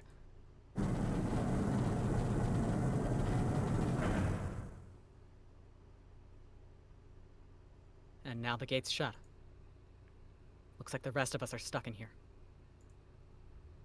They're all looking at me. At least Seven's headache is gone. He seems to be alright. Well, I guess there's no harm in trying. Let's see if this door still opens. Damn. Well, it looks like this door isn't opening anytime soon. You mean we're trapped?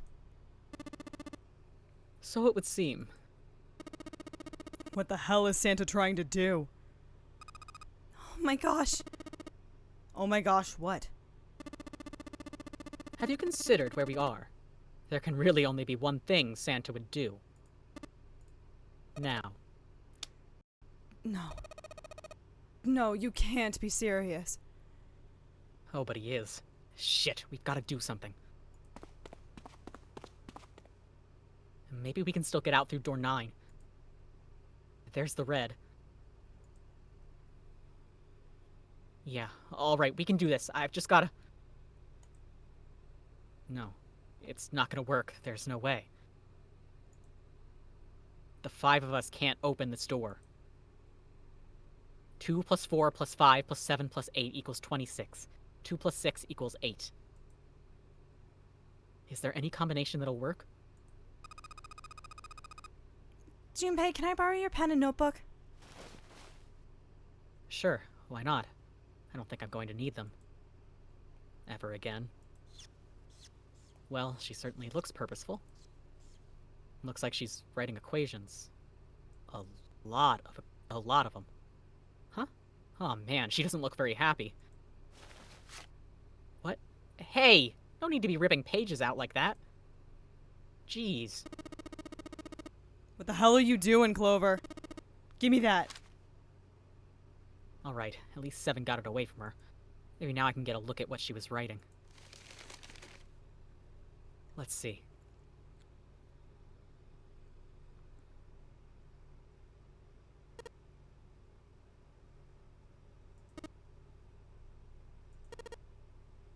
Shit. And there's no other way? Lotus. Looks like she'd figured it out, though. Man, this is just too cruel. It's okay. Did you just scream at me? Lotus. Come on, you know we can't do that. Oh, don't give me that. I'm sure you'd love to get rid of me. God damn, you idiot! Whoa, where the hell did that come from? Looks like she expected that about as much as I did. Without... if you're not... Look, it'd be bad, alright? For a cop, he sure doesn't have much confidence. Bad. Yeah. If there weren't assholes like you around, I'd be out of... Speaking of assholes, I'd be out of a job. Huh? Look, I'm just not leaving you behind, alright? End of story. 7. He's right. I'm not leaving you either. Me too. You don't honestly think I'd abandon you, did you? Ugh, you're all idiots. Act as tough as you want, Lotus. We can all see you're about to cry. That being said, however, I doubt we would be able to open the door anyway, even if we were to leave Lotus behind. Huh? Why? I trust you remember what happened to Ace. I couldn't, see exactly what happened, but I was able to guess what he was attempting to do earlier at the Red. Oh, yeah. No. What is this? Why? The digital root should be 9. It has to be 9. Then why isn't it opening? Just to see, why don't we give it a shot? Give it a shot. Yes, that is what I said.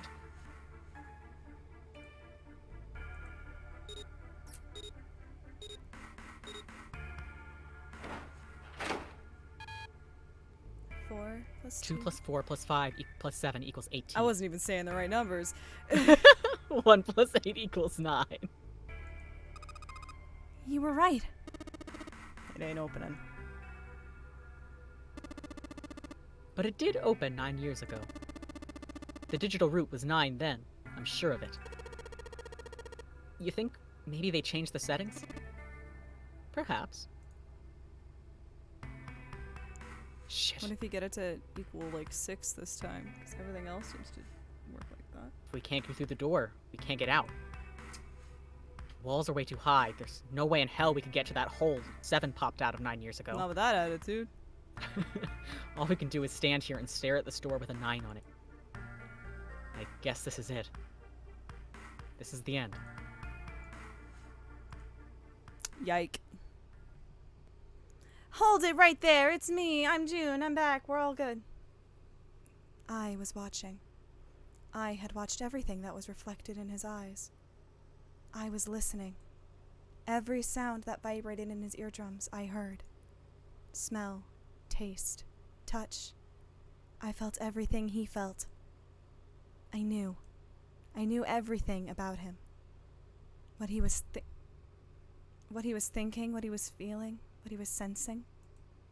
All of his feelings and worries and fears became mine. My mind, my consciousness was inside of him. Through the morphic field set, we were resonant, and we were as one. I was him, and at the same time, I was an observer. It started with a tremendous noise like a clap of thunder. That was approximately 9 hours ago. A bomb had gone off in the ship we were on. That was when my resonance with him began. My resonant event melted into him, and we became one. Inside of Junpei. Somehow I found myself in Junpei's mind, 9 years in the future. But I didn't lose myself. I was living in 2 realities at once. One was the present, and the other was the future. Perhaps you can think of it as 2 movies showing on the same screen at the same time. Eventually, it becomes difficult to separate them and determine which movie is which. However, if I concentrated, I was able to focus on one or the other. That was why I was able to grasp what was happening in front of me. Come on! Over here! That was my brother, Owie. He was screaming. I followed him. Around me were 7 other children. They all looked like they were about my age. Come on! Hurry up! We ran down a long, straight hallway and burst into the large hospital room.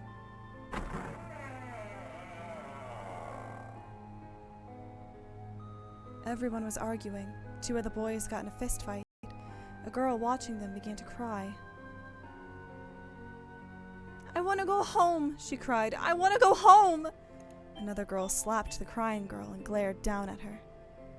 It has been 2 hours since the nonary game began. We were starting to fall apart. But just when all hope seemed lost, Light started talking. He was blind. 9 years later, we would call him Snake. Hello, everyone. Yes, could you come over here for a moment? He was older than us. He was older than most of us, and his voice had authority and dignity. The fights died down, and we gathered around him.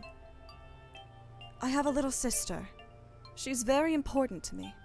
Right now, she's over in Building Q and desperately trying to send information over to me.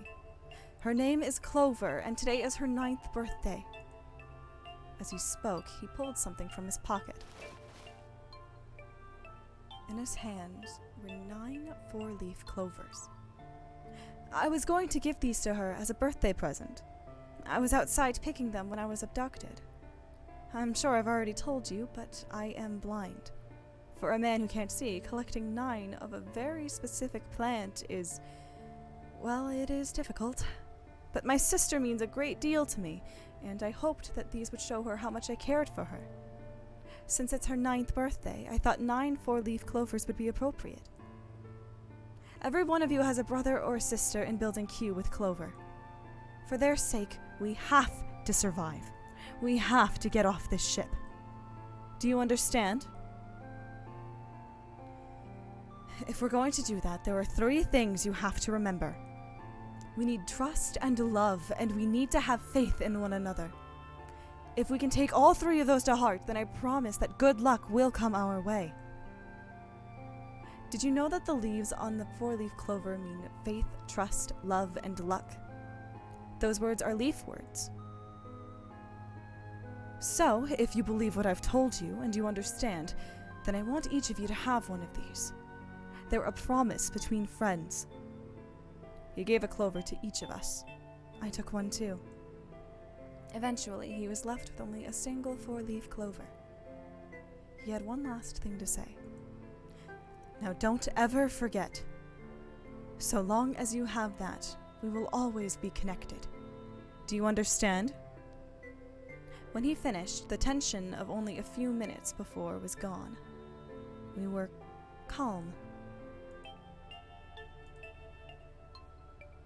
After that, we ran around the ship for a while longer and opened several of the numbered doors until we finally found a door with the number 9 on it. In fact, there were 2 doors with 9 on them, and we found them in the chapel. We split into 2 groups and walked through the doors.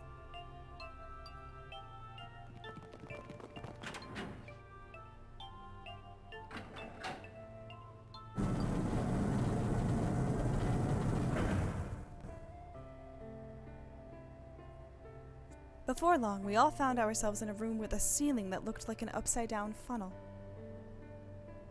For some reason, this room had another number 9 on it, but this time, it was the only one. But if there was only one door, that meant that only 5 people could escape. What are we going to do? There aren't any other doors? We began to panic. Then, as if things had not gotten bad enough already...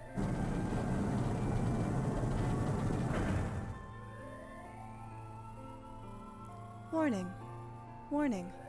Emergency incineration command has been acknowledged. Automatic incineration will take place in 18 minutes. Please evacuate the incinerator immediately. Repeat.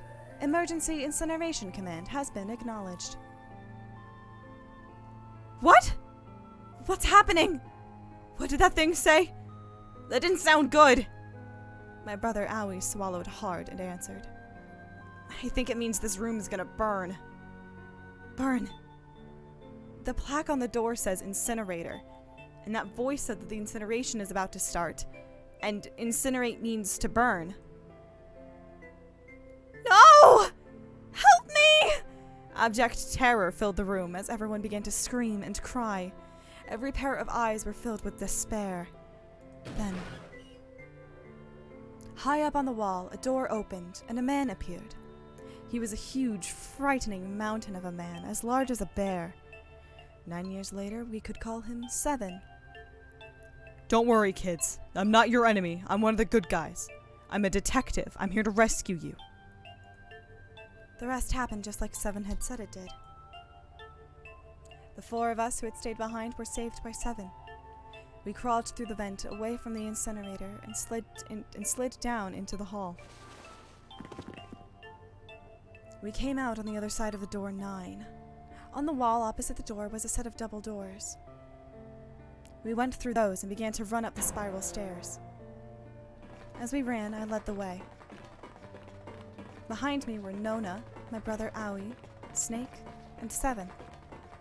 The other children, the ones who'd gone through door 9 before us, were up ahead. I could hear them cheering each other on. We ran and ran and ran. We leapt across as many stairs as we could and kept running. The stairs spiraled upward like a tornado. Eventually, I pulled ahead of the rest. Perhaps Nona had slowed them down. I didn't want to lose them, so I slowed down as well. I didn't stop, but I glanced over my shoulder from time to time to see if they had caught up. That was when I realized.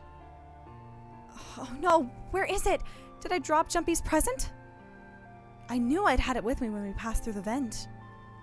Then, had I dropped it as we slid out? I had to go back. I had to. But I knew I couldn't tell the others. They would stop me, I was sure of that. I didn't stop to think, I simply moved. I ran to the central hall, the room that connected to all the other areas of the ship. And hid in the shadows, and moments later, I felt a rush of wind as they ran past me up the staircase.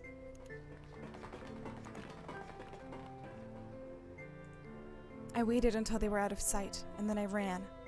I moved as quietly as I could, down and down and down. Finally, I reached the bottom deck. I ran into the hallway and looked around frantically. There it is! It was just where I thought it would be, sitting under the opening of the vent. I ran over and snatched it from the floor, but as I ran back toward the stairs in freedom,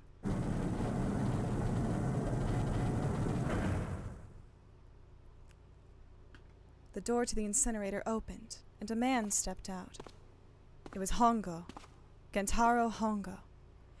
9 years later, we would call him Ace. Ah, how wonderful to see you decided to come back. His smile made my blood run cold. It looked mechanical, as if someone had simply pulled up the corners of his mouth. Come with me. We must continue the experiment. I shook my head, eyes wide. Slowly, I began to walk backwards. 1 step, 2 steps, 3 steps. Then I spun around and broke into a run. I felt Hongo's hand close over my left wrist. I said, come with me. There was an edge of insanity to his voice now. I pulled as hard as I could. That bracelet looks really photoshopped on. No, I don't want to! Let me go! Please, let go of me! I shook my body and flailed my arms, trying desperately to get Hongo to let go of me. But I was still only a child. I was no match for a man like Hongo. Stop struggling, goddammit! Do as I tell you! He heaved on my arm, trying to pull me into the incinerator. I screamed, help me! Somebody help me! Then suddenly, Akane! The door to the stairs flew open. My brother Owie burst out of it. Behind him came 7 and Snake. Akane! He cried my name again as he leapt toward Hongo. You came back! I cried out. Ha! You're too late, idiot. Hongo threw his full weight against my arm, pulling us both into the incinerator. Ah! The force of it threw me to the floor. I scrambled to my feet and looked toward the open number 9 door. Hongo stood between it and me, but behind him I could see my brother, his fists clenched. But those fists never reached Hongo.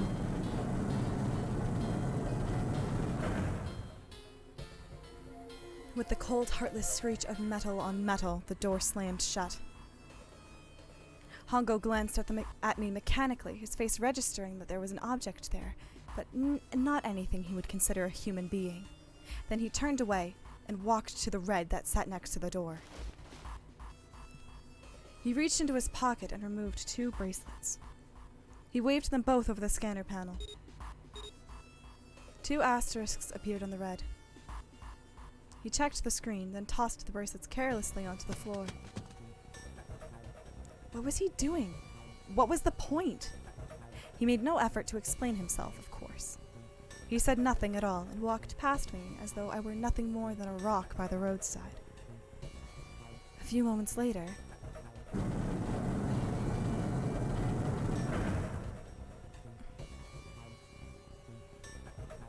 the double door slid shut as well.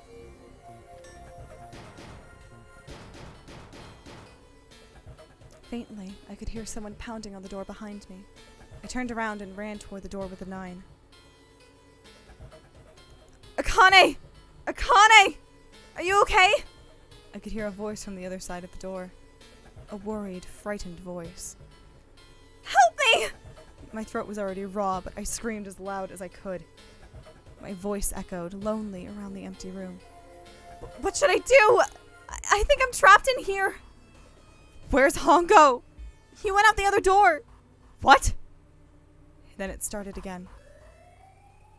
Warning. Warning. Emergency incineration command has been acknowledged. Automatic incineration will take place in 18 minutes. Please evacuate the incinerator immediately. Holy shit. Man, I knew what it was gonna say, but that is one hell of a creepy voice. I knew it. It's starting. Santa started the incinerator. Fuck! Man, I never thought I'd hear that damn voice again after 9 years. What the hell? What the hell? What are you talking about? It's 9 years this and 9 years that, and when it's not 9 years something, then you're talking about some sort of fucking experiments. What in God's name are you talking about? You aren't making any sense! I'm sorry, Lotus, but we really don't have time to explain it right now. I promise I'll tell you everything once we get out of here. Automatic incineration will take place in 17 minutes. You know what that means, right? Incinerate means burn. What kind of idiot do you think I am? I know what incinerate means. Well, God damn it. Okay, fine. Okay, fine. I won't ask anything else. Just talk about whatever you want. But you have to do something for me. 7. Figure this out. What? Why me? Just shut up and stop this thing. How the hell? There has to be some sort of emergency shut-off button.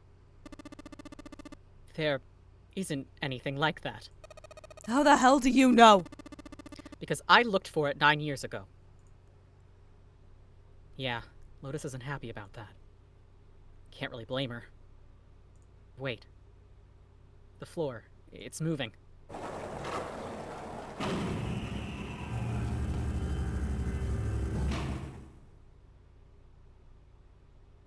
What else can I say about it but... What the hell is that? What else could I say? What else could I say but... What is that? The floor opened and a machine rose up out of it. It looked like a computer. At least it kind of did. There was a monitor, a keyboard, and a cross-shaped device of some kind. Something about the machine scared me, but I forced myself to walk up to it.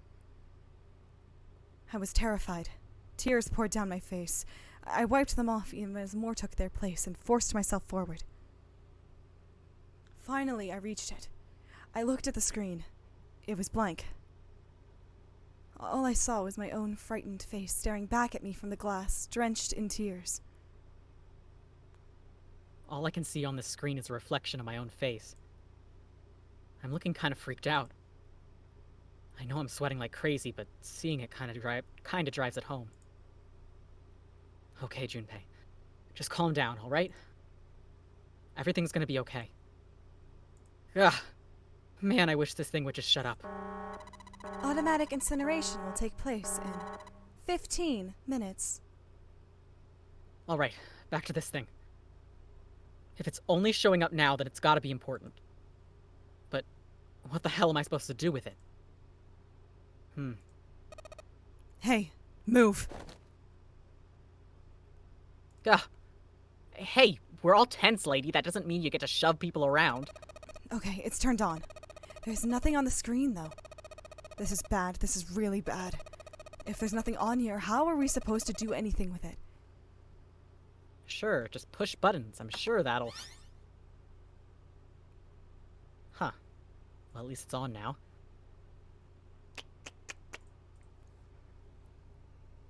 What's on the screen, though? What is this? What the hell? It looks like some sort of puzzle. It's got a bunch of numbers scattered across a 9x9 grid. The numbers range from 1 to 9. Do you think that if we solve this puzzle, the incinerator will stop? Yeah, well, we can hope, right? Alright, puzzle. How do you work? Ah, man, that goddamn voice again. Automatic incineration will take place in 13 minutes. Shit, 13 minutes? Can we really do this? My heart feels like it's gonna pop. My heart was pounding like it was about to explode. I stared at the puzzle on the screen.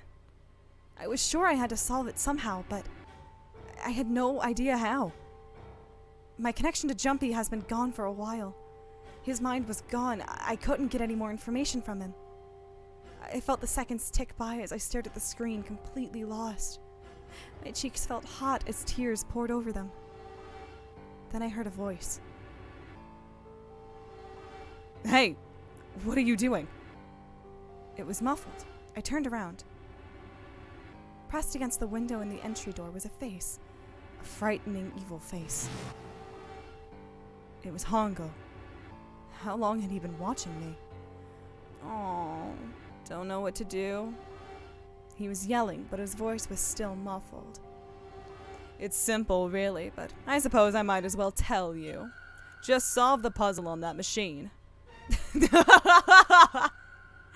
His laughter was muffled by the door, but it still tore at my heart like the claws of a vicious monster. I bit my lip and glared at Hongo, struggling to hold back hot tears. You're a terrible person! I hate you! Oh my, how could you call a gentleman such as myself a terrible person? That's not very nice. I'm quite fair. I don't use tricks or play dirty. You see, I've even left you a way out. A way out? Didn't you hear me? All you have to do is solve that puzzle. Do that, and you can stop the incinerator.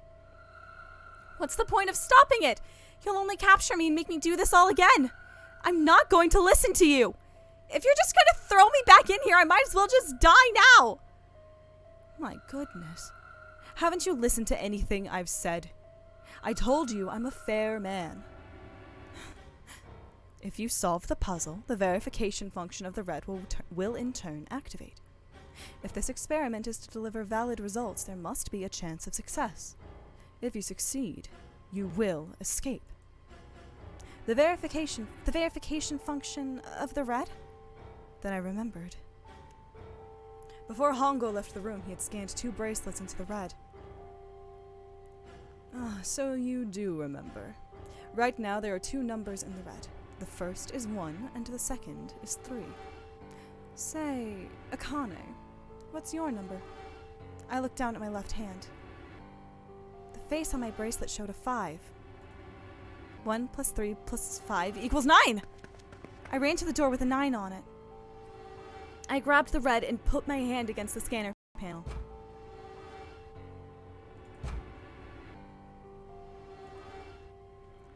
You really aren't one for listening, are you? I hear Hongo's muffled voice from across the room. I already told you, didn't I? Once you solve the puzzle, the verification function of the red will activate. In other words, if you haven't solved the puzzle, you can't enter your number. What kind of a fool are you? Why? Why are you doing this? You could never understand. You don't know what it's like to spend every day surrounded by monkeys. Now, start the experiment. Solve the puzzle. I can't! I don't know how!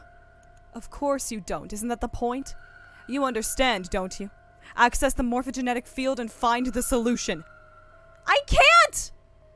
Then you'll die. You'll burn alive. It's going to be quite hot in there in a few minutes. I imagine it'll be very painful.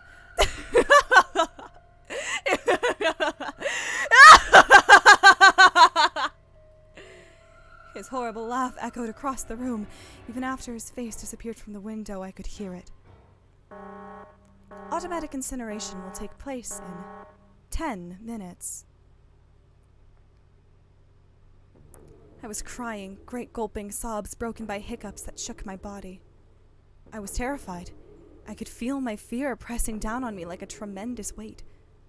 Somehow I forced my shaking legs to carry me back to the device. I stared at the empty monitor. I can't. I just can't. There's no way. I can't figure this out. What was I going to do? I didn't know. I didn't know. I didn't even know where to start.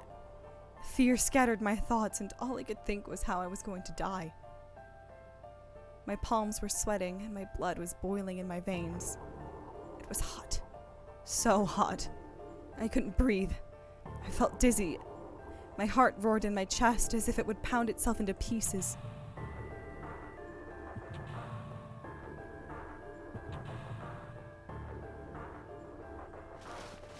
I reached into my pocket. I wrapped my hand around the thing I'd come back to get. The doll Jumpy had given me.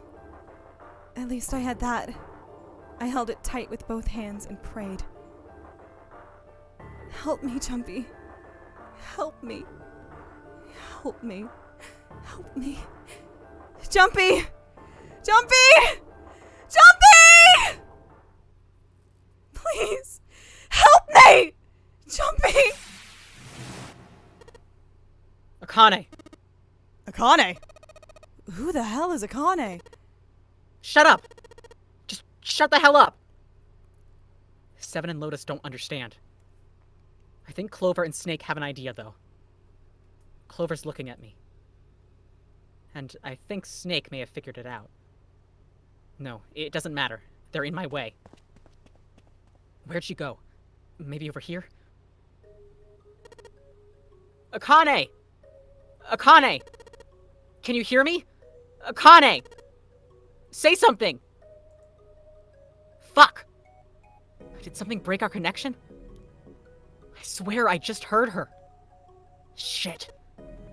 Akane! Answer me! Akane! Jumpy! I spun around. I heard a voice. His voice. I looked around. He wasn't in the room, of course. But I'd heard it so clearly. Like he was right there. Jumpy! I screamed as loud as I could. Immediately, I heard him call back. Akane! Jumpy! That's her. She's there. Then that means... Akane! Are you in an incinerator right now? Yes, I am! How did you know? Now I understand what Santa meant. Right. There's only one way to help her. You were brought here to help my sister. To save Akane. I think I get it now. Automatic incineration will take place in 7 minutes. Jumpy! We don't have time!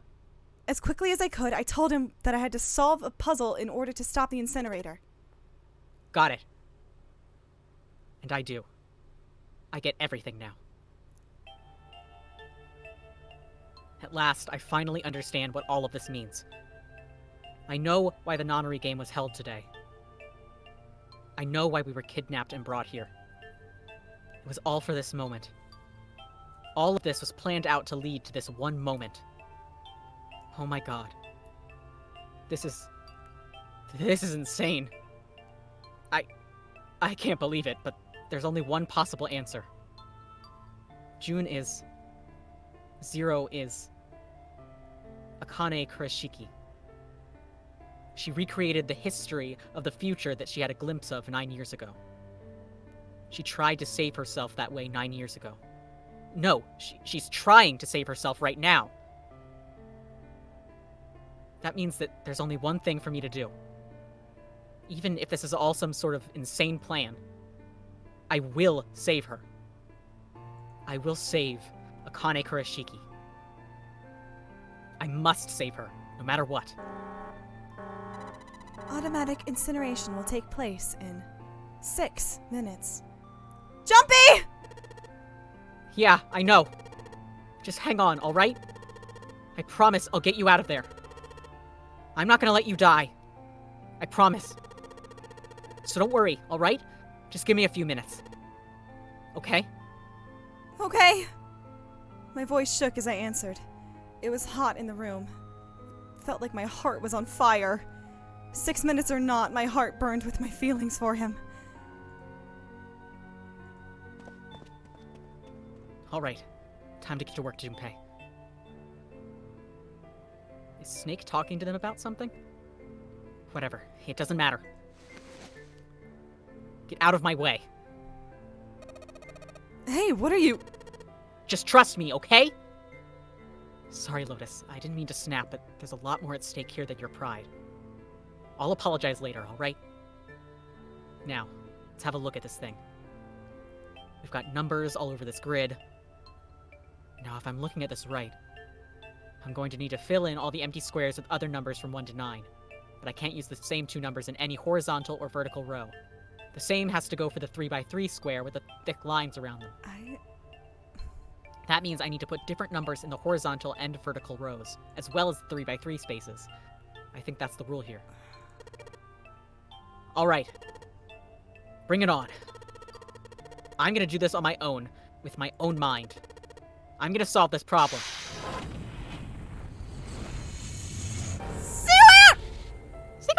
I'm sorry, I'm... so entertained by the fact that this has come down to fucking Sudoku. This is incredible to me. Greatest of all puzzles. Hold on, let me see if I can do this. There we go. Okay, so I love... Okay. This isn't timed. I'm allowed to gush for a second. Okay. This makes so much more sense. Okay. So here's the thing. I'm gonna give you my little... Kate explains her stupid little brain right now while I'm solving some Sudoku, okay? So I was thinking for a really long time, like, if we're supposed to... I don't know, it struck me as odd that a visual novel where lives are on the line would be told in third person.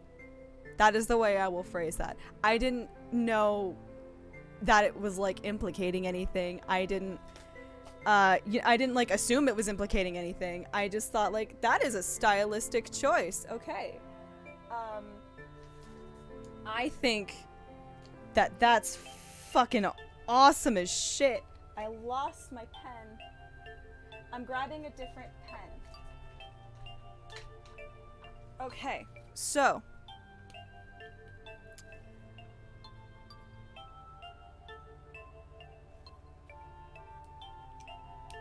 I kind of wish this was the style where you could mark where numbers could and could not go, but alas.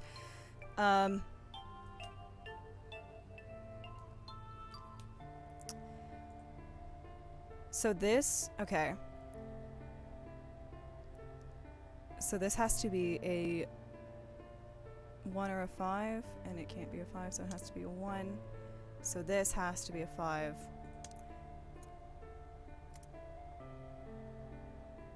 Okay, so you were kind of nice. This is great.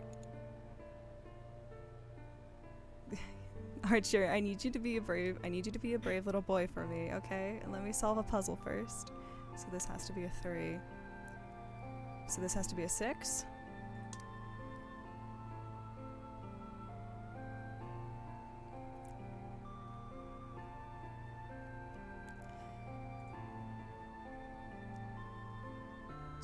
So this has to be a 5. 6, 7. So this has to be an 8.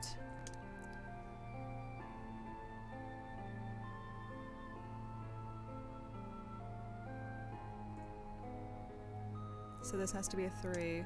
So this has to be a 4.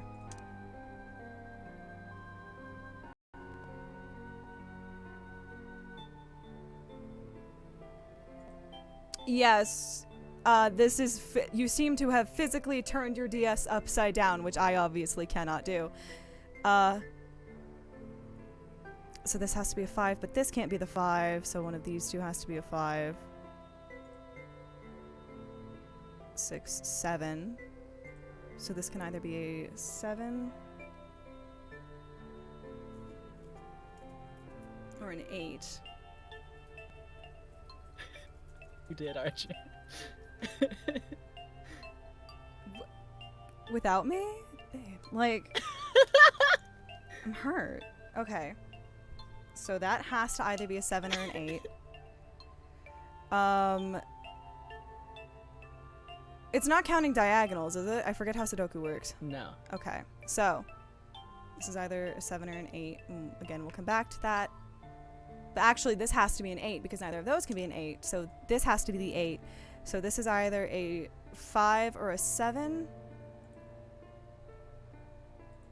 And neither of those are conflicted yet. So, man, this is where me weirdly hyperfixating on this one guy's random Sudoku videos on YouTube is actually really helpful. Babe, I thought we did everything together. How could you? So what is this? This is we need a 2, a 6, and a 7, right? Yes, a 2, a 6, and a 7. So the 2 can't go there. The 6 or the 7 can. So that actually has to be the 2. So that has to be the 6 up here.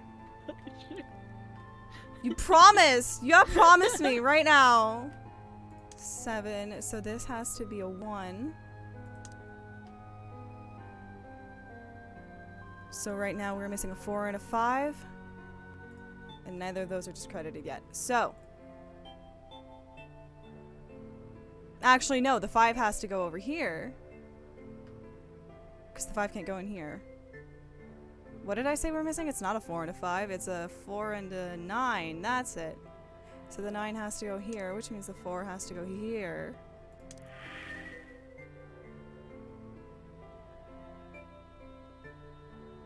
Okay! Is that...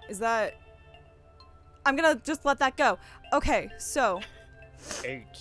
8. What, is this fucking Stanley Parable shit? 8. 8. 8. 8. 7 and 5. Okay.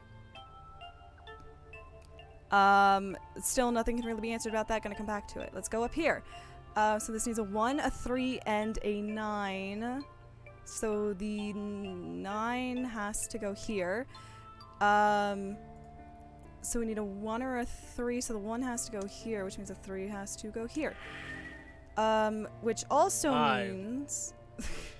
If it's just 1, 2, 3, 4, it can't be. Okay, there was an extra number. I was like, I'm gonna be so pissed. Okay, so what does this need? This needs a 1, 2...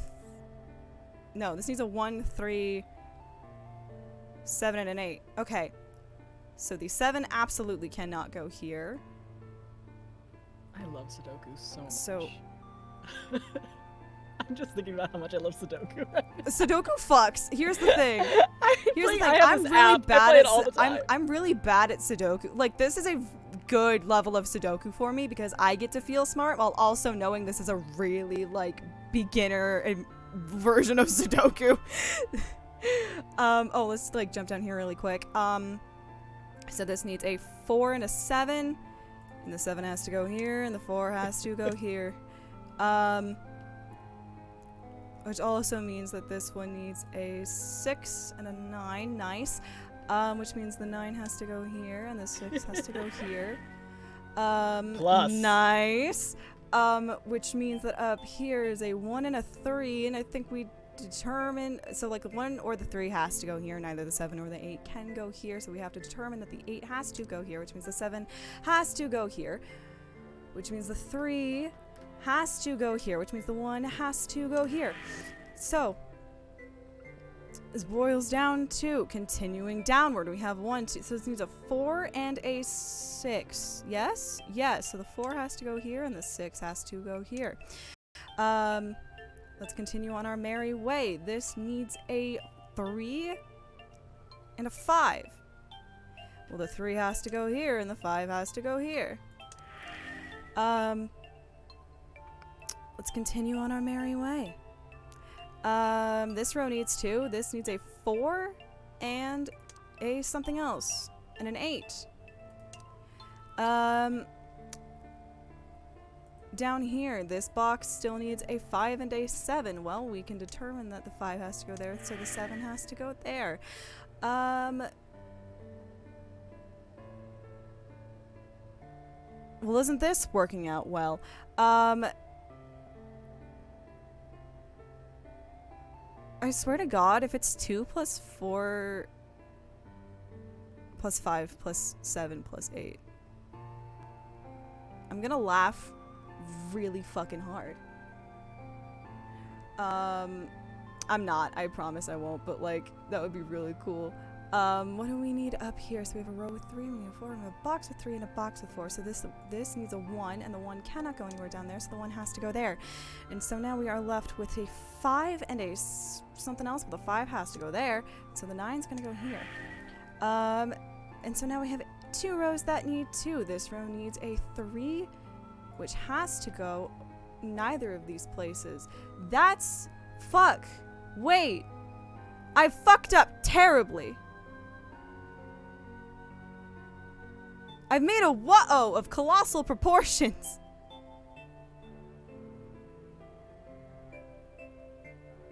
There can't be a 3 in this box. I fucking lied.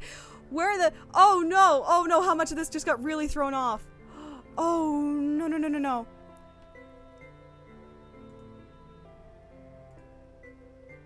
Okay. Hold on. That was a 4. Okay, so that is a 4. That is... Perhaps the 8 goes here and the 3 goes here. That does not solve the problem. It's not a 3. Why did I... It's a 6! Okay, so the 8 does go here, though. And then this is a fucking 6. Where the fuck did I get 3 from? Shit! Okay. So this is missing a 3, and now we can, in fact, put a 3 here. And now we...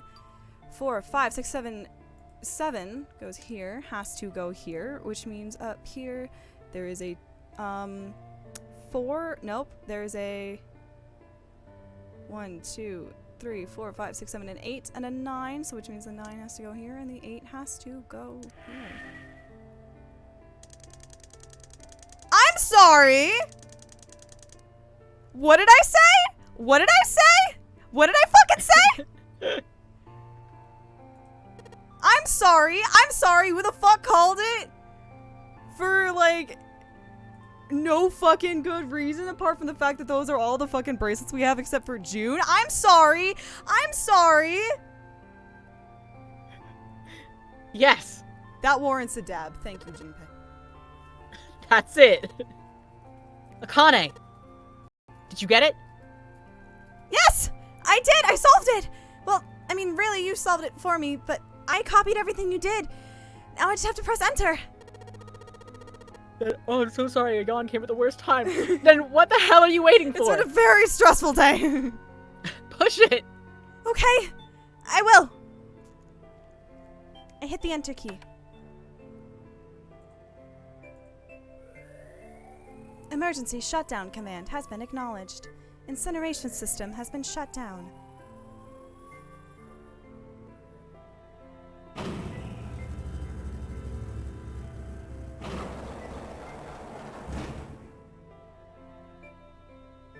Jumpy!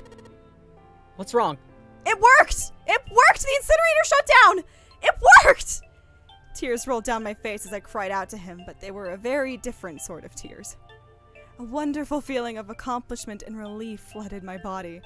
At the same time, what strength I had left disappeared, and I collapsed to the floor. For a while, I just lay there, laughing and crying and enjoying being alive.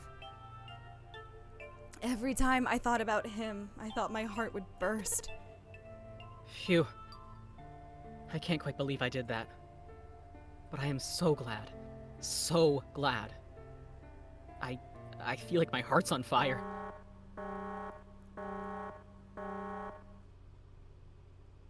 No, I don't have time to be thinking about that kind of shit. I need to tell Akane. Akane! Sorry, but things are kind of busy over here. I'm gonna have to hang up now, okay? Oh, of course! That's fine! I wiped the tears from my eyes and nodded vigorously, even though I knew he couldn't see me. Then I looked over at the corner of the floor. There were the 2 bracelets Hongo had left behind. Now. Well, Seven and Lotus don't look particularly happy with me. Not a very nice look to give someone who just saved your lives, guys. Junpei, are you? Okay. Ah, shut it. Right. Okay, so maybe they have a reason to be pissed off. So what if I haven't pressed the enter key yet? Alright, nothing holding me back now. Here goes. Wait. Automatic incineration will take place in 90 seconds. Ugh. It doesn't sound like it's stopping. What the shit? Why isn't it stopping? Okay, maybe I didn't hit the key hard enough. Just hit it again. And again. And again. Okay, that's not working either. The alarm's still going off. What the hell is going on? I've got all the right numbers in the right boxes. It's perfect. So why the fuck isn't this thing stopping? Automatic incineration will take place in 60 seconds. Wait, of course. That's what these numbers under the puzzle mean. 2 plus 4 plus 5 plus 7 plus 8. 35? Snake, Clover, me, 7, and Lotus. Then, door 9. No. That's it. That number on the door isn't a 9. It's not even a number. It is hidden, but an exit can be found. Fuck, I forgot you were Batman. Hold on. It is hidden, but an exit can be found. Seek a way out. Seek a door that carries. Oh, fuck. No, hold on, I know what that is. I don't know what that is. Give me one fucking sec. Hold on. I wanted to say theta. It is not a fucking theta. Hold on. The vitamin water. Not the vitamin water. Hang on. Alpha. That's a fucking alpha. Is it an alpha? No. Is it not a fucking alpha? It's not. It's just the font's weird. Is it the fucking Q? It is a Q. That's less cool! Holy shit. Of course. You needed to become an alpha gamer. I'm not an alpha gamer. I'm just Q for queer. Then we just have to put the right number into the red and... Those were the 2 groups. Q for queer and A for alpha. Automatic incineration will take place in 30 seconds. Run, guys! Get to the door! Run! Oh shit, oh shit, oh shit, oh shit. Don't have much time. Man, I sure hope they can just trust me on this one, or we are all fucked. Alright, no time to explain. Just go. Quick! Verify your numbers on the red. Verify? Who? What combination? All of us! We all need to verify. Why? You really think this is a good time to ask questions? Just do it! Hurry, hurry, hurry, hurry, hurry! Automatic incineration will take place in 10 seconds. 9, 8, 7, 6, 5, 4, 3, 2. Central gate has been opened. Incineration system has been disabled.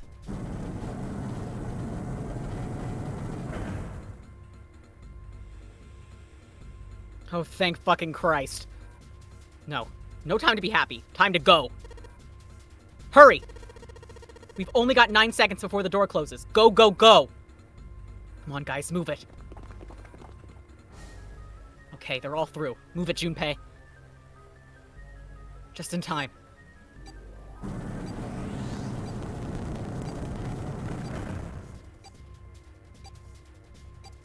And there goes the door. No, don't calm down yet. You're not done. We've still got to find the dead. Well, they found it. Good news. We found the dead. Don't worry about it.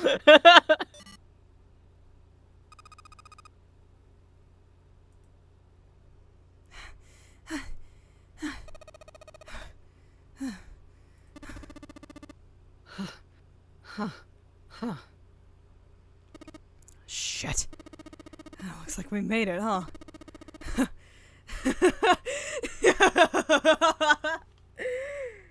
Man, that guy sure can laugh when he wants to. Looks like Clover and Lotus are totally out of energy. I guess Snake probably can't see the sky, but he sure can feel the fresh air. I just want to take a nap. Akane! Akane! Akane, can you hear me? I want to tell her we made it. I want to tell her how good I feel. But nothing.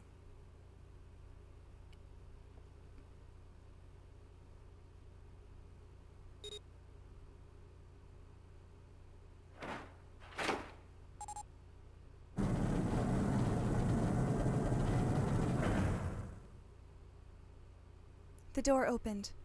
Standing in front of it was my brother. Akane! Howie! I cried his name even though my voice was almost gone from screaming and leapt into his arms. Oh, Howie! Akane! I buried my face in his chest and cried again. I cried and cried and cried. The steady thump of his heart in my ear made me feel like I was home. Its beat was almost like a lullaby. I wrapped my arms around him as far as they would go and held him tight as I could. Just to be there felt like a miracle. I hadn't felt the warmth of another human body in what had seemed like an eternity. I just wanted to stay there in his arms forever. But I couldn't. At the moment I'd passed through the door, my bracelet had begun the countdown to the death. I leapt away from him and looked around. The door had already closed. I spotted the dead only a short distance away. It took me only a moment to get to and scan all the bracelets. I left the ones Hongu had dropped on the scanner panel. That was it.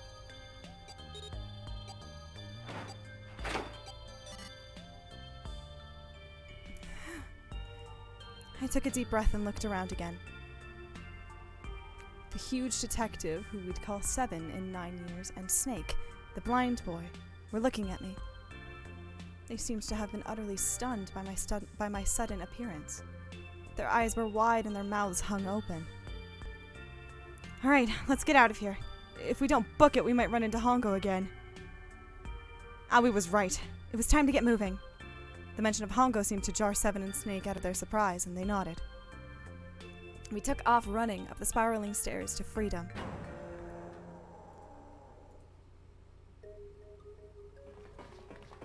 Up, up, up, up. Man, these stairs go on forever. But if they can get us out of here, no wonder we're running so hard. My heart's beating so hard I can barely hear. God, I can't wait to breathe real air. Again. Huh? Is Seven talking? Hey, Junpei, can I ask you something? What's up? That door, the one with a 9 on it. Why'd it open? Yeah. All 5 of us verified our numbers on the rad. 2 plus 4 plus 5 plus 7 plus 8 equals 26. That makes our digital root 8. It shouldn't have opened. That's not like you, Lotus. I thought you would have figured it out already. Huh? Why? Because you were the person who taught me about the idea of bases. Bases. Yeah. What are the 2 numbers in base 2? 0 and 1. And how about base 10? That goes from 0 to 9, right? That goes from 0 to 9, right? Then how about base 16? 0 through F. After 9, it starts at A and goes from there B, C, D, etc. You're right. In other words, A in base 16 is 10 in base 10. B is 11, C is 12, D is 13, and so on. So, what about it? You don't get it? What if we kept going with that pattern? What if you go way past base 16, all the way to base 27? Base 27? Yeah, Well, the numerical digits are the same, so I guess you'd add alphabetical digits. E is 14, F is 15, G is 16. H is 17. I is 18. J is 19. Oh, we're gonna do this the whole way. K is 20, I is 21, M is 22. N is 23. O is 24. P is 25. yeah, and? What comes after that? Q. 26. And what does that mean? That wasn't a 9 on the door. It was a Q. A fucking lowercase q. Yeah, that's pretty much it. I guess to put it another way, you could say that it was a 9 in base 10, but a Q in base 27. Sure. Sure, Junpei. Time for more running. God, my thighs are killing me. I swear, any moment now I'm gonna tear a muscle. I feel like every single cell of my body is dying for air. Damn, every breath I take is a chore now. I feel like my lungs are gonna burst. Maybe just a short rest. No, can't stop. Don't have time. Come on, legs. There can't be many more of these steps left. Let's run. Run, like a bullet down a rifle barrel. Like a tornado cutting through a sea of clouds. I feel like we're running along the back of a giant coiled dragon. Finally.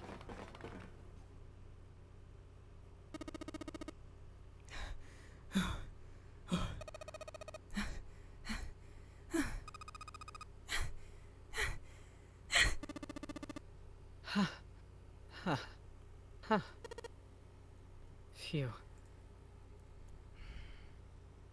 Jesus, I can barely breathe. No, Junpei, no time to rest. Pull yourself together. You're almost there. Alright. I'm gonna open it. Yeah. Yes.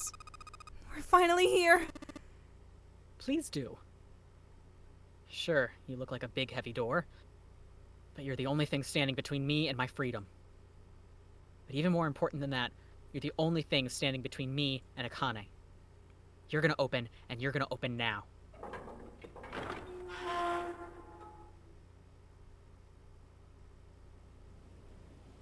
I felt a hand on my shoulder. It was Awie's. He gave it a small, reassuring squeeze. I was so happy I felt like I could melt. My heart was at peace.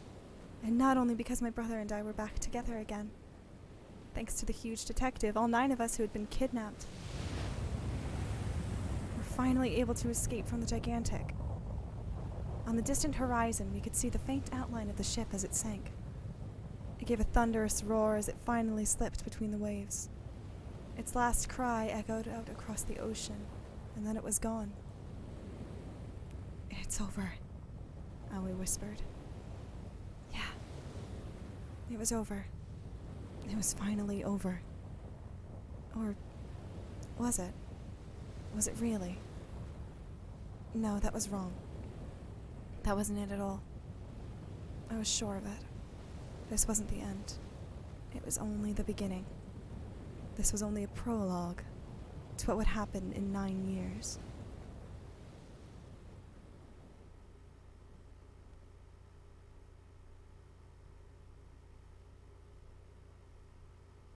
Yes, finally. Air. Ugh. Damn, that sun is bright. I can barely see anything.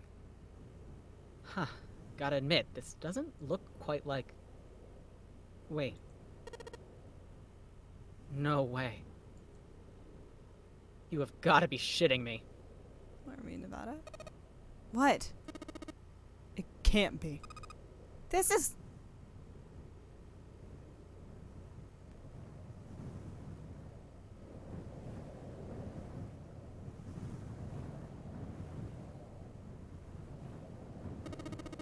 This is the building in the Nevada desert. the mock experiment building. Oh my god, this whole time we were in Building Q. Sure enough, that's a desert out there with mountains all around it. Hello there, son. Hello there, Nevada sun, in what I can only hope is not Death Valley. Boy, am I ever glad to see you. Not in Nevada, though. I don't think I'm I've gonna ever been die so from happy a to see heat stroke. sunrise. Huh? Did I just hear something fall? Right, our bracelets. I guess I've never really got a good look at the underside of one of these. We haven't drank water in hours. We are going to die. We haven't eaten food. Let's see what's the inside Nevada you. sun is not the place to be. They die instantly. The game ends. They don't die from the experiment. Thank you, Aaron. Thank you, water. They don't This die happened in from the the game. experiment. Water They die from materialized. fucking Death Valley. Connie didn't account for that. Akane did not account for Nevada. They never account for Nevada. Let's see what's inside you. Not your best pickup line. Just a little electronic chip, like in an ATM card. That's it. There's nothing else. Nothing that even looks like a detonator. There was never a detonator to begin with. Figures. Akane. Jumpy. Guess I must be pretty crazy about the girl if I think I'm hearing her voice in wind. There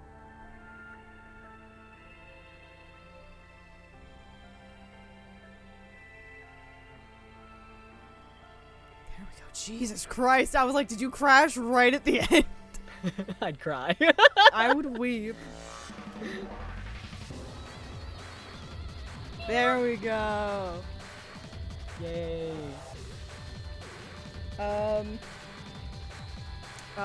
Ren, I'm gonna text you something really quickly, and then I'm going to, give my verbal reaction.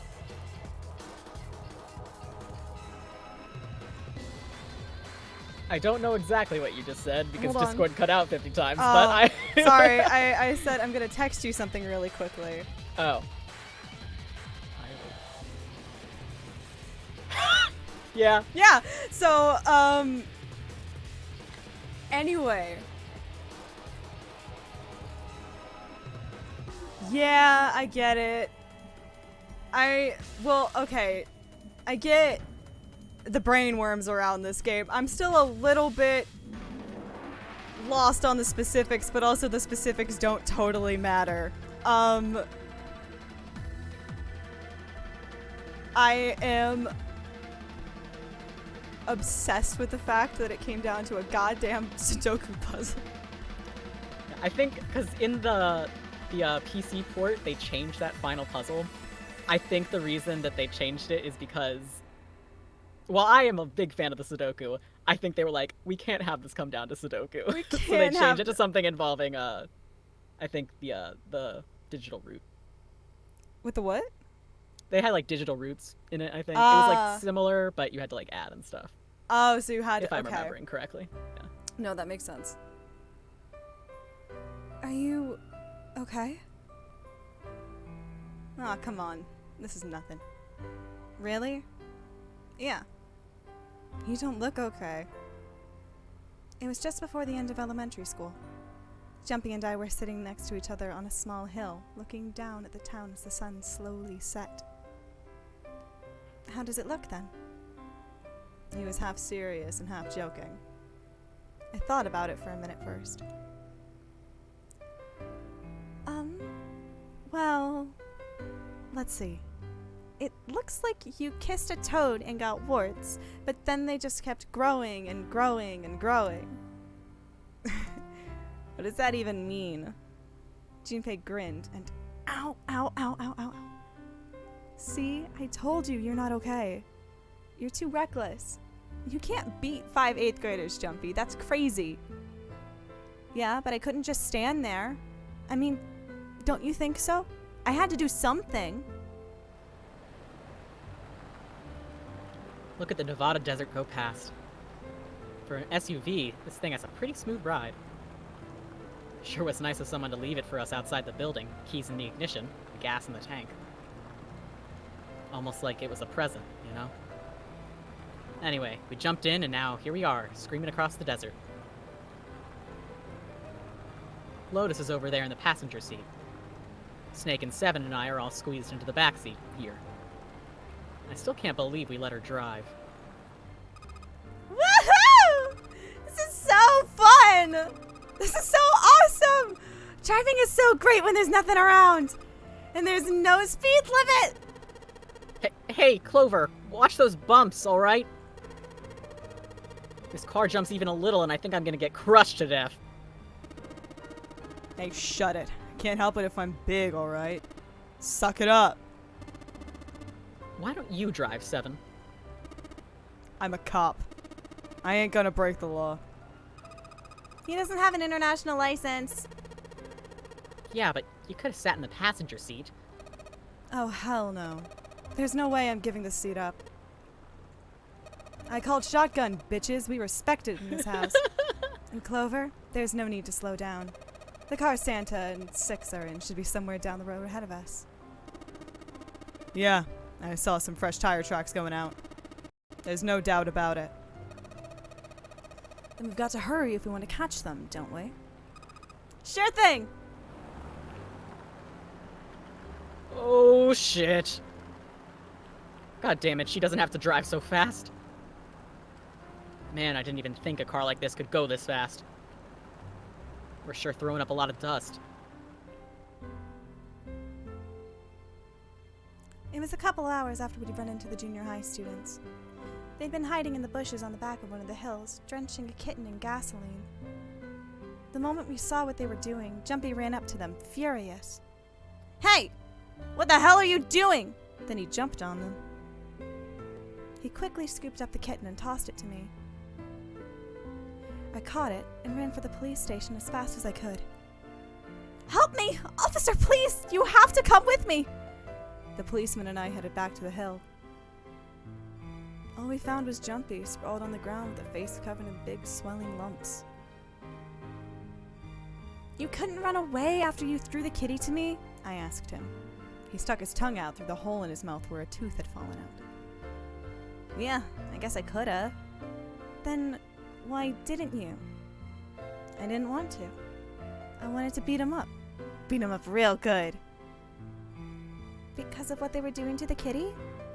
Yeah, that too, but I think they were the ones behind those murders our first semester, remember? Oh, you mean the bunnies? Yeah, the bunnies. He plucked some grass from the ground and tossed it into the wind. They asked me what elementary school I was from, so I told them. Then they said they'd do the same thing to you that they did to the rabbit. I couldn't forgive them for that. So,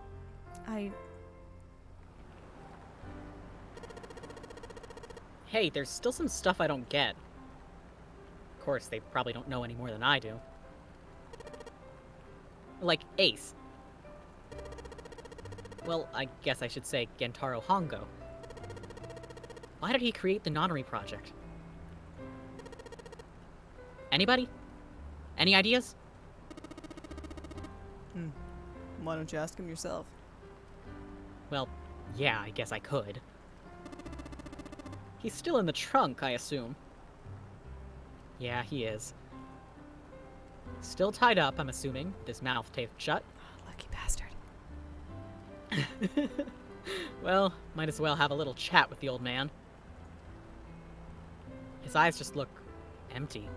No emotion. He looks like he's just given up. I wonder if he even cares what happens to him anymore. Hey, were you listening to us? Yeah, go ahead and try to pretend you weren't, you old bastard. Let's get that tape off your mouth. Come on, I know you were. Answer me. You could at least look at me when you talk, man. I only wanted to see the faces. Human faces.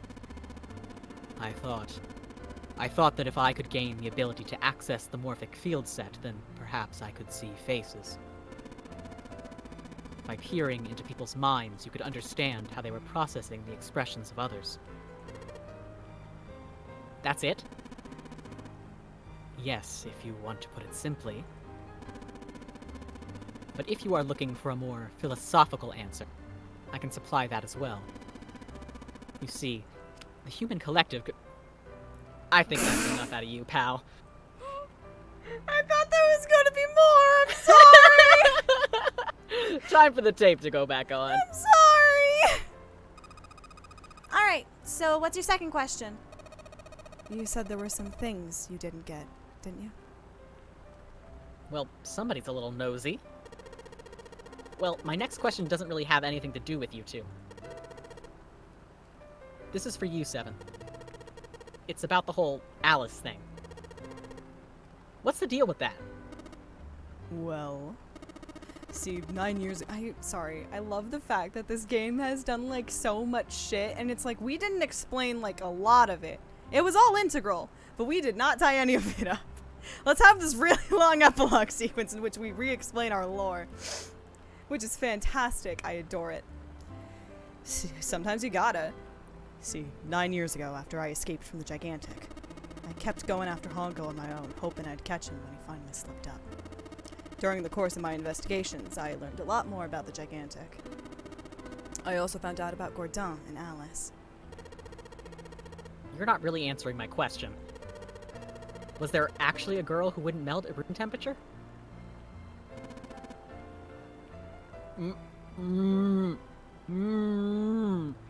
Sounds like Hongo has something to say. Alright, fine. I'll let you talk, but you gotta behave. What? Alice doesn't exist. 9 years ago, I found Alice's coffin behind the library bottom deck. There was nothing in it but the root of a peculiar plant. Audrey, too. Yes, exactly. Audrey 2.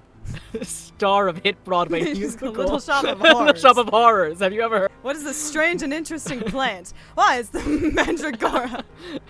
My research determined that it was a member of the genus Mandragora, of the family Solanans. Pretend I said that. I was able to extract a particular alkaloid from it. I can spell it, I cannot say it. I used that extract to create Soparil. Its creation was a tremendous boon to my firm, and we grew rapidly.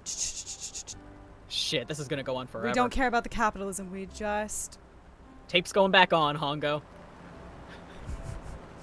I'm gonna say rest that of my next time I questions- shut somebody up. Tape's going back on, Hongo. The rest of my questions can wait a bit. For now, I think I'll just enjoy the ride. Here, this is for you. What is this? This is a 4U doll. His name is Junpei. Jumpy pulled something out of his pocket and shoved out his arm toward me. In his hand was a doll made of yarn small enough to fit in his palm. Jumpy, are you sure it's a, for you doll? Huh? Yeah, the lady at the shop said so. That means it's for you, right? Are you sure it's not a voodoo doll?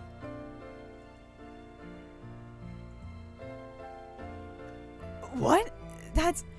Oh, man. Oh, man. Well, it sure looks like a voodoo doll. I mean, you do know what a voodoo doll is used for, right? Yeah. I guess calling it Junpei isn't a very good idea, then. Why are you giving me this, anyway? It just seems really sudden. Well, you know how after June we aren't gonna get to see each other too much. I mean, we're gonna be in different schools, and I just thought I'd, oh, okay, well, how about we call it June, then? Okay. So, I wanted to give this... you. You sound like some sort of tribal chief in a bad movie. Yes, I... head of tribe. This doll. Traditional charm of tribe. So I give this... it me. So we always... together. Jumpy. If something bad, then hold and pray. I go wherever you are. So here. Take. I reached my hand out and picked up the doll gently. Thank you. Thank you so much, Jumpy.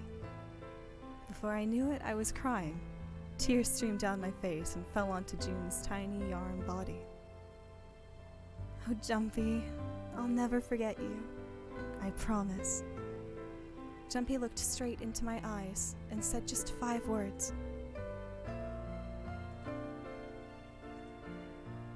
I'll never forget you either. The sky was a beautiful crimson red as it melted down toward the horizon. The last golden rays of sunlight stretched out across the city and painted themselves across the hills. We sat, bathed in the warm light of evening. Just the two of us, leaning gently against one another, shoulder to shoulder. The sun set, and we still didn't leave. We watched in silence as the darkness deepened, and one by one, the lights of the town began to flicker on.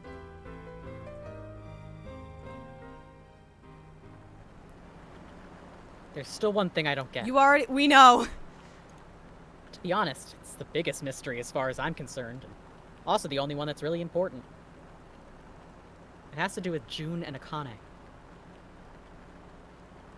9 years ago, she died in the incinerator on the Gigantic. But she's still alive now as June. But how? Was it because I tapped into the morphic field set and saved her 9 years ago? Alright, let's say that makes some kind of insane sense. If I did that, then how do I make sense of what Seven remembers? Snake makes sense. He's blind. He couldn't have seen her body anyway. But Seven, he said he was sure he saw it. Does that mean there's some kind of historical discrepancy? Or, wait. Maybe that's not it at all. There is one other logical explanation. We created a new timeline? Was what you told me the truth, Seven? You look satisfied. No. No way. He couldn't. Hey, look, over there! There's somebody next to the road. Huh? What?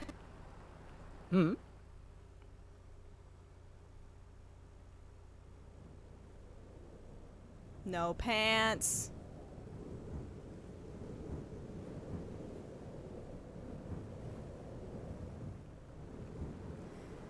The burning gaze of the Nevada sun pounded down on her head. The desert around her rippled with heat. Standing there on that shimmering plain was a woman, her arm out and her thumb up. It would not be long before Junpei realized who she was.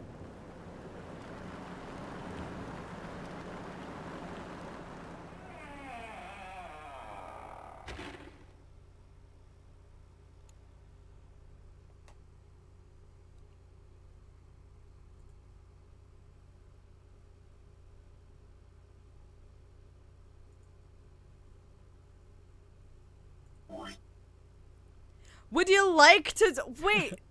Okay, yeah. I'd love to keep the information I gained during this playthrough. Absolutely. Yay. I would love nothing more.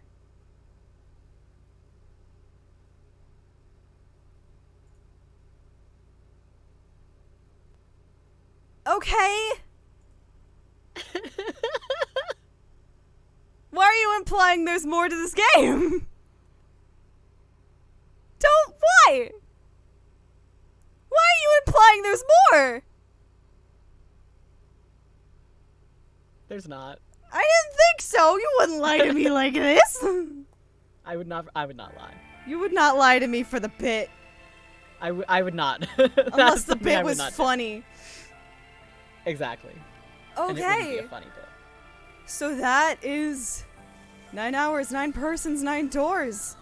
I guess. Okay. So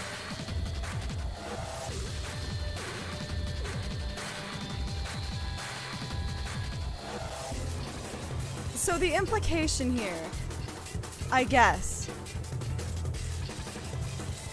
Archer, I'm so proud of you. Archer, you did great. You did such a good job for That me. is impressive. You did such a good job for me. So the implication here is that either Seven remembered why they were doing what they're doing, and so he lied about what happened to Akane. Or I guess also sub bullet point under that, he was lying about having amnesia at all. Or the other option, which crossed my mind at first, is the fact that we created a new timeline, and so now we're just like weirdly stuck. But I think that is like just a little bit too weird, and I don't think that's the answer they're going for. So we're just kind of living in this world in which Seven figured it out, which is amazing. I love the dynamic now of Akane, like, absolutely. The dynamic now between Junpei and Akane is so odd.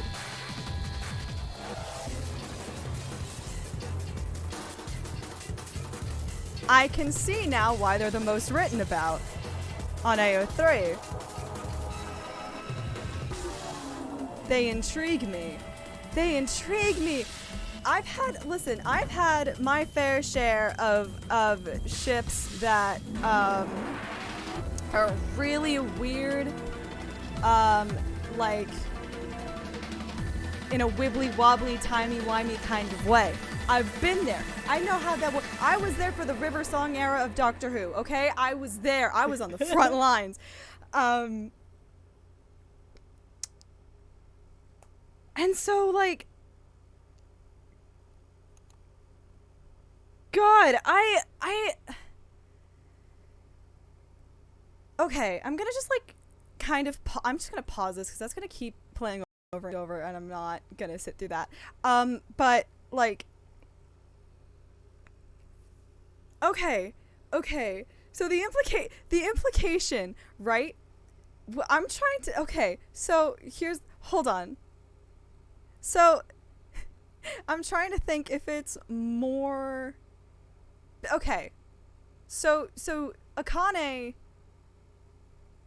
is, okay, hold on.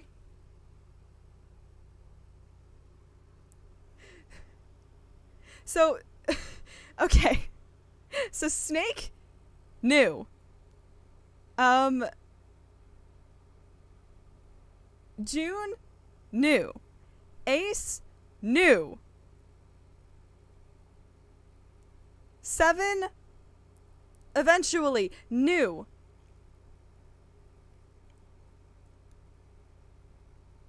And then Snake didn't, Clover didn't.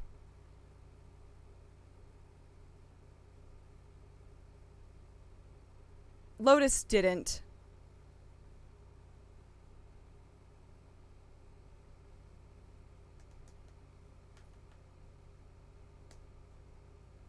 Ninth man. Debatable. Literally the only fucking I guess, like, okay, so Junpei, Clover, Lotus, and Snake are like, are they technically the only people in the dark on this? Yeah.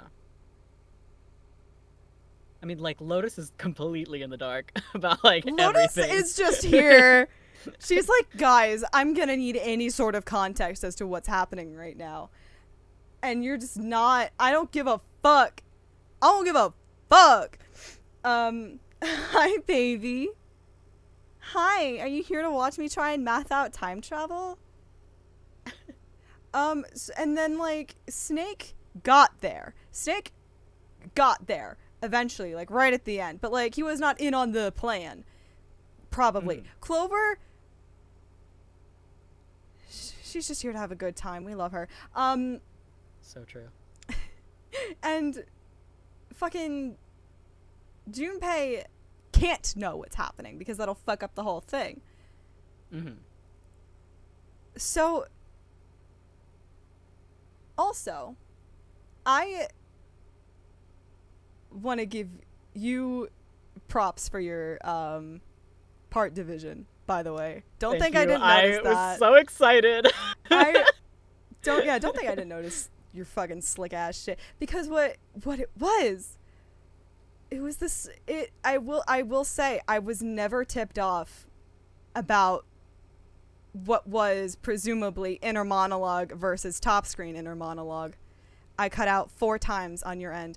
The division between bottom screen monologue and top screen inner monologue, never questioned it.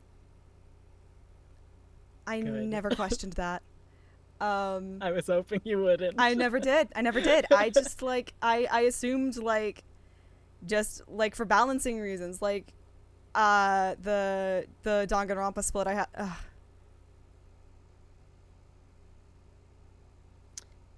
So this is, like, we got,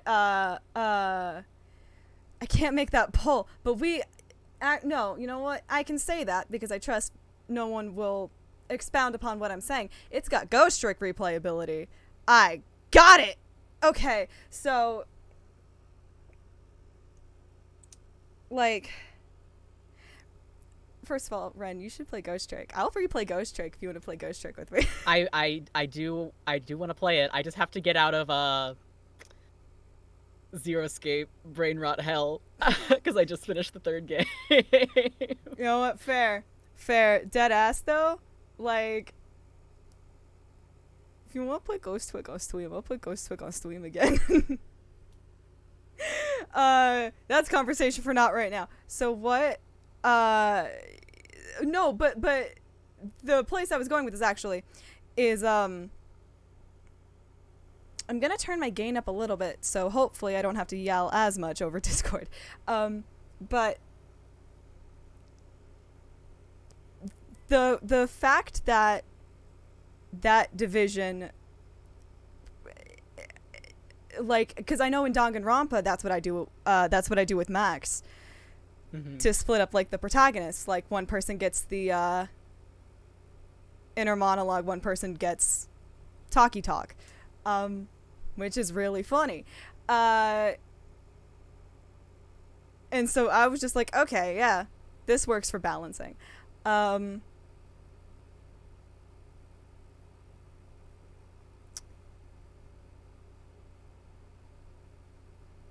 Yeah, no. Never guessed it. Never guessed it. This game is... It feels so weird that it's dead quiet. I don't want to put on music because I don't know how long I'm gonna ramble. Maybe I'll put some on in post if this gets really boring. The only hint that... I remember making, like, cracks the way through where it's like, oh, let me have my fainting woman disease to halt your progress or whatever. So, like, I still don't entirely know what that was, but I'm gonna let that kind of ride. Hi, honey. You wanna come up? You wanna come up and make it interesting while I talk at length? Come here. Come here. Rude. The only, actual, like, thing that was pointing me in the direction that, Zero was, June, whether June was actually also Akane, I wouldn't have been able to guess that. But just was the fact that the bracelet equaled 6. That was it. That was the only thing that I had. There was no other reason. But, like... That's true. Fainting woman disease to halt your progress. No, that was the only thing that made her stand out, though. Like, it was like, oh, childhood friend in a death game. This is gonna end well. Oh, fainting woman disease. This is gonna end well. Oh... whatever, she, like, dies in every timeline, this is gonna end well. Like... Oh my god. Oh, she dies in every timeline because you don't save her. Yeah.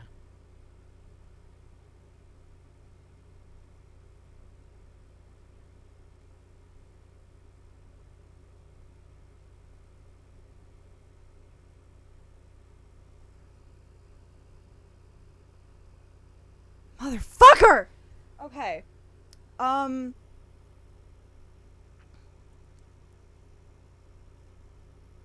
you're kidding. Alexa, play Burnin' Up by Jonas Brothers. You know what? If I wasn't afraid of getting a copyright strike, that would be the music playing in the background here. Burnin' Up by Jonas Brothers. If I go on... I won't. If I go on Spotify right now, will I find a June and Junpei playlist? And will it have... I want... Can you check this for me? Probably. Can you check this for me? I will check this. Can you go on Spotify and just search up Akane/Junpei playlist and see how long it takes you to find one with Burnin' Up by the Jonas Brothers? Because if it takes any longer than 5 minutes, I'm going to be disappointed.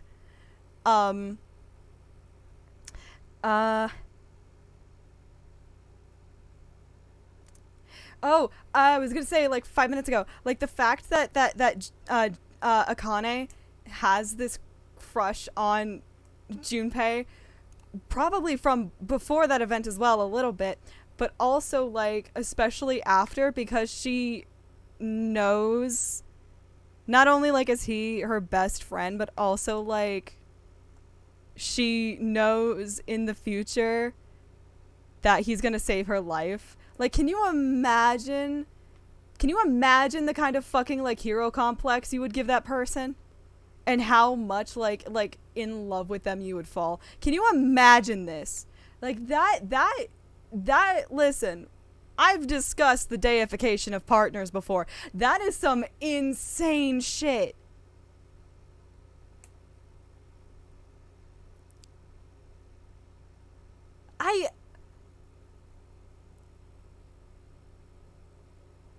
And what's you don't like Akane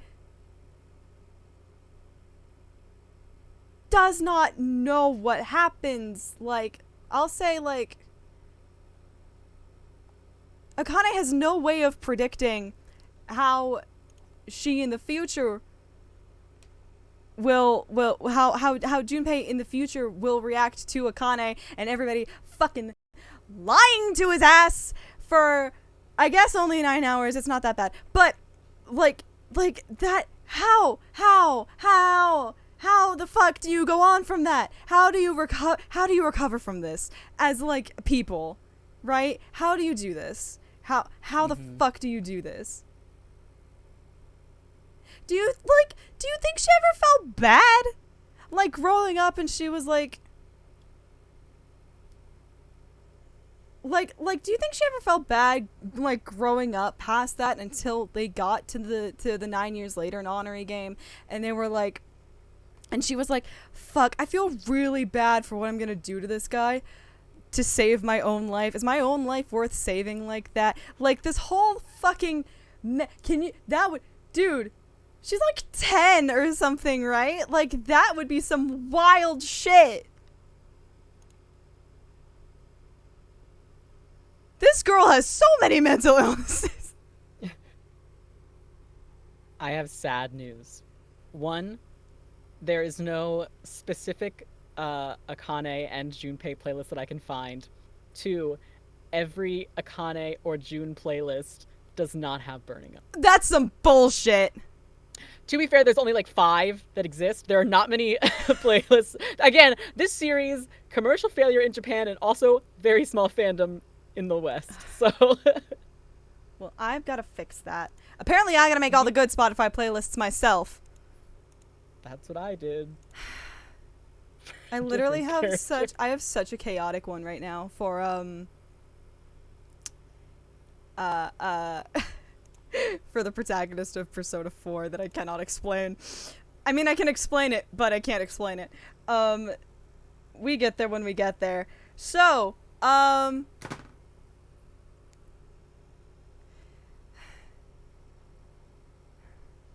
so what's happening now?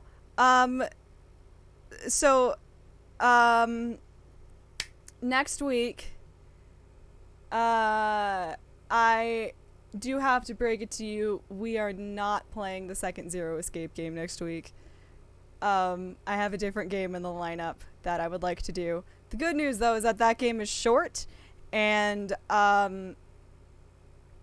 if we decide to come back to Zero Escape, we will come back to Zero Escape. If I can get my grubby little fingies on it.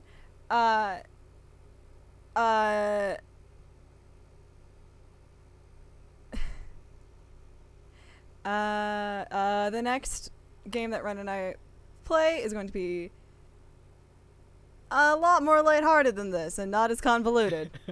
I promise. It is a series that it's my brain rot for the moment. That's the only hint you get. There is still, like, down the line, I'm still thinking about, like, Nirvana Initiative. That is probably not going to be for a little while, because I don't know if you know this, but games are expensive and I have no money. So, Real. Which is why we're celebrating September throughout the month of all throughout the month of September. If you purchase a 1, 3, or 6 month subscription to my Twitch channel, it will be discounted. You get a 25% off a discount for a 1 or 3 month subscription, and I believe 30% discount for a 6 month subscription. There is no loss here to you. If you subscribe, I'm thinking about making some subscriber only stream nights where we go through. I'm thinking about maybe, if there's enough interest, setting up like a proper Discord server that's not just the one that we use, if there's enough interest in that. I have some things that I'm planning on. And also, if you subscribe, I can have money to play more games with my friends and make more content. It's cyclical, you see. It is a keep it going kind of thing. Once again, if you want to subscribe, that is 25% off a 1 month subscription, a 25% off a 3-month subscription and a 30% off of a 6-month subscription. So yeah. I've been saying this for weeks, and one of these days I'm gonna mean it. There is another game that I have in the pipeline that is not happening on Tuesdays. There might be some more late night streams this week if I feel so inclined. Those are a surprise to me and you. And next week, I'm gonna drag Ren down my personal rabbit hole. So, ooh. I could have said that in a less sexual way, and you know what? I'm standing by what I said. So, also, I contractually have to mention it. A contract that was not printed or signed. Today is September 5th, 2023. And if you have been around watching streams from the very beginning or have watched some of the older VODs, you will know that today is the 1-year anniversary of Archer and I founding Giro Productions.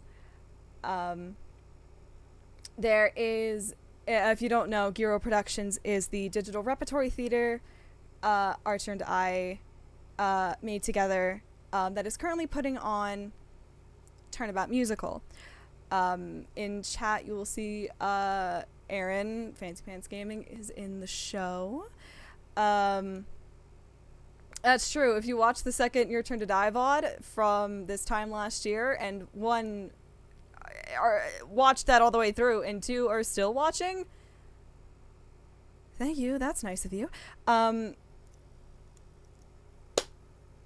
And so, in celebration of that, I guess is the word I'll use, there is an upload on the Giro Productions YouTube channel, Gero Productions, or at Giro Theater. Theater spelled R-E because we have class. There is a little video that's explaining what's happened over the last 6 months, new content that's come out.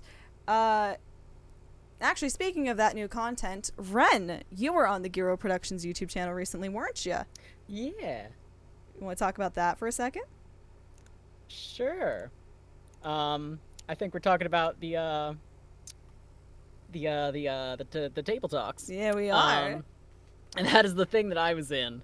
I mean, what is there to say? I was in it. I talked in it about being Phoenix in TAM, along with the many other Phoenixes of various productions of Turnabout Musical, past and present. So if you want to check that out and hear some more of me being bad at public speaking, and also some other people who are better at public speaking, but maybe not as funny or cool as me. I'm kidding, they're very cool, and also just as wonderful. Then you can check that out.